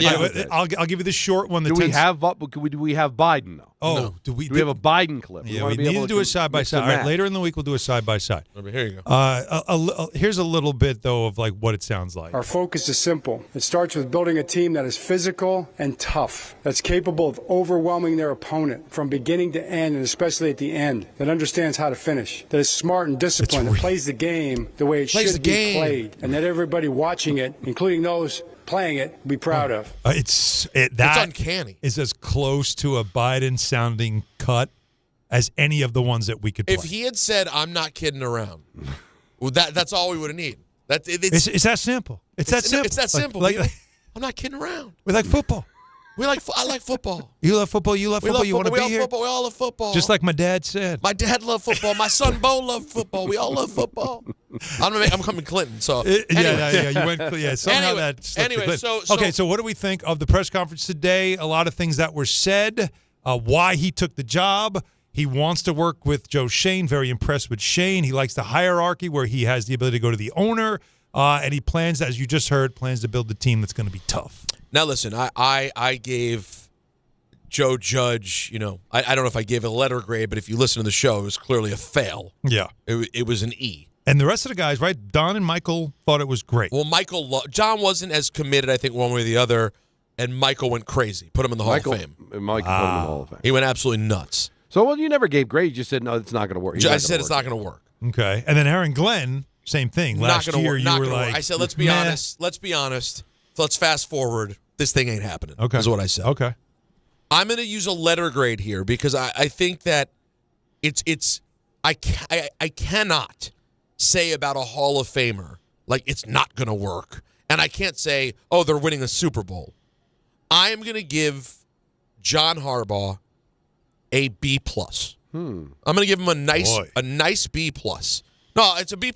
That's really good. Solid B. It's solid B+. B+. But what stopped the A? Hey, what about A-? What kept him from that? Yeah. Sound like Biden? No. Some would say that I should have given an A for that. You worried about him falling off? Yeah. No. You know what it was? The reason I didn't go A is that if I really break it down, and again, here I don't want Tessa to call or whoever else to come scream at me. Well, let's see. Too late. It was a little generic. Really?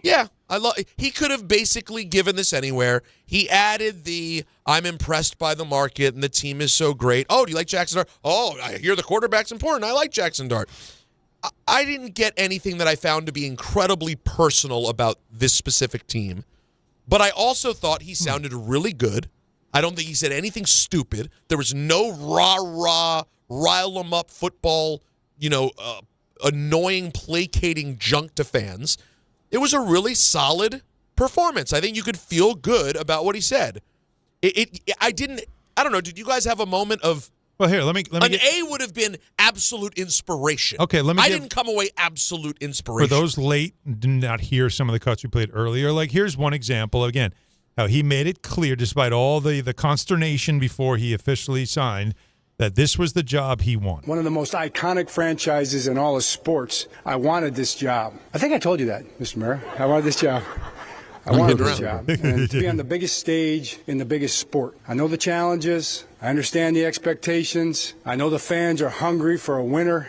We're here with one mission, to earn the right to be called the world champions in New York. And that's what we plan to do.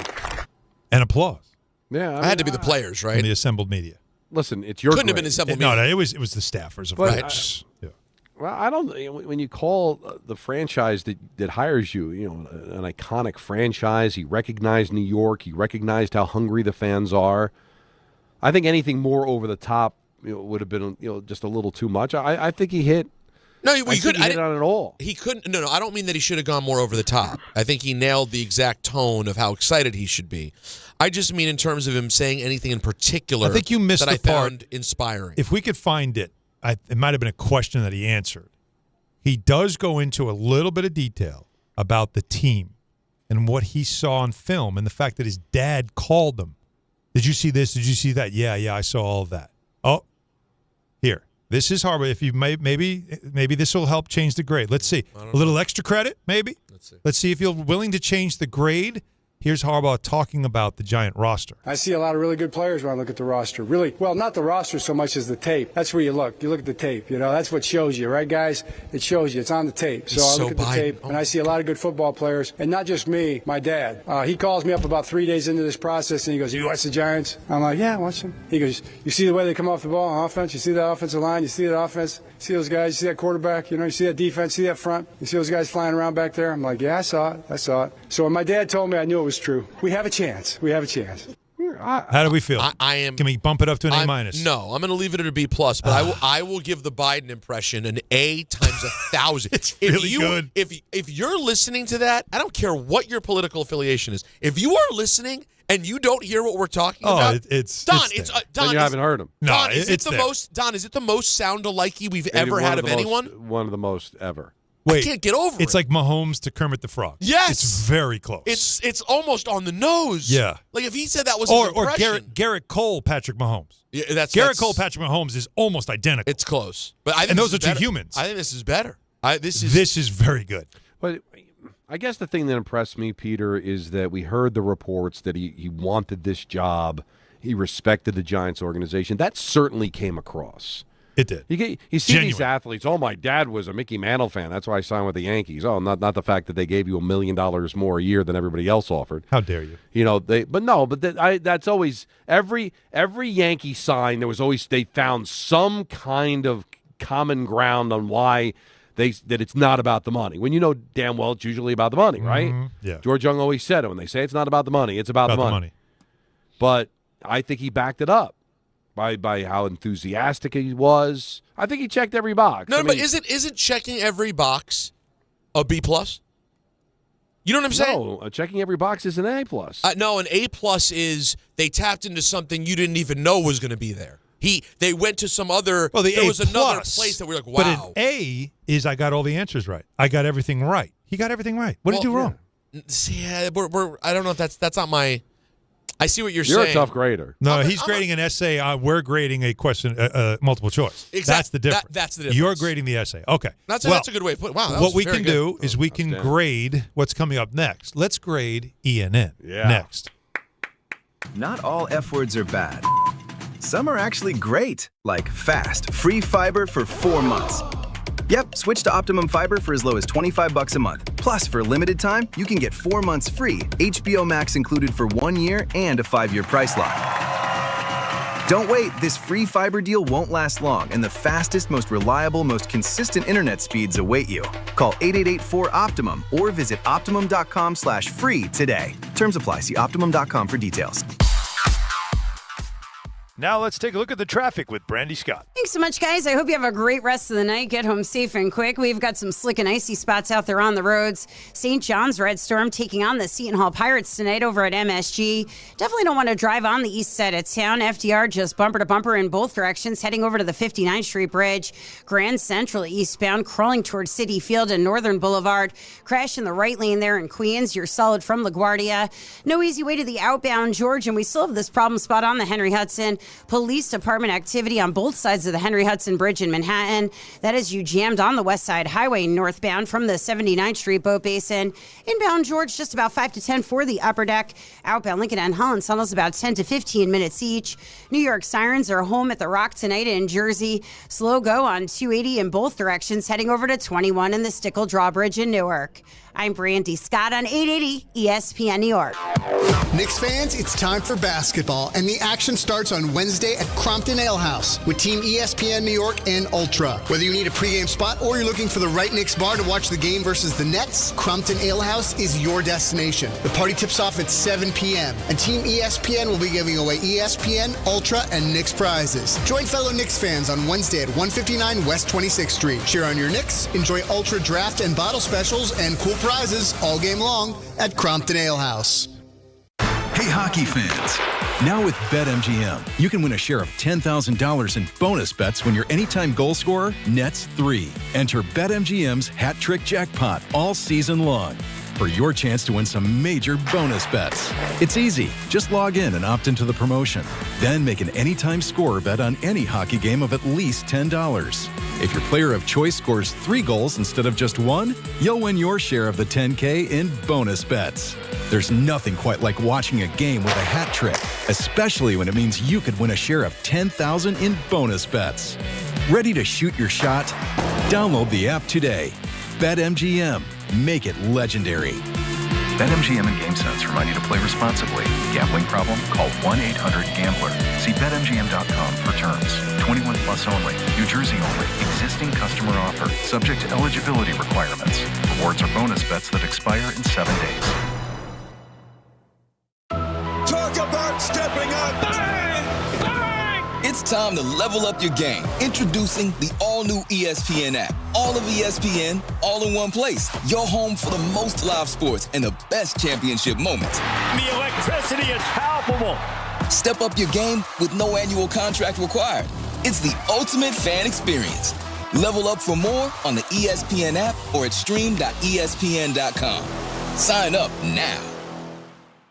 My name is Whitney Allen. I am a widow. My husband, Ryan, died. We never thought in a million years we'd have to use life insurance. The unexpected happened. With Ethos, it is so fast and easy. It's 100% online. You can get a quote in seconds, apply in minutes, and get same-day coverage. No medical exams, and you can get up to $3 million worth of coverage through Ethos. Get your free quote at ethos.com/game. That's ETHOS.com/game. Time spent on application may vary. Online health questions required.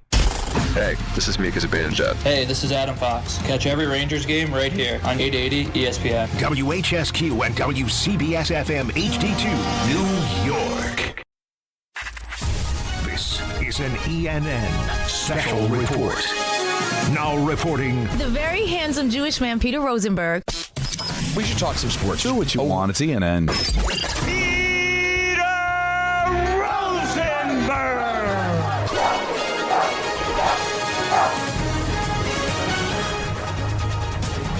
Hi. How's everyone doing? Good, and yourself? Oh, like you dream about. Like you dream about. I had diarrhea like you dream No, about. you don't. No. Damn right. Who dreams about that? You know what? You don't know what Kiki's life is. So Maya's, first of all, welcome to ENN. Ray Rowe. You ever watch YouTube? ENN tonight, in case you were wondering, it's brought to you by our dear friends at Ramsey Mazda. I was wondering. All right. Now, Maya has, so her bottom teeth are in, the bottom two. Nice. And does it hurt? She actually, her teething has not been terrible. But the first bottom 2 teeth are in, and then instead of the top two immediately coming in, one off to the side on the top is coming in first. Random. And now the two are coming in the middle. Oh, so she's straight up like jack-o'-lantern now. I literally said, Natalie, our baby looks like Freddie. But don't forget, her first laugh was when Natalie went, Freddie Kiki.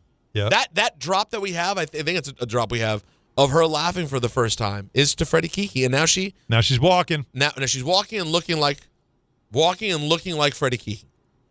Which isn't what you ever dream of for your child. And again, I don't mean what Freddie Kiki actually looks like. I just mean the version I've made up of Freddie Kiki. Right. The character. Yeah. I don't know what the guy. If the real Freddie Kitchens walked in here. Freddie. Freddie. It's a child with humor. If the real Freddie Kiki walked in here, I'd barely recognize him. But the version that I'm talking about. Of course. You know what I'm saying? Yeah. Our character. Now, do you think? I think that the guy on Twitter may have fixed my camera. Let me see. Look right now on my computer. Look here. Well, you think the TV is not as good? Yeah, I think it's clear to see. I'm certainly not as. I think I'm more. I'm not quite like you, but it's closer. We've been dealing with an issue here. Yeah. Peter's very vain. I like my. When he looks at the screen, he looks at himself. Yeah, and he wonders like how am I am I blurry? Am I this? Am I that? So are you he watching? Was caught Don? up in it. Do you have the YouTube up? Just our feed. Yeah. And I see you. You look fine. But you don't see that Alan looks much more clear, like it's a crisper picture. I don't believe that. No, not what I'm looking at. He's blind as a bat. I like to start off by saying. You want to tell him how you fixed it? Well, because Anthony said there was a shirt. Don's shirt was behind me. It's not just a shirt. It's a stick of pitchfork in its shirt. The stick. Hey, look, Greca, open your mouth. Credit to Mike Sepp on Twitter. The put a pitchfork in him shirt. I think, Don, the camera was focusing on the shirt. Wouldn't you? And it was blurring me out. Now now listen, I'm already lit up like a jack-o'-lantern. I'm so bright, it's ridiculous. You're very, very well. So I already got things I'm dealing with, but the shirt was actually messing me up. Now, Anthony, who am I shouting out? Who figured this out? Mike Sepp. Yeah, it was Mike Sepp on Twitter. There you Mike go. Sepp. Yeah. See, good people can come from Twitter. And you're not bright anymore. You lowered my brightness? All you had to do was ask. We're going to see in a moment. Really? Let's see. Looking forward to seeing the YouTube. Yeah. In the meantime. Oh, he did dim me a bit. How'd you do that? Look at that. You know what I'm noticing, though? That's better. In this shot, that every now and then my hair gets in your shot. Yeah. I'm leaning forward. Yeah, that's another issue. Am I leaning forward too much? It happens. Yeah, Listen, we're dealing with the best we can. I'm going to move back. Let me start off by saying good evening to John Harbaugh. That's what we're going to be doing, football, all the time, every day. Damn right. And good evening to Don. Hockey. And to Alan and myself. There you go. Oh, that's the second time we sang together. There you go. And to myself. Trust me, nothing go wrong. I think you go full Mark Sanchez tonight. That was that was wrong on so many different levels. Didn't need to bring that back. It's too soon. Don't wish that evil full on him, Sanchez Ricky Bobby. is you can't go full Sanchez. Don, you know that. Whatever you do, Don, you don't know ever that. go right, full. yeah. If you're on a road trip with the team or calling it, you can. I have to remember this. Next week, certainly when I'm in Saudi, I cannot go full Sanchez. Don't go full Sanchez. No, You'll never see me. I'm it'd gone. be off the rails. Yeah, you can't do that. Good evening to myself. I nailed Joe Judge. So far, I'm a little worried I'm nailing Aaron Glenn. Well, listen. Good for you. That's a very eclectic list. All right. No. Hey, I support that. Good for you. If you're Cam Newton, it's not eclectic, it's eclectic. Sure it is. Eclectic. Did you see that? Do you see that clip moving around, Don? It's plural. Bad job by him. Yeah, and it's not even the worst of his issues. It is not. Cam Newton was interviewing the lovely Lady London, who's a really talented and smart artist. I'll take your word for it. She's dope. And I think she might have been an English lit major, too, in college. And he goes, I'm going to tell you a word that comes to mind. She goes, okay. And he goes, eclectic. And she goes, come again? And what? And he goes, eclectic. And she goes, it's eclectic. And he goes, I say eclectic. Oh. And she goes, how do you spell that? And he goes, this is the amazing part. Because then he doesn't even spell the wrong word he just said. He goes, Nclecta. Sure. She goes, that's Enclecta. Oh, my God. Yeah. So he doubled down on it instead of allowing himself to be corrected. No, he doubled down. Oh, yeah, and I think she said that. She went, wow, you're doubling down. And good evening to myself, by the way. Timmy Chalamanamamla. I like that. Yeah, that's pretty good. M. Night, Timmy Chalamanamamla. M. Night. Shamalala. Shamalama ding dong. Shamalama. What are we doing today? The reason I don't struggle at all with the name Timothy Chalamet, but there was a clip that went around years ago when Lil Boosie the rapper was doing drops at the Breakfast Club, and they put out the audio, and he could not say the name Charlemagne, and he kept calling him Charlamagne. And so now when I see the name Chalamet, my brain goes Charlamagne. Yeah. So now I ended up on. So then I ended up on Chalamana. All right, kids. Let's get to it. We haven't spent much time on the college football championship yesterday. We didn't spend any time on it. So let's spend a moment on it right now. We have to. Indiana got the dub. It was almost exciting. We almost had a thrilling ending. It was a moment. Yeah. You know? Yeah, it had a chance. The interception, we were right there. That ball's a foot higher. We're having a conversation. But no. Instead, Indiana gets the win, 27-21. Let's see. Who do I want to hear from? Oh, come on. Paul Did Five he go full cheese? I didn't. The minute the game ended, I just shut it off. Let's hear Mendoza. Did he go full cheese? I thought he wasn't as bad as I've heard him Let's be. hear. Here's Mendoza after the win. I first want to give all the glory to God. I mean, there's no better group of guys I want to deal with. It's the most special moment of my life. There's such a great group of guys. I love you guys. Great job. Let's go. Oh, really? Did he? Really? I thought that wasn't that bad for him. Really? Yeah. He went there. He dropped it. Did he say fudge? What bomb was that? No, come on. He didn't drop an F-bomb. Right after, all the God stuff. But I was watching. Right after giving glory to God, we just... I don't think he dropped... Did he say a let's bleep and go? Well, why would they bleep it out? What else would he say? I first want to give all the glory to go. God. I mean, there's no better group of guys I want to deal with. It's the most special moment of my life. There's such a great group of guys. I love you guys. Great job. Let's go. This is to the crowd of 80,000, right? He lost Michael now. And they loved God being mentioned. But then he kind of lost. That was out of character for him. Now here he is on what Coach Signetti meant to him.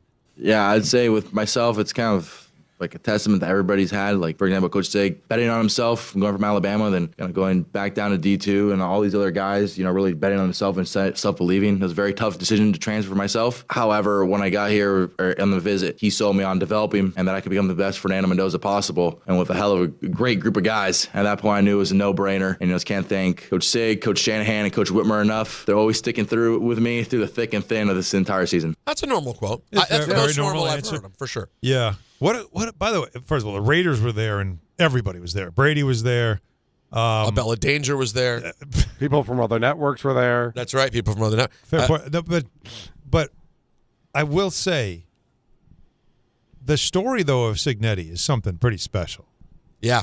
And the fact that team, you know who else won a championship? JMU. Because he took so many guys from that team. And they went from JMU to Indiana and won a national championship. That's if you're at JMU, that's those are our guys. He took our guys. Yeah, isn't that crazy? It's wild, but that's a real thing that happened. It's where do you end up ranking this sort of? They were the losingest program in college football history.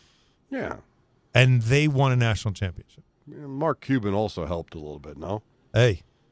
I'm just saying, it just shows you that the world is different now than it was in the 90s. The world is very different. Well, in the 90s, you had 4 teams that could win a national title. But listen, it's good, but you've now got it's kind of like baseball now, where it doesn't matter the size of the market; it matters how much money the owner has. Yeah, the wallet, right? Listen, I'm not taking away from the story. It's a great story, but when you wonder why Indiana went from basketball program nobody cared about football to winning a national championship, well, Mark Cuban donated a ton of money for them to get the best players. That's why it happened. Okay, it's a great story. I'm not trying to take away. Well, remember the core. But let's of that not leave out the reason why this happened. Donnie, it's not like they got all 5-star recruits. He took a bunch of guys from JMU who knew how to play his system. Crazy. And that's the story. They built them up, and they were able to compete at that level. But they took on the best. That Miami front line was nasty. Like, they were getting after him. That's the first you've seen Mendoza really looked a little rattled against some pressure. But it's because I was watching, because the great thing about Canada is that when you turn on, you love being Canadian. Center, yeah. Well, they're showing highlights from the night before. They show sports. And their MTV still shows videos. And it was a great way to catch up because I had the game to do, and I was trying to see what was happening in the football game last night. But it was like between periods and all that, so to be able to watch all the highlights and everything. And then the Cinderella story. The Cinderella story was Miami. They were the 10 seed. Yeah. They were the 9.5-point dog. But everybody's making Indiana out to be the Cinderella story because Indiana's not supposed to win a national championship in football. Miami is. That's all I'm trying to say is that I'm not trying to. You're right about all the JMU stuff, and the coaching job was amazing, and Mendoza's right for him to take a step back, go to D2. No, it's a great story. But this system allows this to happen. This would not have happened under the previous system. That's true. But you know what else is part of the Miami story? Carson Beck. Van Wilder. Right, he's 37 years old. We've seen that before. He's been. This is 7 years.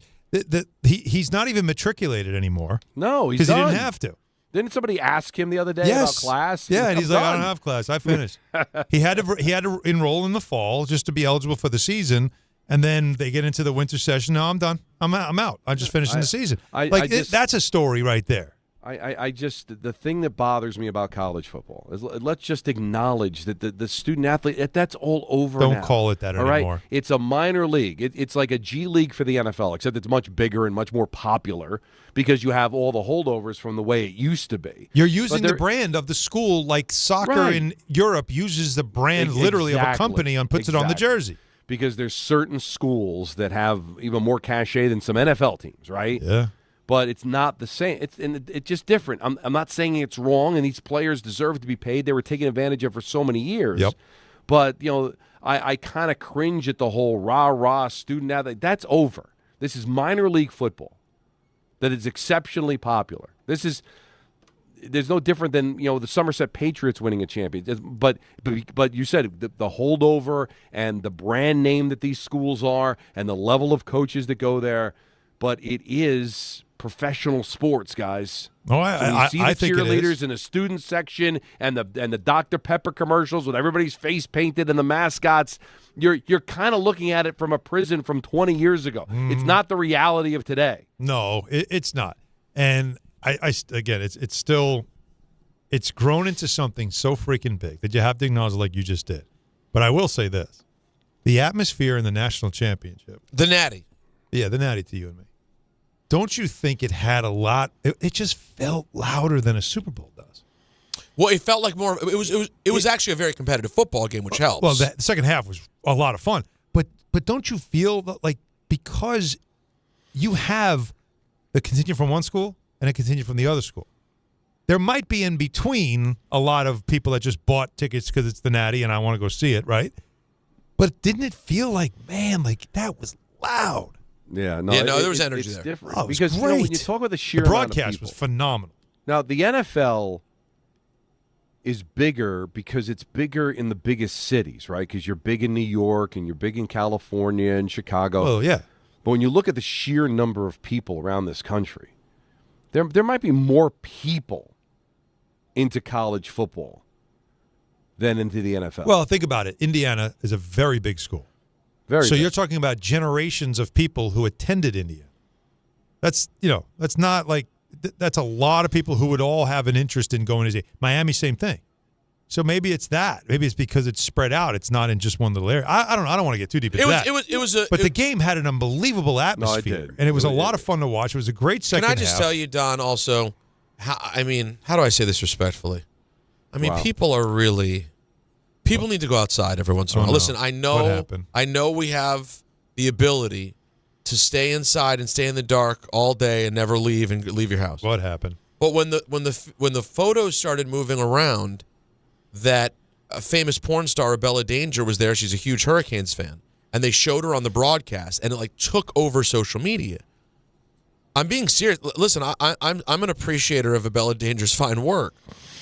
Don, I didn't recognize her. Did you see? She popped up. It's a girl on the screen. I didn't know. I don't know who if you it know was. this. I mean, I it's saw a the Hurricanes picture. game, by the way. They show pretty girls sometimes watching the game. Stunning.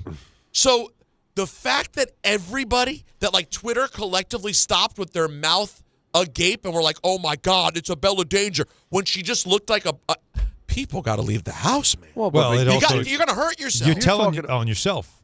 Well, no, when what? You're not By you. them, yeah. Anyone that was going crazy on Twitter, either you're trying to be cool or you're telling on yourself, or both, or you're going to hurt yourself. I'm just saying, give yourself a break. Yeah, you can pull something. You're going to. Well, that's the problem. I think that's what's how happening. But the thing is that to some 20-year-old, they're like, my worlds are colliding here. My two favorite things. The thing I turn on the second the game is over, it's all happening together.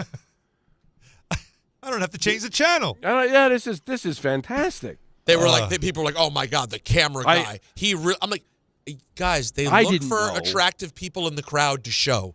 They've been doing that since the dawn of time. I didn't see it live, but I saw the picture going viral, and people go, "I can't believe it's her." Or I'm looking at the picture of it right now. I don't think it's her. I would not know that's her. I did not know who that was. I'm good. It's like that doesn't do anything. No. I'm saying you mean like, you didn't the recognize whole idea, the whole concept. The whole thing is because why does it excite people? I don't know. Again, leave people because their worlds are colliding. The two most important things to them, the two things they watch the two all things day. that are on their television or on their laptop the most, just collided. Right? All right, now here we go. Let's move to the NFL for a moment. Here we go. This is something that we've spoken about. We have. Mina Kimes on NFL Live speaking about Robert Saleh's tenure in New York. Obviously, his name's getting thrown in the mix now. He's not just thrown in the mix. He was named the coach, right? Oh, wait, it's already Tennessee. Yeah. It's official? Oh, yeah. Bob got the job? Bob's got the job. He back. Oh, well, yeah. That was quick. Then I have other things to say.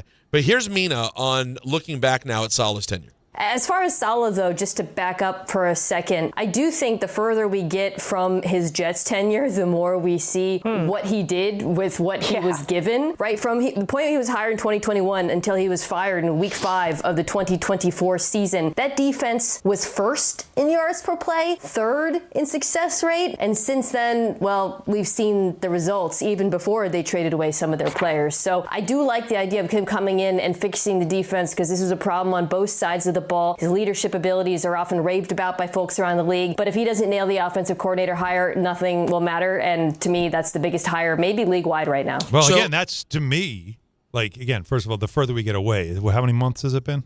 Since he was here? Yes. 14? So, right? Like, so how 12? far away? And we knew, watching it, we knew he didn't have a ton of talent. No, but we also knew defensively is not a problem. What we knew was offensively was a major problem, right? Like that's we already knew this. Now, what he didn't have in New York that he already has now in Tennessee is quarterback. Again, I want to. That's huge. I think they have a quarterback that we know is going to be better than Zach Wilson, who's a leader. He's already a leader. He already gets it. There's a lot good about Cam Ward. Sure, there's a lot good about him that we have already seen that's tangible. That's been said about him.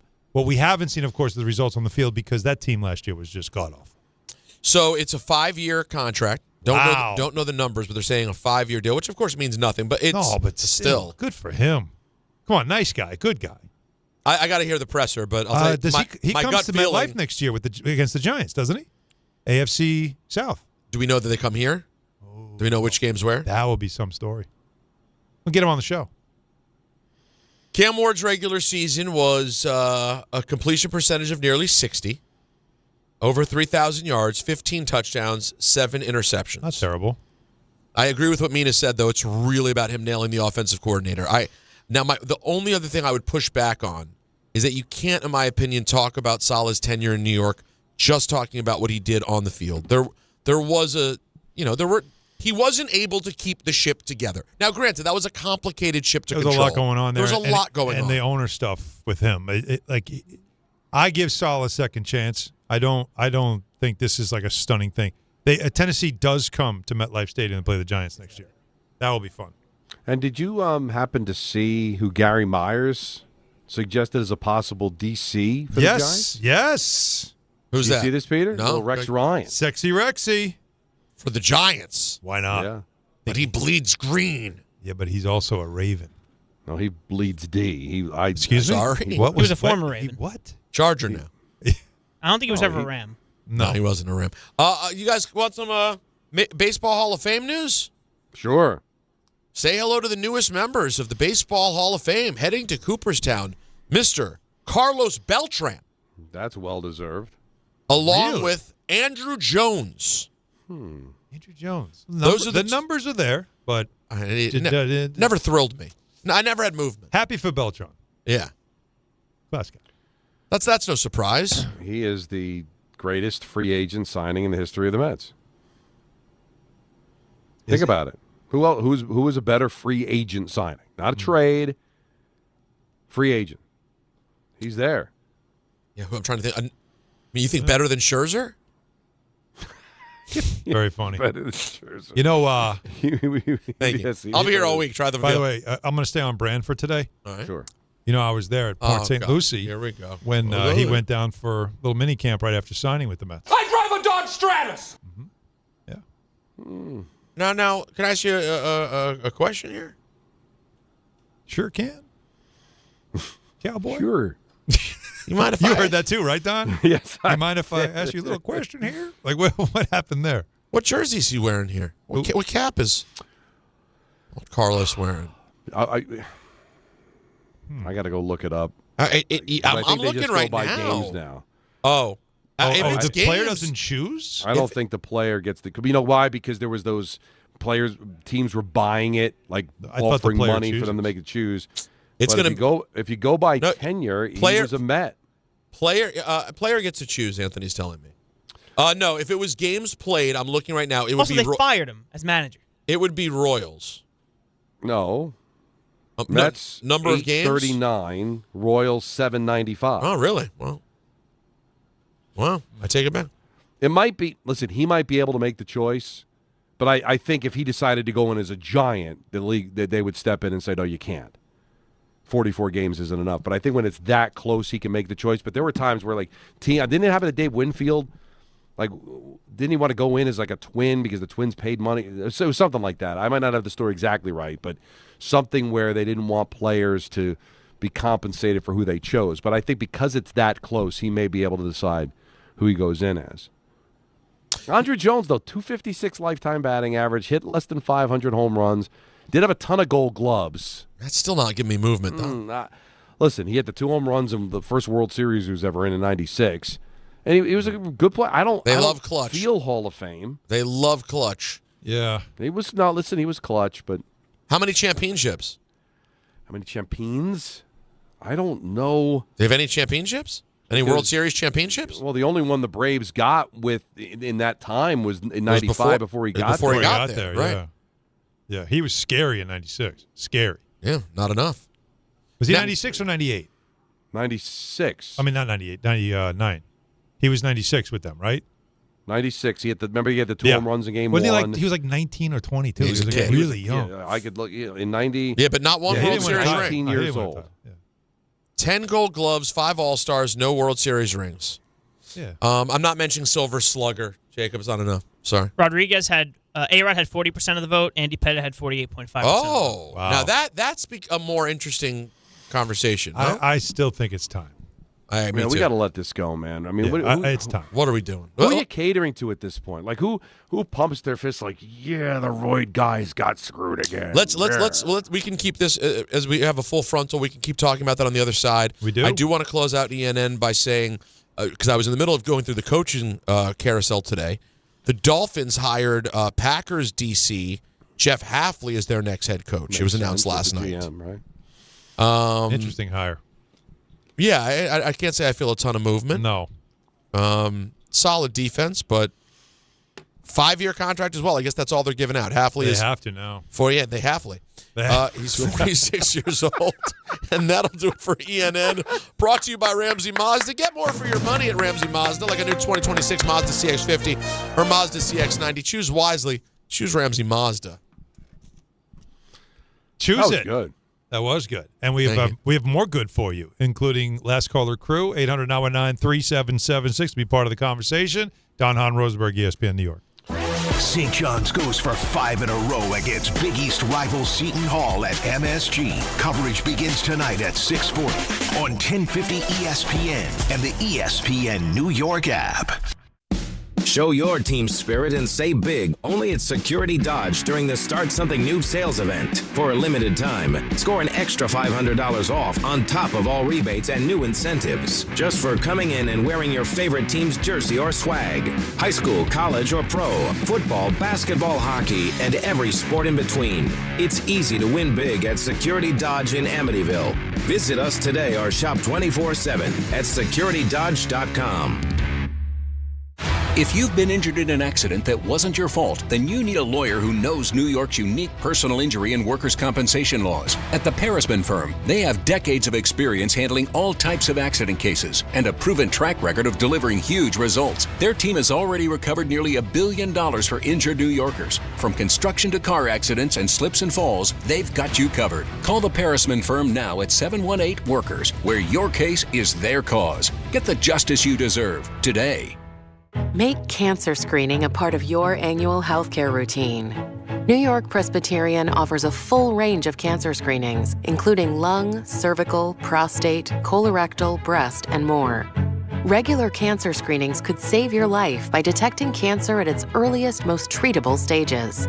Screenings are available across New York City and Westchester.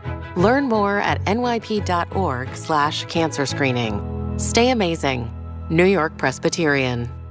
Hey, New York and New Jersey, commitment issues? No problem. Now you can get unlimited talk, text, and data for $25 a month forever, as in for life. Switch now at boostmobile.com. After 30 gigabytes, you may experience slower speeds. Pay $25 a month as long as you stay on the Boost Mobile Unlimited plan. FanDuel is turning on playoff mode. All customers get a Profit Boost pack every NFL playoff game day.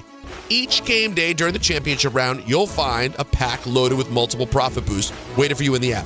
More boosts means more ways to level up your playoff bets. Pick the matchups you believe in, take your shot on an upset, or build a parlay that fits the moment. Now, I am loving the Rams, so you can apply your Profit Boost and go after even bigger payouts while the playoffs keep rolling.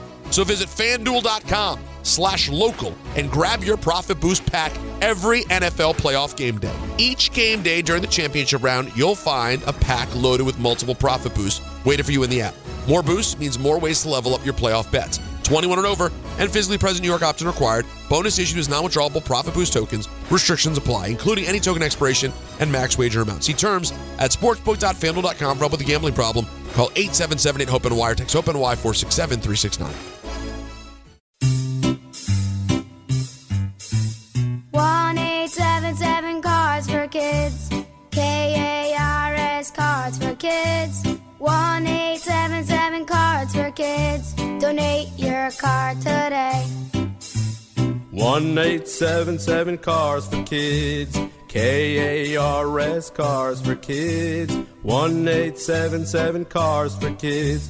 Donate your car today. Ready to get rid of that old car? Donate it to Cars for Kids. Call 1-877-CARS-FOR-KIDS to reach a friendly live agent. Donation's super easy, and your car can be picked up as soon as tomorrow. Call us now, 1-877-CARS-FOR-KIDS. That's Cars with a K to donate your car today. 1-877 Cars for Kids.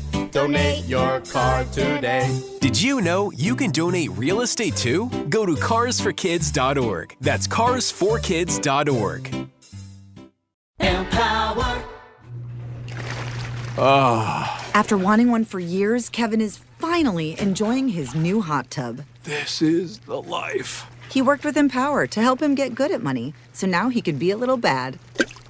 Oh, no, not my phone. Oh, Kevin. Kevin's phone may be in hot water, but his finances aren't. Invest well, live a little. Start today at empower.com. Rich Eisen here. LinkedIn Jobs is stepping things up with their new AI assistant so you can feel confident you're finding top talent. Get this. Employees hired through LinkedIn are 30% more likely to stick around for at least a year compared to those hired through the leading competitor. Hire right the first time. Post your job for free at linkedin.com/Eisen, then promote it to use LinkedIn Jobs' new AI assistant, making it easier and faster to find top candidates. That's linkedin.com/Eisen to post your job for free. Terms and conditions apply. And promote it to use LinkedIn Jobs' new AI assistant, making it easier and faster to find top candidates. That's linkedin.com/Eisen to post your job for free. Terms and conditions apply.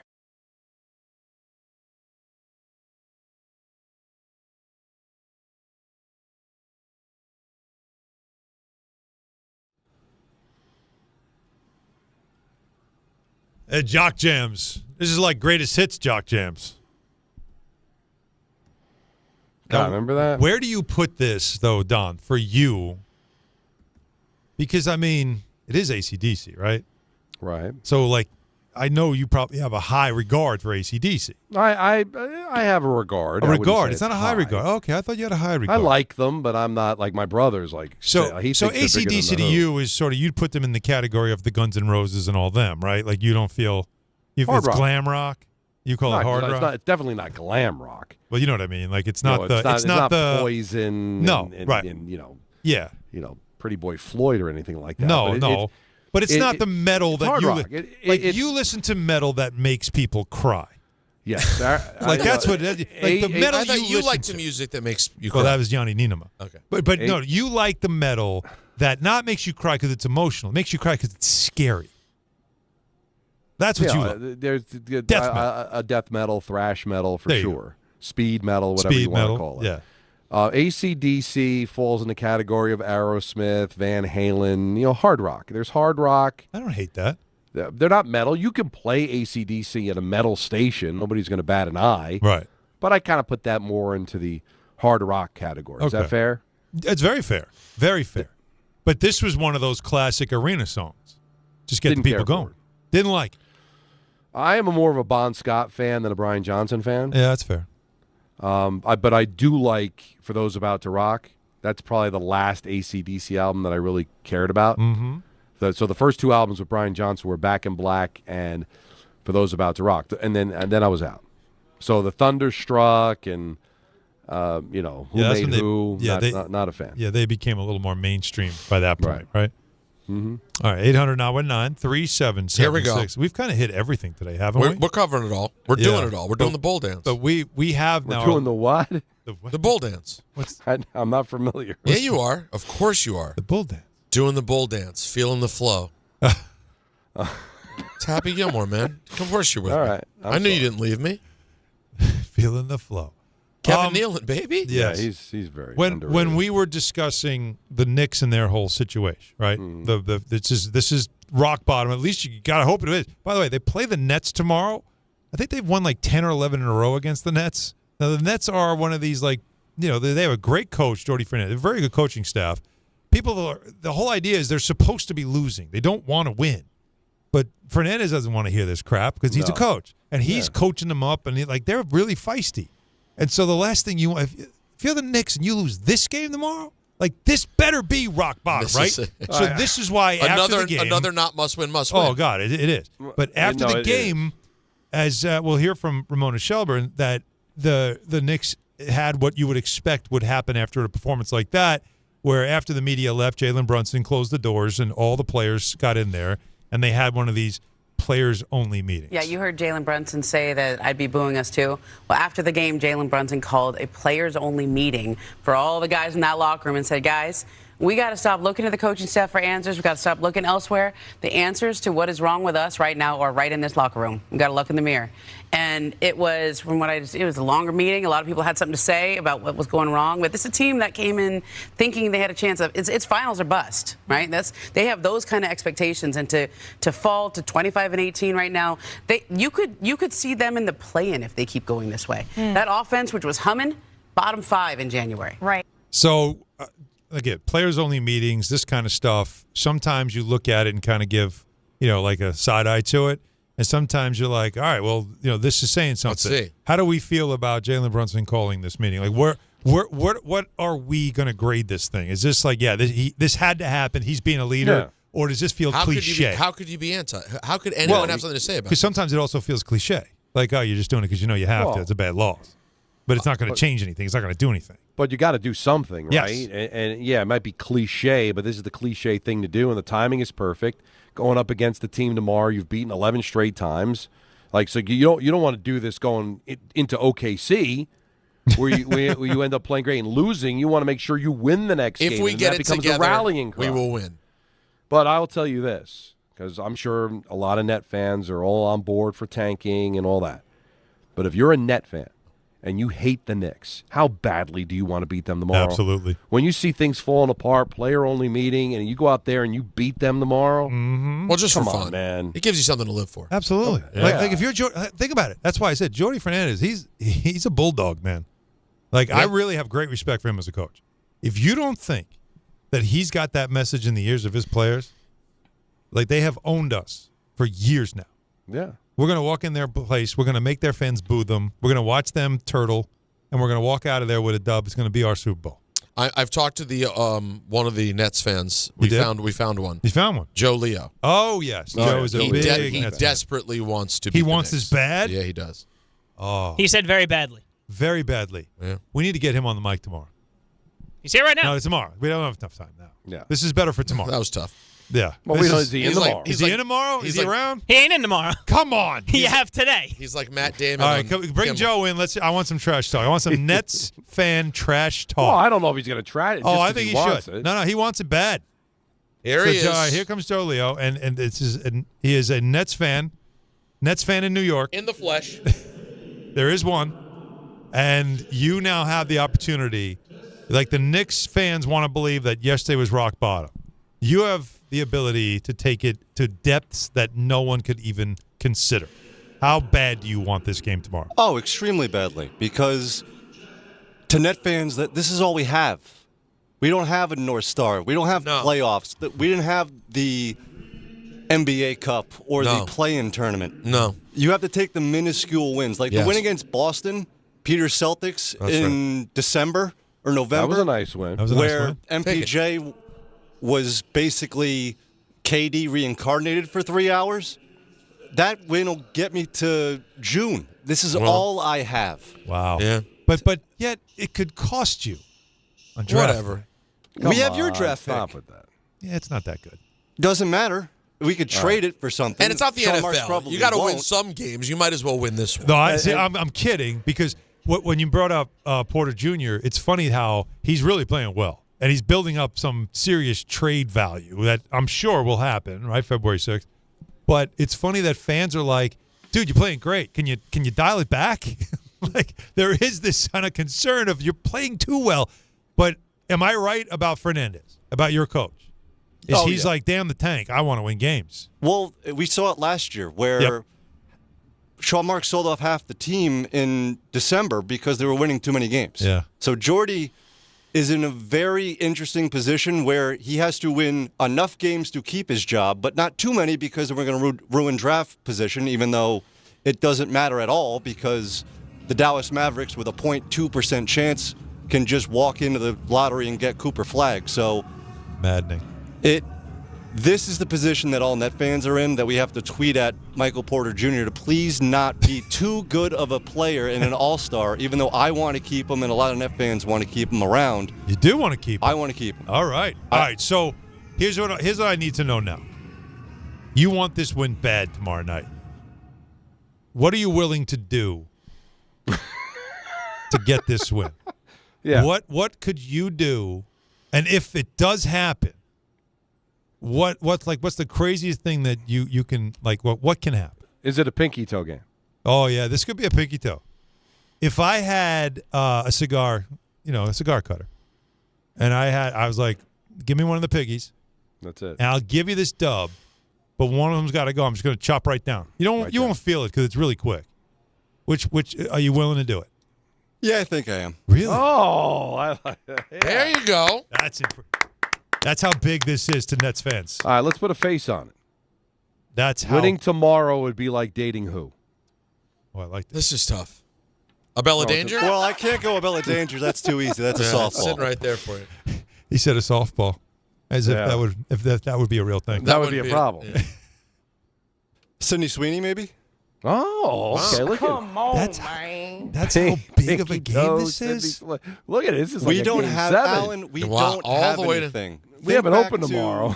Like I might almost want him to get this. Like, Alan, think back to 2015 and how bad those seasons were, and how much how minuscule stuff actually seemed bigger than it actually was. This win in the grand scheme of things is not going to change the overall direction of this franchise. Not helping it. But it's at least it gives you a something. night. It gives you a night. Right. Okay. When we All don't right. have any. We Joe? don't have any. All right. Joe? It gives you a night. Thank you. I guess Don was done with Joe. You're I had more welcome. fun.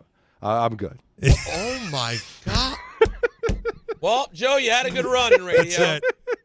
But So the you know what's funny, everyman though? Don LaGreca, former Net fan, by the way, a Net fan, if anything. I relate to Joe because I'm a Jets fan, and I saw it in his eyes when the Dolphins came in. Remember how I was? This is the last one. Oh, yeah, remember how this it turned I out? want this. I want it because the hell with them. And it didn't work out. Clown show. The last call crew. I Rosenberg. just got an update. ESPN. Major League Baseball rescinded Andrew Jones. They said they thought it was Chipper Jones. They didn't even mean it. They didn't mean to do it. Wrong Jones. Caldwell Jones even. Yeah. Yeah. Because Andrew Jones, you look at the numbers, you go, really? Yeah. I guess. But okay. he's in. All right. All right. Don on Rosenberg, ESPN New York. What if your instincts could pay off? With Robinhood Prediction Markets, you could put your knowledge to work on the events that matter to you. Prediction Markets isn't just sports. It's the Fed rate decision, your favorite awards show, and so much more beyond the playing field. Trade events with Robinhood. Visit Robinhood.com/predict. That's Robinhood.com/predict. Futures and cleared swaps trading involves significant risk and is not appropriate for everyone. Event contracts are offered by Robinhood Derivatives LLC, a registered futures commission merchant and swap firm. Hi, I'm John D'Agostino from D'Agostino & Associates, the injury firm. You know what's interesting about the words personal injury? The first word is person. And at D'Agostino & Associates, that word means everything. That's because I handpick every person in our firm, from the pleasant professional person who answers your call to the experienced person litigating your case in court. Because every person in my firm is an extension of me, and the only way to exceed our clients' expectations is to deliver the highest level of personal service every single time. And that starts with hiring the right people. You see, we know that every client is a person too, someone going through the toughest time in their lives and deserves to be more than just a file number. At D'Agostino & Associates, we put the person back in personal injury. So call 1-800-BITE-BACK. That's 1-800-248-3222 and ask for me, John D'Agostino. And let's talk about your case, person to person. D'Agostino, law, bite back. Hey, hockey fans. Now with BetMGM, you can win a share of $10,000 in bonus bets when your anytime goal scorer nets 3. Enter BetMGM's Hat Trick Jackpot all season long for your chance to win some major bonus bets. It's easy. Just log in and opt into the promotion. Then make an anytime scorer bet on any hockey game of at least $10. If your player of choice scores 3 goals instead of just 1, you'll win your share of the $10K in bonus bets. There's nothing quite like watching a game with a hat trick, especially when it means you could win a share of $10,000 in bonus bets. Ready to shoot your shot? Download the app today. BetMGM. Make it legendary. BetMGM and GameSense remind you to play responsibly. Gambling problem? Call 1-800-GAMBLER. See BetMGM.com for terms. 21 plus only. New Jersey only. Existing customer offer. Subject to eligibility requirements. Rewards are bonus bets that expire in 7 days. Health surprises can change your life in an instant. You've seen it happen to others, but it doesn't have to be your story. At Princeton Longevity Center, we customize actionable and proactive health plans to maximize your lifespan and take control of your health. Our Cancer Check program combines cutting-edge technology with top medical expertise to keep you ahead of potential risks. With advanced full-body imaging, genetic testing, and multi-cancer detection blood tests, we look for even the earliest signs of problems. Results are analyzed by expert physicians who craft a personalized plan to safeguard your future. You're not just a patient, you're a partner in your health journey, backed by a team committed to helping you live longer, healthier, and more vibrantly. Our programs have saved hundreds of lives and empowered countless others to take control of their health. Be proactive with your health for the ultimate peace of mind. Call 888-8000-PLC or visit PrincetonLongevityCenter.com. In the city that never sleeps and never stops talking sports, ESPN New York is always on. Now you can live and breathe everything New York sports wherever you are. On your radio dial, on the ESPN New York app, and streaming live on YouTube. However you watch or listen, ESPN New York is always on for you. Hear us, stream us, watch us. This is ESPN New York.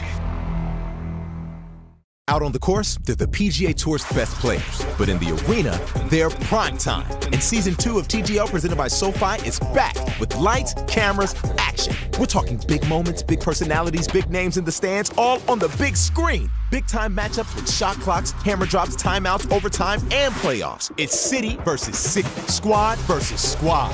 The sport just hits different under the lights. It's TGL presented by SoFi. Keep up. It's golf. Tune into every match. Only on ESPN. A Progressive Home and Auto Bundle can protect you round the clock, but we can't protect you from those painful moments in sports. Oh, I can't believe we blew a 5-touchdown lead. Sure, but you got to feel like they were going to win for almost the entire game. But I was about to buy playoff tickets. So you were prepared for a good time. That's pretty nice. It's the worst loss any team has ever had. And you got to witness history. Okay, we're done here. Well, at least your home and auto are protected with a bundle from Progressive. Progressive Casualty Insurance Company affiliates and other insurers. Not available in all states or situations.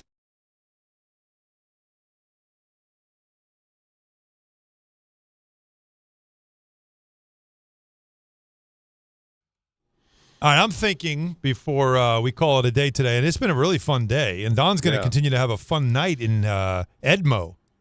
That's what the kids call it, you know. I've never heard that. Yeah, Edmo. No, I'm pretty sure you No, made it's that a real. Don asks people. The kids call it Edmo. Don, don't ask anyone. I've never heard that. I want you to ask them. It's called Edmo. Are you going to show up to Grant Fear's house or not? I don't know where Does he still live there? I have no idea. I bet he is. He's a stalwart in Edmonton. Stalwart. That's You right. don't hear that word used a lot. No. Stalwart is like an old school word. I use stalwart quite a bit. Quite a bit. I got to tell you, I probably did use not it weekly. know it was in your lexicon. Oh, I use stalwart weekly. Weekly. Yeah. Weekly. I like When it. last time you used stalwart before today? Honest to God. Last time. Within last. Not calling a wrestling match. You can't, because that you would do it there. I'm talking about in common vernacular? conversation. Okay. Sorry. No. You ruined it. Okay. But when I'm calling a wrestling match, I would say a stalwart of the women's division, a stalwart of the I like that. tag team division, whatever. Good usage. Thank you. All right. It's pretty good. All right. So before we call it a night, we can go roulette here. And I'm looking at the screen. I know, Peter, you are too. Yep. Not just your phone screen, but how about the call screen? Yeah, I've seen it. What do you think? Don, how about Don? You don't see the call screen, right? No, I do not. Oh, dealer's choice. Ready? Door 1, door 2, door 3, or door 4? Oh, door 4. Door 4 it is, and that's Derek in Holbrook. Derek? Derek? Hey, hello. There he is. We got you, yes. Hi again. Hey guys, how's it going? I just Good. want to bring up a point that I just think it's ridiculous how Carlos Beltran gets in the Hall of Fame when he's. I think correct me if I'm wrong. I think he was originated as the organizer for the biggest MLB cheating scandal in history. I believe the Astro scandal. Anthony Pusick during the break was reading us chapter and verse about this. Yeah, so I just think it's ridiculous how the writers will vote him into the Hall of Fame, but not the steroid users. Well, and it kind of falls under the category of Gaylord Perry. I don't know how far back you go baseball-wise. He threw a spitball. He cheated, and yet he was voted into the Hall of Fame. So they're very selective with their cheating. There's obviously cheating categories, and the Mount Rushmore or the top of Mount Everest seems to be steroids. That's why it's a joke. It's become an absolute joke. And I want to know who they're catering to now. The elderly baseball fan, in my day, they never allowed it. But meanwhile, you've got a guy that was a known spitball thrower in the Hall of Fame. Mm-hmm. Carlos Beltran involved in one of the biggest cheating scandals in the history of baseball in the Hall of Fame. Mm-hmm. But steroids, I guess that's a bridge too far. Right. Roger Clemens, A-Rod, like these guys Yeah. don't have a chance. It's such a great point. Like, I don't know. I'm trying to think of where I would draw the line as absolutely should never, death penalty. It's not steroids, though. Throwing a game. Yeah, that's the Pete Rose thing. But even Pete Rose, the argument is we don't have proof, right, that he threw a game. But wait a the minute. Gambling was just too close to the sun. Right. And what's different is also that he did such things as a manager, right? I've been a Yankee fan since 1938. But the playing career was a separate entity that we can all agree he's one of the great players in the history of the game. Beltran, what he did was the manager, right? Yep. Well, he was a coach, not when he was a player. Did he do those shenanigans? But in theory, That's if Beltran helped orchestrate what he did, cheating, essentially, that is worse to me than steroids.